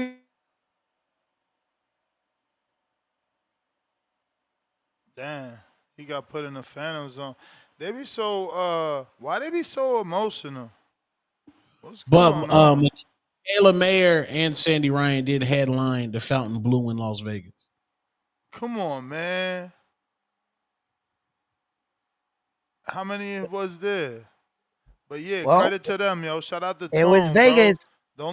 Don't let them try to shut all these other girls out that Yep. came to Vegas, bro. You right, bro. Yep. You Good right. answer, Tone. Right. We Good gotta be answer, equal. Tone. That's We right, gotta be baby. equal. Yeah. We gotta be equal, man. We gotta be Yeah. equal. She got it. Bro. Laugh out loud, pillow. Go ahead. He gonna take a sec. They trying to dress it up, bro. Don't dress it up. Call it what it is. She's coming to the home of female boxing, which is most valuable promotions. Let's go. Ain't nothing wrong with that. Ain't nothing wrong with that. Yeah. Jake got the stones right now. He waiting on the Claressa stone, the Sky Nicholson stone. It's Jake, it's Jake Tell him Paul. get that Raquel Miller stone. She want back. She just posted my old short about how they should do a tournament. Check her story. Like if it's still there. I think it was a little bit like a day ago. But like, yeah, she want back in this game. She want back in. Let's give her a shot. Sacktown. Yeah, man. It'll be a great time for Claressa to team up with Jake. You feel me? Especially coming off of last night and off of that big card that Jake just had. You know what I'm saying? Especially while I say that is because the main event with Amanda and Katie Taylor, it wasn't that good. So for Claressa to show up right now and be like, yeah, this is who I am. You know what I'm saying? I put females on their ass. I'm one of the only women boxers that put females on their ass, and her to pop out, she'll be the star with Jake right now. So I hope it do happen, but man, Claressa, I just have to call in to put respect on her name as the best woman boxer ever. That event looked so fun, bro. I might pull up to the next one. The energy in that crowd was electric, bro. She's a type of woman that could inspire the next generation of boxers, especially of Black American fighters, women, to come up and show their talent, man. She's incredible. She even could inspire males. You know what I'm saying? That's how great she is, man.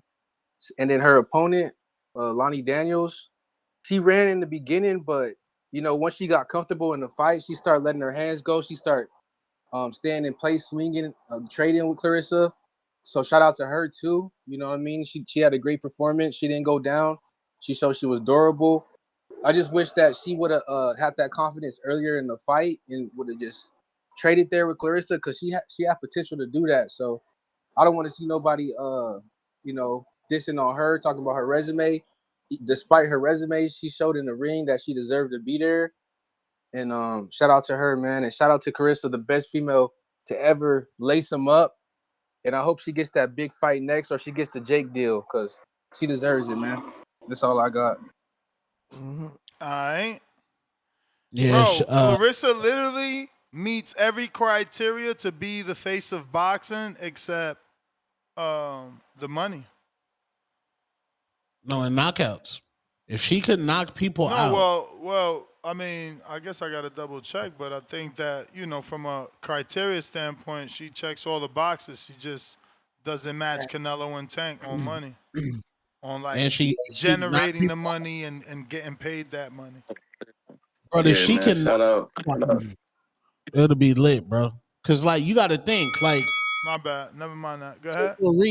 Angel Reese can't dunk, so Angel Reese really can't be the face of basketball. Period, because she can't. This nigga told, dog. Claressa got the ability to knock people out, bro. No, Go ahead, yes, you. I'm glad you It said is that. You're nasty right. that you move up and you can't get stoppages. Here we go. Stop it. First off, how y'all keep saying that? Shout out to that last caller, but y'all keep saying that. Y'all try to shit on the performance. Old girl was running. She got thick. She got listen. She got thick ankles, bro. She got thick ankles. So she can. She's thick. The girl she was fighting, she's thick. The girl she was fighting. You saying she got Lonnie thick Daniels. ankles? Yes. You ain't see her ankles? Bro, she took her socks off. She got the line on her shit. Like, she had thick ankles, bro. Like, and she is a thick girl, so you can know she can take a punch. So she's running at the whole fight. So Claressa baiting her in while she's on the rope on some Floyd shit. Like, niggas not even watching what she's doing. Like, niggas don't know nothing, bro. Like, she's baiting her in because she's trying to set her in for a trap. But the girl can take a punch. So, the girl got tired. Claressa made the girl get tired of running, so she had to fight. But Claressa did say she did get tired because she was chasing her around. So I knew she knew she couldn't knock her out. So she was trying to just score. So y'all gotta know what y'all talking about, bro. Like, you can see at the whole beginning of the fight, the girl is just running, and then she running like with Claressa, like playing. Like, Claressa, like, what the fuck? She was trying to chase her. That's what tired her out. Claressa did say she got tired. That's the first time I heard her say that. She did say she got tired by chasing her. So that probably did affect her not being able to knock her out when old girl did stand in the pocket and they was going at it. She ain't have all that on her punches because, due to fatigue. But yeah, man, shout out to that last Carter for doing that and shit. But yeah, I keep telling y'all, bro, I didn't agree with her not taking not taking the Jake Paul bag either. I never agree with that. But I told y'all that was her, and we can't do nothing about that. And she need to change. Of course, nigga, I never said she shouldn't. But that's her, and she's not. So we can't be no type of way about it, bro, because you took a picture with Pat? No, man, that nigga only came out when Claressa came out. They wasn't in the crowd. Claressa came out with her fighter with the pink dress with the blonde shit on. She came out. That was her first time coming out. I ain't sit on the side of her family this time. I guess her family really wasn't out there because she ain't come in the crowd and hug them and shit. So I think all of them was in the back and shit. Then they probably came out when they came out with her. So yeah, but no, I ain't take no pic with Pat. But I seen Darrell, bro. That nigga had stepped on my foot, bro, and ain't say shit like, nigga, I don't give a fuck because you a boxer, my nigga. Like, nigga, say excuse me or something, bro. Like, You ain't fuck, tell him I don't that give a fuck. shit. You was only thinking Cause it. he walked fast, You nigga. was He only like did it, thinking then that walk shit. fast. And You was only thinking nah, that nigga, shit. I looked at that nigga. I'm like, bro, what the fuck? He walked fast, like he did. I ain't say shit. I'm like, bro, what the fuck?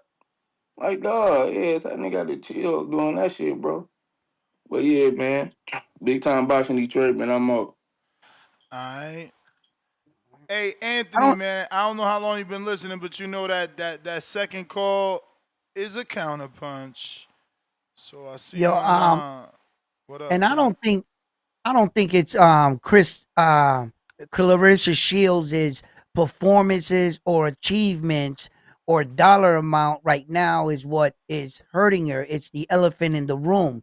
I think she chose to take on the rest of her peers, the rest of female boxing, and in doing so, she cut a lot of bridges. We can't ignore, I think that it hurt some of her success because Well, she was coming at all her yeah, females. but It it was don't like, matter. She don't gotta be friends with nobody. Her I achievements know. speak for themselves, and that's what I'm saying. Outside of the dollars, like gate revenue You think and pay-per-view revenue, she's better than Nanue. She's better than Canelo. She's better than Bud. Isn't she 3-time undisputed? Man, uh In let's be clear, separate man. divisions, she moved up. If you're gonna give Usyk credit for going for undisputed in cruiserweight and heavyweight, she did junior the problem middleweight, when we super do that, middleweight, yeah, and yeah, but heavyweight. when we do that, we're gonna run into that wall that Clarissa Shield did it with 14 women at the time in her division.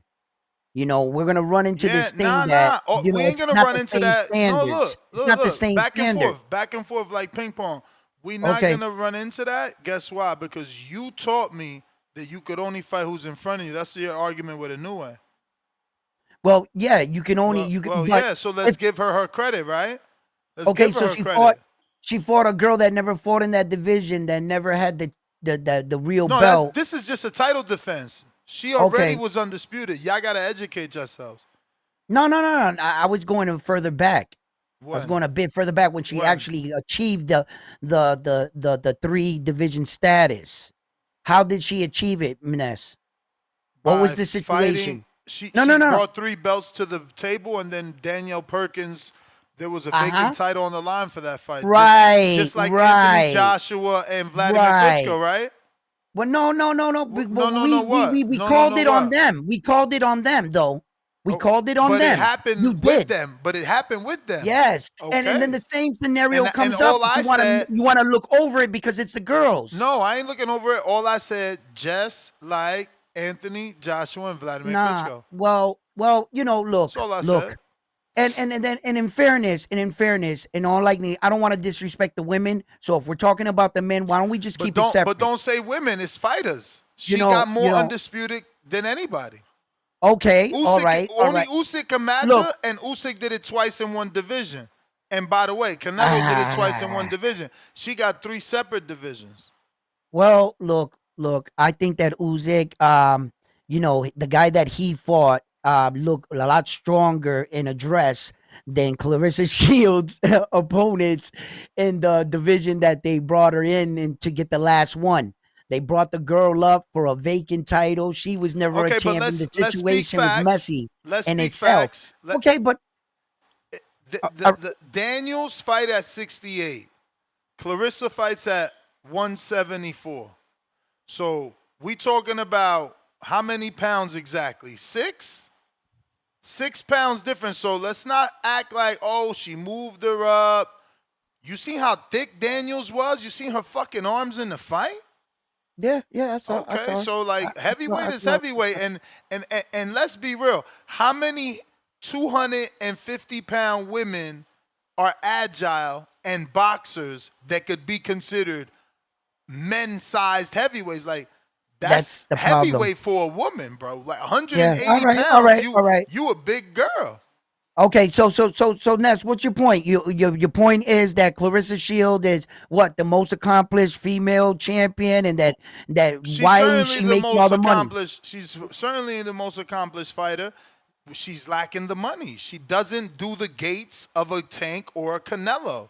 She doesn't, she's not in all the regions of a Tank or Canelo. She's only, it boils down to money. Accolades, she's got more than Tank. I mean, if we're talking face of boxing, which is the argument that the caller brought up, there's only 2 people she could debate with to be the face.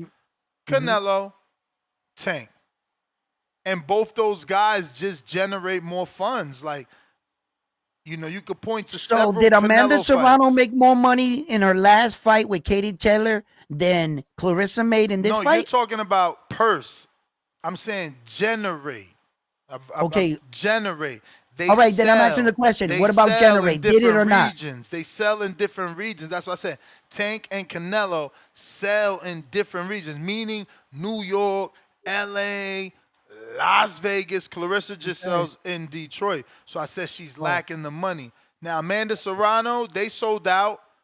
I would have to see how much that gate was. They sold out in New York, though. That was historic. 140 years that building's been open and nobody has done it. So why isn't Not Amanda women. and Katie No women Taylor ever the done it. face Huh? of women's boxing? Why isn't Amanda Serrano or Katie Taylor the face of women's boxing then? Why isn't she? Yeah, Yeah, but you're why making wouldn't? it women. That's what I'm saying. I'm not making it women. Oh, I'm okay. saying You're making it all face. around boxing. Everybody Yes. in boxing. Yes, Wow. face Okay. of boxing because her accolades put her in the conversation. She just lacks the funds. Okay. I mean, she's achieved Yeah. more than anybody, right? Yeah, she got mad accolades. Salute to her. But Yeah. let's be clear, man. In regards to the culture only knows one boxer, and that's Clarissa Shields. As far as female boxing, a lot of that has to do with her and Papoose relationship. Respectfully, I mean, she had Lotto walk out before she was ever dating Papoose. I know, but bro, like, it's okay in this, like you just said with the Fantastic Four. Now let's talk real life. Papoose leveled her up. Let's For be sure. clear. No, I said that yesterday. Right. And respectfully, men level women up, bro. And just like a woman can level a man up in certain ways. I was So about to say that goes both ways. yeah, it goes both ways. So Papoose leveled Clarissa up, and Clarissa's leveling Papoose up into his manager CEO role with win records and shit like that. But you go outside right now, ask a regular person, yo, who's popping in female boxing? The default answer is Clarissa Shields.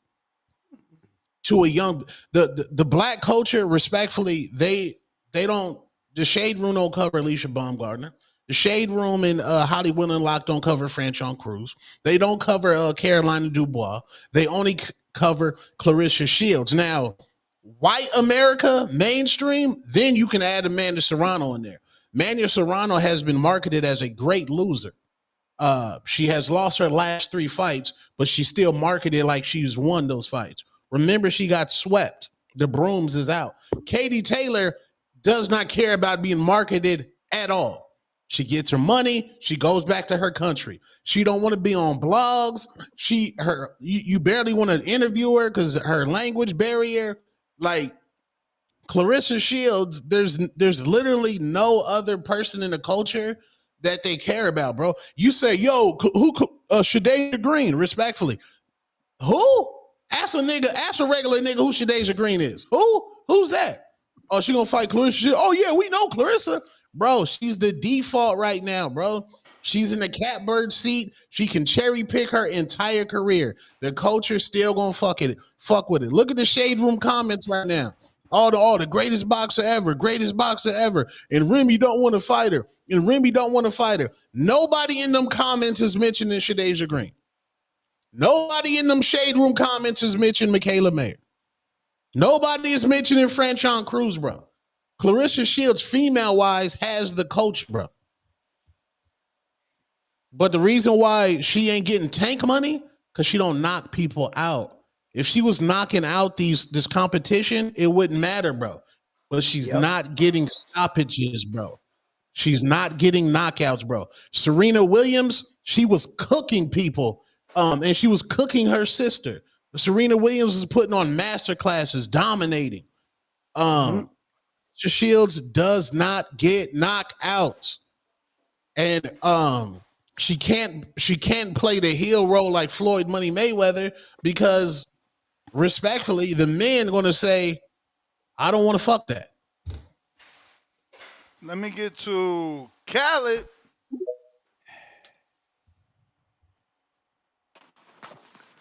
Yo, Ness. Yep. Salute. Hey, salute whole panel. Hey, real quick.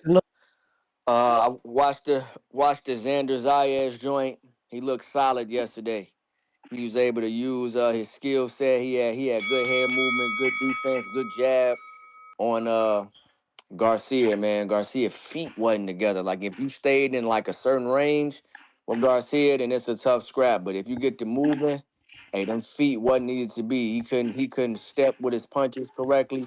Couldn't really cut that ring off. He already a little awkward, but once you got to moving, once you got to styling on him a little bit with them feet, he was in there lost. So he might have won one round. He landed some decent shots every now and again that kind of caught Zayas a attention, but he wasn't never really in the fight like that. You know what I'm saying? It's kind of interesting, like just however you fight a guy, you know. But Xander, I don't know if Xander gonna stay at 154 that long though, cause he looked kind of sucked down a little bit. So he might maybe got one fight, maybe two. You know what I'm saying? But he was looking sucked down at that weight, and he a young guy. So he might need to move up, you know what I'm saying? So that way he don't take that L and shit like that. But fights I want to see for him. Shit, give him one defense, you know what I'm saying, so we can keep building them. After that, either unify him with some Fondor Virgil work, or unify with Fondor. Uh, the I don't know who gonna win. I would pick Lubin over Motazayev, so I don't know about that yet. Or I'm always down for him and Boots. I think him and Boots is some good work. You know what I'm saying? That's gonna be a real test for like both guys. So I'm always down for that. But I would aim for the unification after you get your first title defense. Either go into the unification with Fondora or go straight to the Boots fight, because that's a big fight on the East Coast. Um, Shushu looked solid. That was like one of the best times I saw Shushu using the jab. He could have used it more, but he was using the jab, hooking off the jab, changing levels. He was trying to show that he can go 12. He pulled some decent moves in there. He could probably stay behind the jab a little bit more. You know what I'm saying? But he looked good in there. You know what I'm saying? It's just about whether like they had Espinoza in the crowd. So hopefully they are trying to set that up. You know what I'm saying? That's gonna be a good scrap. If that happened, I would still favor Espinoza though. Lastly, Tony Harrison, shout out to you. You got dropped. It's okay. You was in an entertaining fight. You just getting back out there. You know what I'm saying? Keep building, keep working. You know what I'm saying? You still one of the guys and all that who we fuck with. Keep going. You know Caron what I'm saying? called The them first time. out, man. Hell Caron yeah. Hey yo, called them out. that's an excellent scrap. That's an excellent scrap. Both of y'all, hell yeah, that's an excellent scrap. We need that. Shout out Tony Harrison. He looked good in there last night. I ain't tripping off nobody getting dropped. That's boxing. So yeah, bro. That's my call, man. Appreciate y'all, brothers. Hey yo, last question as you can answer as I'm getting off. Have you heard anything Do it about feel like like it's the your time, top rank but it's network not your deal, or time? like where they gonna be going since like that was the last fight? That's my Nah, call. Thank y'all. nah, man. That's the talk, man. Everybody want to know what's next, where they going. Don't nobody know.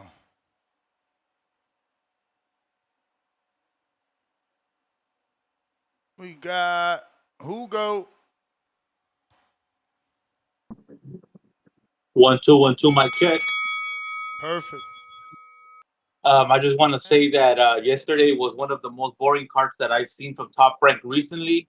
I just seen a lot of people playing with their food. I seen Jan Santana disgrace. All his Dominicans were in the building cheering for him, and he had the potential to get that other Alameda out of there, man. You know, he would have made a statement, brother, respectfully. You know, he was just showboating, and people come to see a couple rounds. Other than that, they ain't want to sit there to watch 10 or 12 rounds, man. If they see you got the potential of getting them out of there, get them out of there, brother. What the hell you doing playing with your food? Rohan Polanco did all that talking, and you even told his coach that that Quinton Randall was a tough guy, that he could take shots, and they said, what does that mean? Well, they figured out yesterday, man. You know, they want to get into conversations with my good Storm brother, Category 7, Brian Norman, man. Brian Norman would beat the brakes off him, brother. Respectfully, man. You know, shout out to the fight of the night. Shout out to Emiliano El General Vargas. Knockout, real KO. That's how it should be done.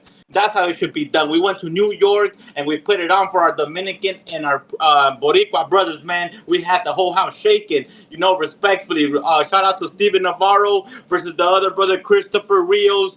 did a showboat fight, man. That's what it's about, man. Not like this, Shushu, man. What the hell was Shushu doing in there, brother? It looks like he always has trouble with the African brothers, you know? The last African brother, the fight before the last one, he lost. They gave it to him, and this African brother, he didn't get him out of there, bro. And what the hell are you talking about Rafael Espinosa for, man? You ain't ready for that smoke? Respectfully, you know, and we ain't going backwards to you, bro. What it should be Shushu versus Elijah Pierce. As a matter of fact, as of today, Elijah Pierce gets the more front runner, and he should be the ring ambassador, man. What a disgrace for yesterday. And then I went over to Salida to the fight card, and then you had that heavyweight right there doing some clown stuff, man. I feel so bad for the people that paid to go watch that fight, bro. Like, what the hell are we doing, man? I wasted my Saturday afternoon, man. I could have gotten out, Ness. I could have done what you did, brother. I could have just turned off the fucking TV and gone out with my chick, bro. But I thought it was going to be a good fight. But shout out to Xander Zayas, you know, another dude that was playing with his food, dude.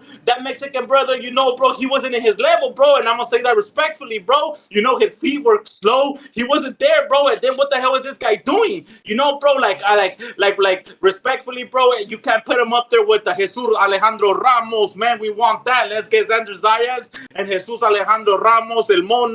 You know, let us take that belt from your brother respectfully, bro. Go ahead and move on to the 160, you know? It's like, what the hell, bro? You have to show up for your crowd. People are paying money, man. People are wasting their afternoon, their money to watch this clown stuff. Come on, man. What a disgrace. Now I see why ESPN ain't fucking with it no more, brother. Respectfully. Yo, bro. I think that Xander had a lot riding. It was his first world title. He's 22 years old. You know what I'm saying? And maybe he wanted to play it. He was winning the fight hands down, and he decided to coast. Maybe next time he'll sit down on his punches and bang it out, but he at least wanted to secure the bag. So you want him to take chances and put this guy out, right? When Xander himself told you after the fight, yo, I took my punishment. This guy can crack. So why give opportunity because you're not entertained? But he clearly dominated the fight. And a great performance, by the way. First shot at a world title, son, don't look for the knockout. Just take care of business. Stay focused. What he did, he answered all the questions. And when he answers all the questions, now all of a sudden, he didn't do a good job. Wasn't it just a week ago that he beat Conwell, Chino?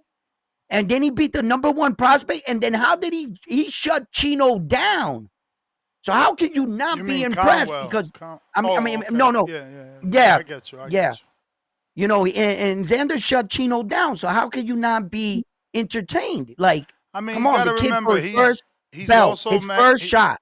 He's also Mexican, and now he's calling for another Mexican to beat a Puerto Rican. So you gotta understand, you know, this is part of the game. It's all part of the game. Yeah. But speaking of games, there will be no games played come August 2nd. The ring is now fully built and waiting for Tip Bellis to main event in Watertown, Wisconsin. Hey, it's going down. August 2nd. Don't forget to tune in right here at the Boxing Voice. It's going to be going down. We're going to have some live fights from Watertown. Yes, sir. Let's see what we got. Rayochenko, what up?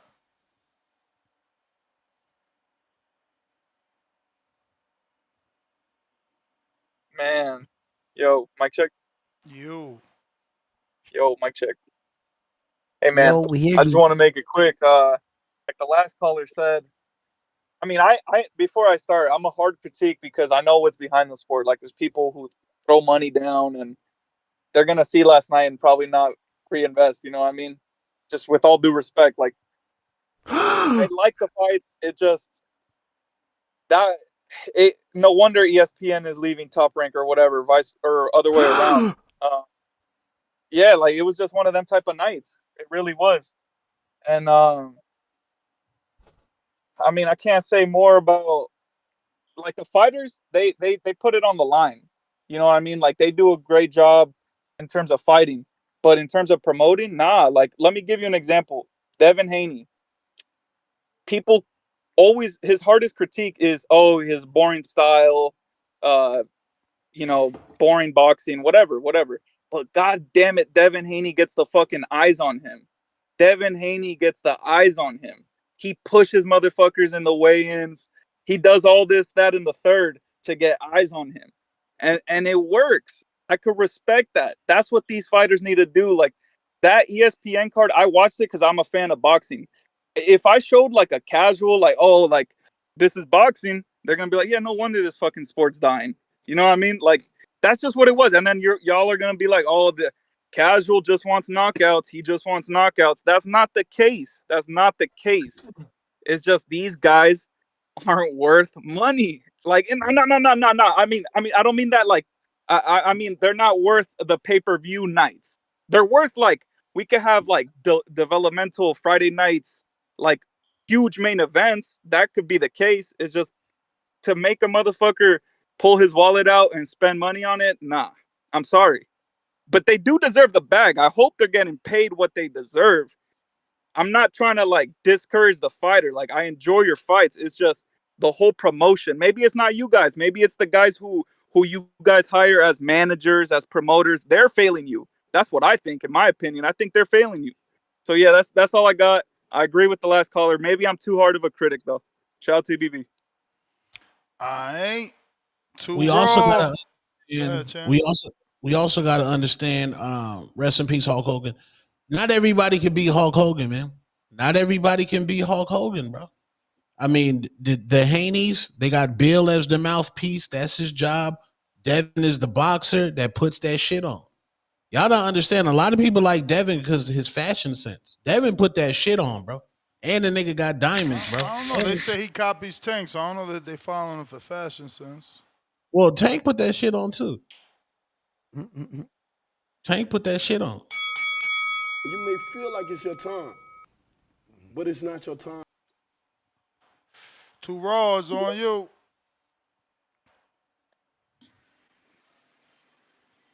Hey, what's up, everybody? What up? Hello. What up? Yeah, so no, I totally agree with the other caller. To be honest, I felt like as a casual, I want to buy that fight. I mean, none of these dudes is kind of like getting the eyes of the casual fans into the sport. But just going down on the undercard, shout out Emiliano Vargas. That was a sick ass right hand. That's what I paid for sure. Navarro, he did a really great job. I felt like he could have used that jab a little bit more though. And yeah, I felt like Zayas, he should have got him out of there to make a statement. But I mean, shout out to all the Puerto Ricans. Shout out to New York. And yeah, you guys have a great weekend. Thank you. All right. All right, too raw. Hey, we got Jerry Soriano that says, but Saquon's concerns are legit from corporate looking emoji, $2. Yeah, I mean, you know, you got to sometimes just align with people that have similar views as yourself. That's why I'm aligned with Hardin, you feel me? Jerry, $2. A Hardin screen up when taking smoke break equals more money. Yeah, I don't want to hide. That's what I'm saying. Like, what comes natural to me is what I want to do. Leonard Sterling snatching at pound for pound number 1 status. 2-pounder. Televerse Serrano at MSG attendance was 19,721, equaling 2,630,000. See, that's dope. That's a lot. That's a lot. But they lack. Those women lack the face of boxing, right? Like Tank and Canelo doing $20 million gates, not $2 million gates. Ryan doing a $1.7 million gate with To Go. You know what I'm saying? So that's what I'm saying.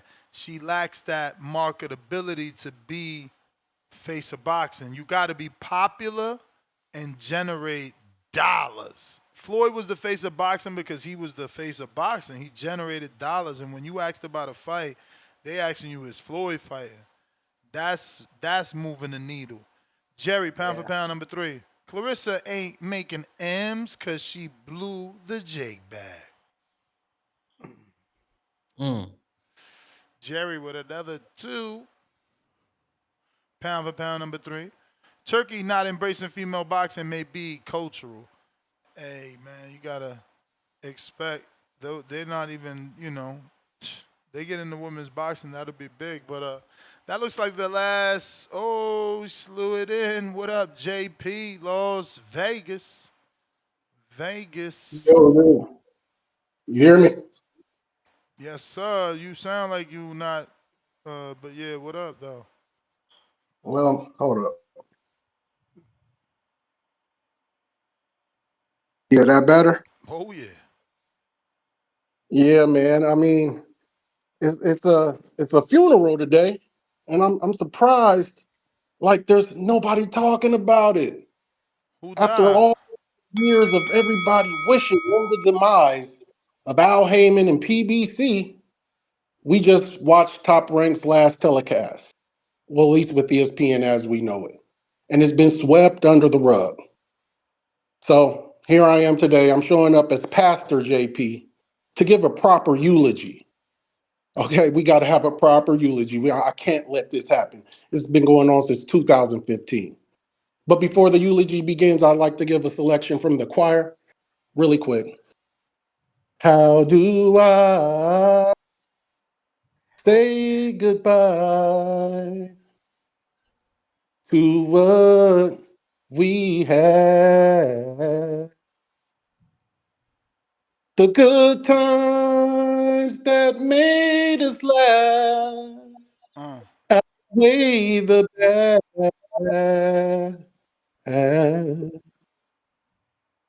I thought we get to see forever, Okay, we're not but changing the lyrics. forever's gone away. Oh, you breaking up bad. And it's so hard to say goodbye to Top Rank. I had to do this, Ness, because it's been going on for years. We've been forced to watch prospects. I feel like Xander is my son. I've seen him so much. I feel like I got pictures in the house of this nigga in the first grade. I've had to watch their entire careers. Prospect fights. And now we finally see, when I was saying this years ago, we see why you had a budget on Top Rank. None of these other promoters had that luxury, a TV budget. That's a luxury to have. Al had a And you forced budget. us to Don't you watch lie. guys fight from their infancy. What'd you say? Al had a budget. Don't you lie. Who he had a budget with? Oh, come on, man. He had a budget with Showtime and Fox. Well, didn't everybody say he was spending Waddle and Reed's money? No, that's the beginning when he was buying time slots. Then he got a deal with Showtime and Fox. I never recall hearing no numbers of a budget with Showtime. And we was putting on big name fights, not this prospect shit. Very, very easy to Google and find out that there was about 120 total, 60 from one network, about another 60 something from another network. 60 million? Oh, yeah. All right. Well, I'll stand corrected. But we weren't watching prospects. How boxing used to go on HBO After Dark used to kind of be your prospects, your up and coming fighters. And then you had the other HBO. Bro, you talking about we ain't watch prospects, but you just forgetting. Like, we watched the development of Tank, the development of David Benavidez, the development of Earl, the development of Terrell Gachet, the development of Terrell Gachet. We ain't watched no goddamn development of no damn Terrell Gachet.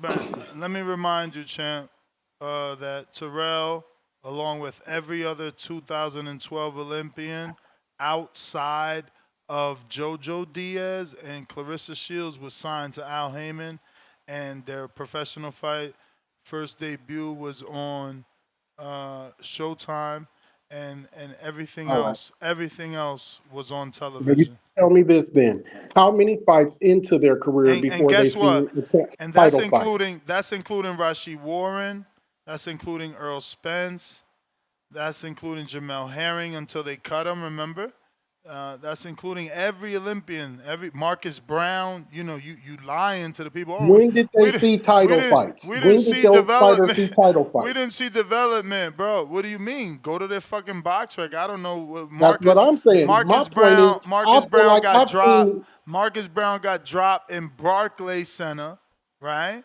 By Hot Rod 20 years ago. were they So moved along his faster than this top development ranked his crowd? Were they moved development along? slowed up. Earl got his shot when he went to uh, England to Sheffield. So keep in mind that we got all those Earl fights on TV before that. To fight Kell Brook. Yeah, no, To no, fight Kell Brook. but keep in mind all the You fights we know, got on that's what I'm TV talking before about. that. It's a difference here. No, you're not listening. I said keep in mind all the fights we got from Earl before that on TV. Remember? Okay. Okay. Now you got to Okay. listen to now. Remember how What? they gave Earl the fight right after what was it? What was it, Tom? Was it a football game or something where people left the TV on and they gave Earl 6 million views for Leonard Bundu? Oh, after the Yeah. Olympics, right? Was it after the Olympics or something like that? Yeah. But they Okay. just let him I don't squabble. know Okay. Yeah. Now, why would this you dude. How consider old the are you? likes Why of you got such Leonard bad Bundu? memory, Would you consider the likes of Bundu comparative to the likes that we've gone through with top rank? bruh? Bruh, Abdullah Mason fighting that kid Vasquez was better than Bundu. Did we know Vasquez? Yeah, he's from New York No. area. Now we knew who Bundu was. We knew He who was a Bundu proven was. commodity. We knew who Bundu was simply because Thurman beat on him. Yeah, don't forget to say No, that. we knew of Bundu before. Bundu was a commodity. You know what I mean? A What? good fighter. Hey yo, you jumping out the window for this shit, bro. Leonard, who the fuck knew Leonard Bundu before Thurman spanked him? Don't do this bullshit. Oh man, we them African fighters. They be all the Man, you Coleys. They the capping, same man. thing. These dudes just cap for no reason. This is just sadness. If you could tell me Sadness. if the competition we had to see, how many times have we saw Xander on television?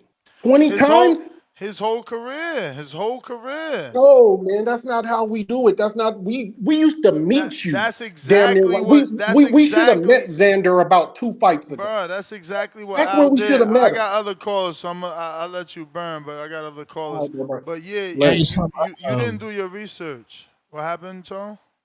next generation stats, Junebug. I did the calculated the win and loss percentage of Clarissa's opponents, Katie opponents, and Amanda's opponents. Amanda Serrano's opponents, their win percentage is at 70%, 70.93. Clarissa Shields' opponent's win percentage is 80.58%, and Katie Taylor's is at 83.46% combined. Just putting it out there, chat. It's out there. Next gen. That's next gen Just had to stats. cancel my subscription. That took a minute. All But right, yes, trilosphily. Yeah, Oh yeah, I gotta cancel mine. You right, yo. You I right. just canceled mine. You right. They done over there, bro. Yeah, I Yo, was what's sitting up, y'all? watching videos. Yeah, what up?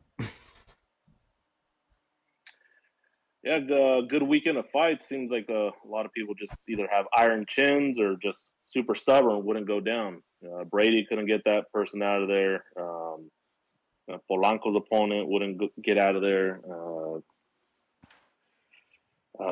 Daniels wouldn't get out of there, but I mean, she was also on the back foot, so I'm not going to count that one that much. And Claressa doesn't have a very good track record of knocking people out, so I'm not going to fault that one either. But good night of fights, good weekend of fights. But hey, has anyone brought up like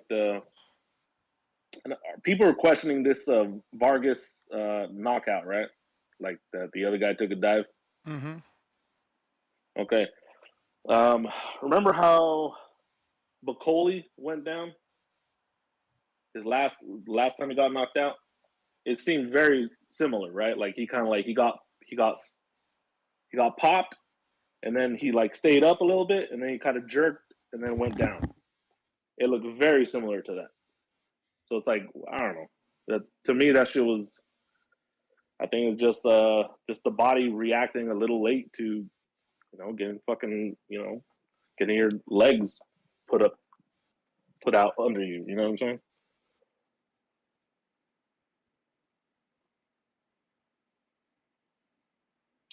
But Ness, how's Vegas looking out there, man? I keep seeing videos and people posting and like that Vegas is like dying. There's like no tourism. What the fuck is going on out there? Bro, I don't fucking visit the strip, B. But I seen a couple But Instagram you live out there? videos. Bro, I don't visit the strip. You know what I'm saying? None of the spots I go to is shut down. I don't visit the strip. They want motherfuckers to lose their money in the casinos. Okay, big deal. People don't want to gamble. I'm not mad at them. Oh, for sure. But I mean, they're saying, because of, this, just like the customs shit, the tariffs shit, fucking immigration, all that shit is affecting like Vegas like a lot, supposedly. I don't know. So I just thought I'd ask you since you live out there. And yeah, I know locals don't visit the strip because I've family that live out there too. They don't fuck with the strip either. So I don't know. I was just asking, see if you saw any changes within the last, several months or whatnot. Yeah, man. Again, I don't go to the strip. They still building shit, right? Where the Tropicana was, or which one? Everywhere, bro. Everywhere. Where are they not building? They're still in the mountain out here. Like they're building everywhere. But yes, there is a surge in listed homes that aren't moving. Man, Vegas ain't never been cheap. That's all. Buying houses out there was at some point. Sure. Yeah, I mean, shit. Fuck. I mean, 12 compared to like years California. ago. 12 years ago. Yeah. Yeah. when fucking Turk, what's his name? Turk, and the little blonde chick was buying up the whole city. But outside of that, bro, you kidding me? But yeah, I hear you, man. I hear you. Everywhere had a market dip, and you could have snatched up some good real estate. Is the fight party going to be somewhere on the strip or away from the strip? Away from that strip, man. Away from that shit. The hell we want to pay overpriced prices for Ubers because you on the strip? No, for sure. I'm just saying. Fuck else was I gonna say? How far is Allegiant Stadium from the? I mean, I know I can Google it, but since I got you on the phone right now, how far is that from the strip? I mean, because we're not even staying on the strip, but Allegiant on the strip. I don't know. Allegiant on the strip. Allegiant on the strip. Yeah, I wouldn't say on. I wouldn't say on the strip. Like the strip is Las Vegas Boulevard. I guess you could maybe get to the Allegiant by the Las, but every time I'm driving, I see these poor people walking to that Rio, and it's like these people be getting tricked into thinking like that's on the strip. That walk is serious. Rio's fucking far away from the main strip. Yeah, that's way the fuck over. And you that's still just by like the stratosphere and all that shit. And you still see dozens and dozens of people per night walking through, getting there because they get in that cheap room and they misjudged how close to the strip or far from the strip that is. You know what I'm saying? Yeah, I think the last time I went to Vegas, we actually just like won a trip out there, and we stayed at like the Hotel Cortez over there by like Fremont. And fuck, dude, there was like a punk rock fucking festival or some shit, and then like it was a ghetto fucking hotel, man. There was like somebody cut off their ponytail and left it outside the window. The windows were not lockable, and and then like when we got back at the end of the night, like somebody threw a brick through the window, and then there was a shooting. Damn, like, where was this? The fuck? Hotel Cortez, man. Where? Yeah, he was in the Over there by slums. Fremont. It's right there in Fremont. Oh, you was on Fremont? You was on Demon Time. dog. This shit Damn, happened wait, that's crazy. So wait, staying on Fremont is not cool. I thought that would be cool. You know, I like going down to Fremont. It get crazy at night. What the fuck? No, I love Fremont. Well, That's what they. apparently that night, you know what I mean? I don't know. We were not there. Like we were at the strip. We're like at Mandalay. Like we hit up a 50 Cent pool party. Like I mean, there was all kinds of shit going on that day. But when we got back, we just went to the hotel, went across the street to like get like some burger joint right there, and then all this shit happened while we were at the burger joint. We came back. There's police. Fucking the windows were shattered, and they're like fucking investigators. Like they're like, yeah, someone throwing bricks and shooting. I was like, what the fuck? Listen, I got to get to some other callers, but we appreciate you. All right, guys. All Have right. a good Sunday. Tone, can you read that super chat, man? Because you ain't gonna get in trouble for that, man. Oh, okay. Tone, what video of B Norm was you talking about last night that made you say Norman was cooked? Did you see the mid yams he on vacation with? Once he get the Haney fight money, he can upgrade to top notch yams. Jeremy with the $20 super chat. Yeah. I read it. They gonna be like, oh, he talk about Norman girl. He never did that about Haney. Got nothing to do with that, man. I know how y'all do. No, but y'all did post that vacation. It was a short though, and I thought y'all set. I mean, I thought you said if you post it on your social media, it's content. I'm going off the and before we was ever co-hosting, I said he the man on Twitter, so I'm following your lead. You know what I'm saying? I gave the instructions to the team. Like Tone said, if it's out there, it's out there. Can't get in trouble if it's out there. Yeah, it's out. And that shit. Like now I'm picking Devin Haney. They said Haney spawned though.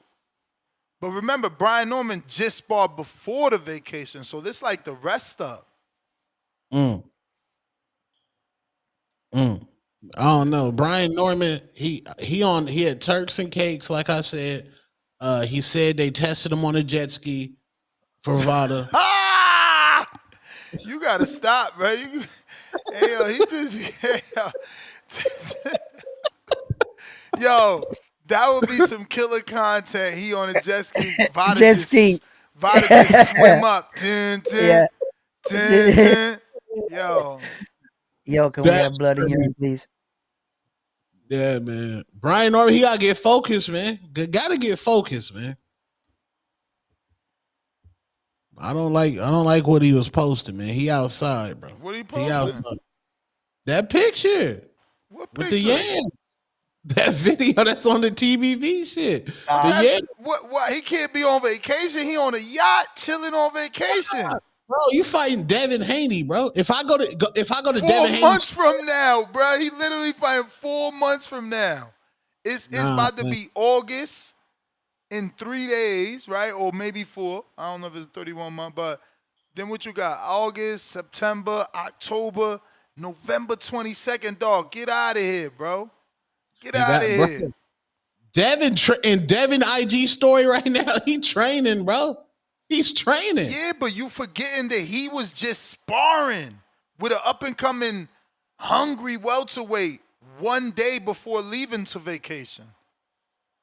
Man, I don't know. When you about to fight the biggest fight of your career and you're fighting a first Devin ballot. was also on vacation too. You acting like he wasn't on vacation and just got off vacation when he went to when he came back from the when he went to the press conference.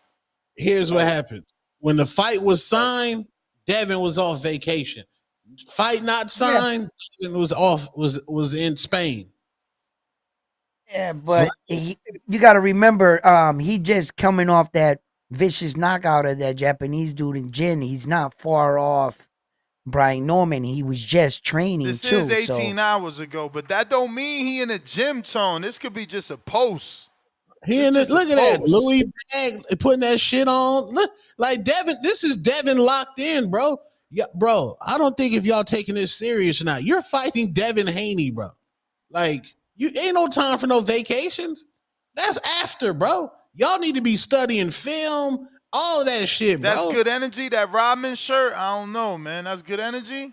That's fired. Rodzilla. Rodman was an outcast, but Rodman did his job, bro.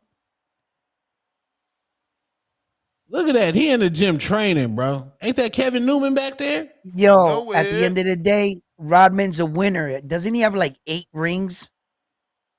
Yeah, I know he got 3 with Chicago, some with the Pistons. How many get with Detroit? I forgot. 2, I think. Yeah, he got rings, man. Devin focus right now, man. Nas. All right, when y'all was The underrated GOAT, what Rodman. did Tank tell Frank Martin? Remember that? Remember what Tank told Frank Martin? What's up? What's up, Ness? What's up, Tone? What's up, round one? What up? Salute. And, I mean, you never know what this Brian Norman Jr. do. You know what I'm saying? He be posting a lot of AI photos and AI videos and all that. So you never know if he really with the yam. Yo, But that's crazy. But I was looking at. I'm just saying, and I was looking at the comments. They said that she looked like something Bill Haney would put on the blade. That's what they said. I don't know, but Yo, y'all don't repeat that, anyway, bro. Come on, That's man. crazy. Y'all That's terrible, crazy. man. What? Hey. What? That's what they said. I would never say nothing like that. That's what they said. But anyway, yo, I feel like the fights this weekend was good or whatever, but yo, this is like, in Top Rank, they're gonna find somewhere to go. They have to. They really do. If anything, they need to be able to come to the zone. They need to find somewhere. Like the problem with boxing, and when we talk about like these guys from the past, like the Ali's or whatever, they were good ambassadors of boxing, right? Like you wanted to see these guys. They would do the daytime TV show. They would do the radio stations. Like like like nowadays, social media or however you gonna carry it, we need better ambassadors of boxing that make people want to watch, right? You gonna have these prospect fights, like you need to build these fighters like the way they built Earl up that you were just talking about. Like we need to see all this. We need cable television ain't the same no more. But I mean, we need to find a way to get these people on Netflix. I mean, when you look at the UFC is really terrible. It's fights every weekend for the UFC. That should be terrible. And like, we're not about to act like the UFC ain't got 1 or 2 guys in every division. And that's the same thing with boxing, right? So we just gotta be better. We just gotta bring it back, right? I mean, like, we just gotta bring it back, and that's all. I mean, uh, and that's my call, man. But besides all that, like you said, Brian Norman, he's running around with AI yams. We don't know, and I just hope he's ready for what's going on November 22nd. That's my call. All right. It gets yo, wild. salute. It gets wild when your favorite fighter in the fight. Now we calling yams AI. AI Crazy. Y'all You can't see terrible, real man. shit anymore today. They'll find a way to discredit real shit. You can't show it anymore. We out, man. That was the last call. We out. I'm about to eat this breakfast. Enjoy y'all Sunday. We right back at it tomorrow morning, 6 a.m. in the morning. Peace. 9 a.m. Eastern time. And don't forget, you can get your tickets for Border Wars via Zelle or Venmo. Hit me up on Instagram at The Boxing Voice. Only a few front row seats available. We got a 21 fight card. Me and Tone in the building. Yes, Stainless sir. in the building. Anthony Edwards in the building. A lot of people gonna be there, man. Meet up with us. We out.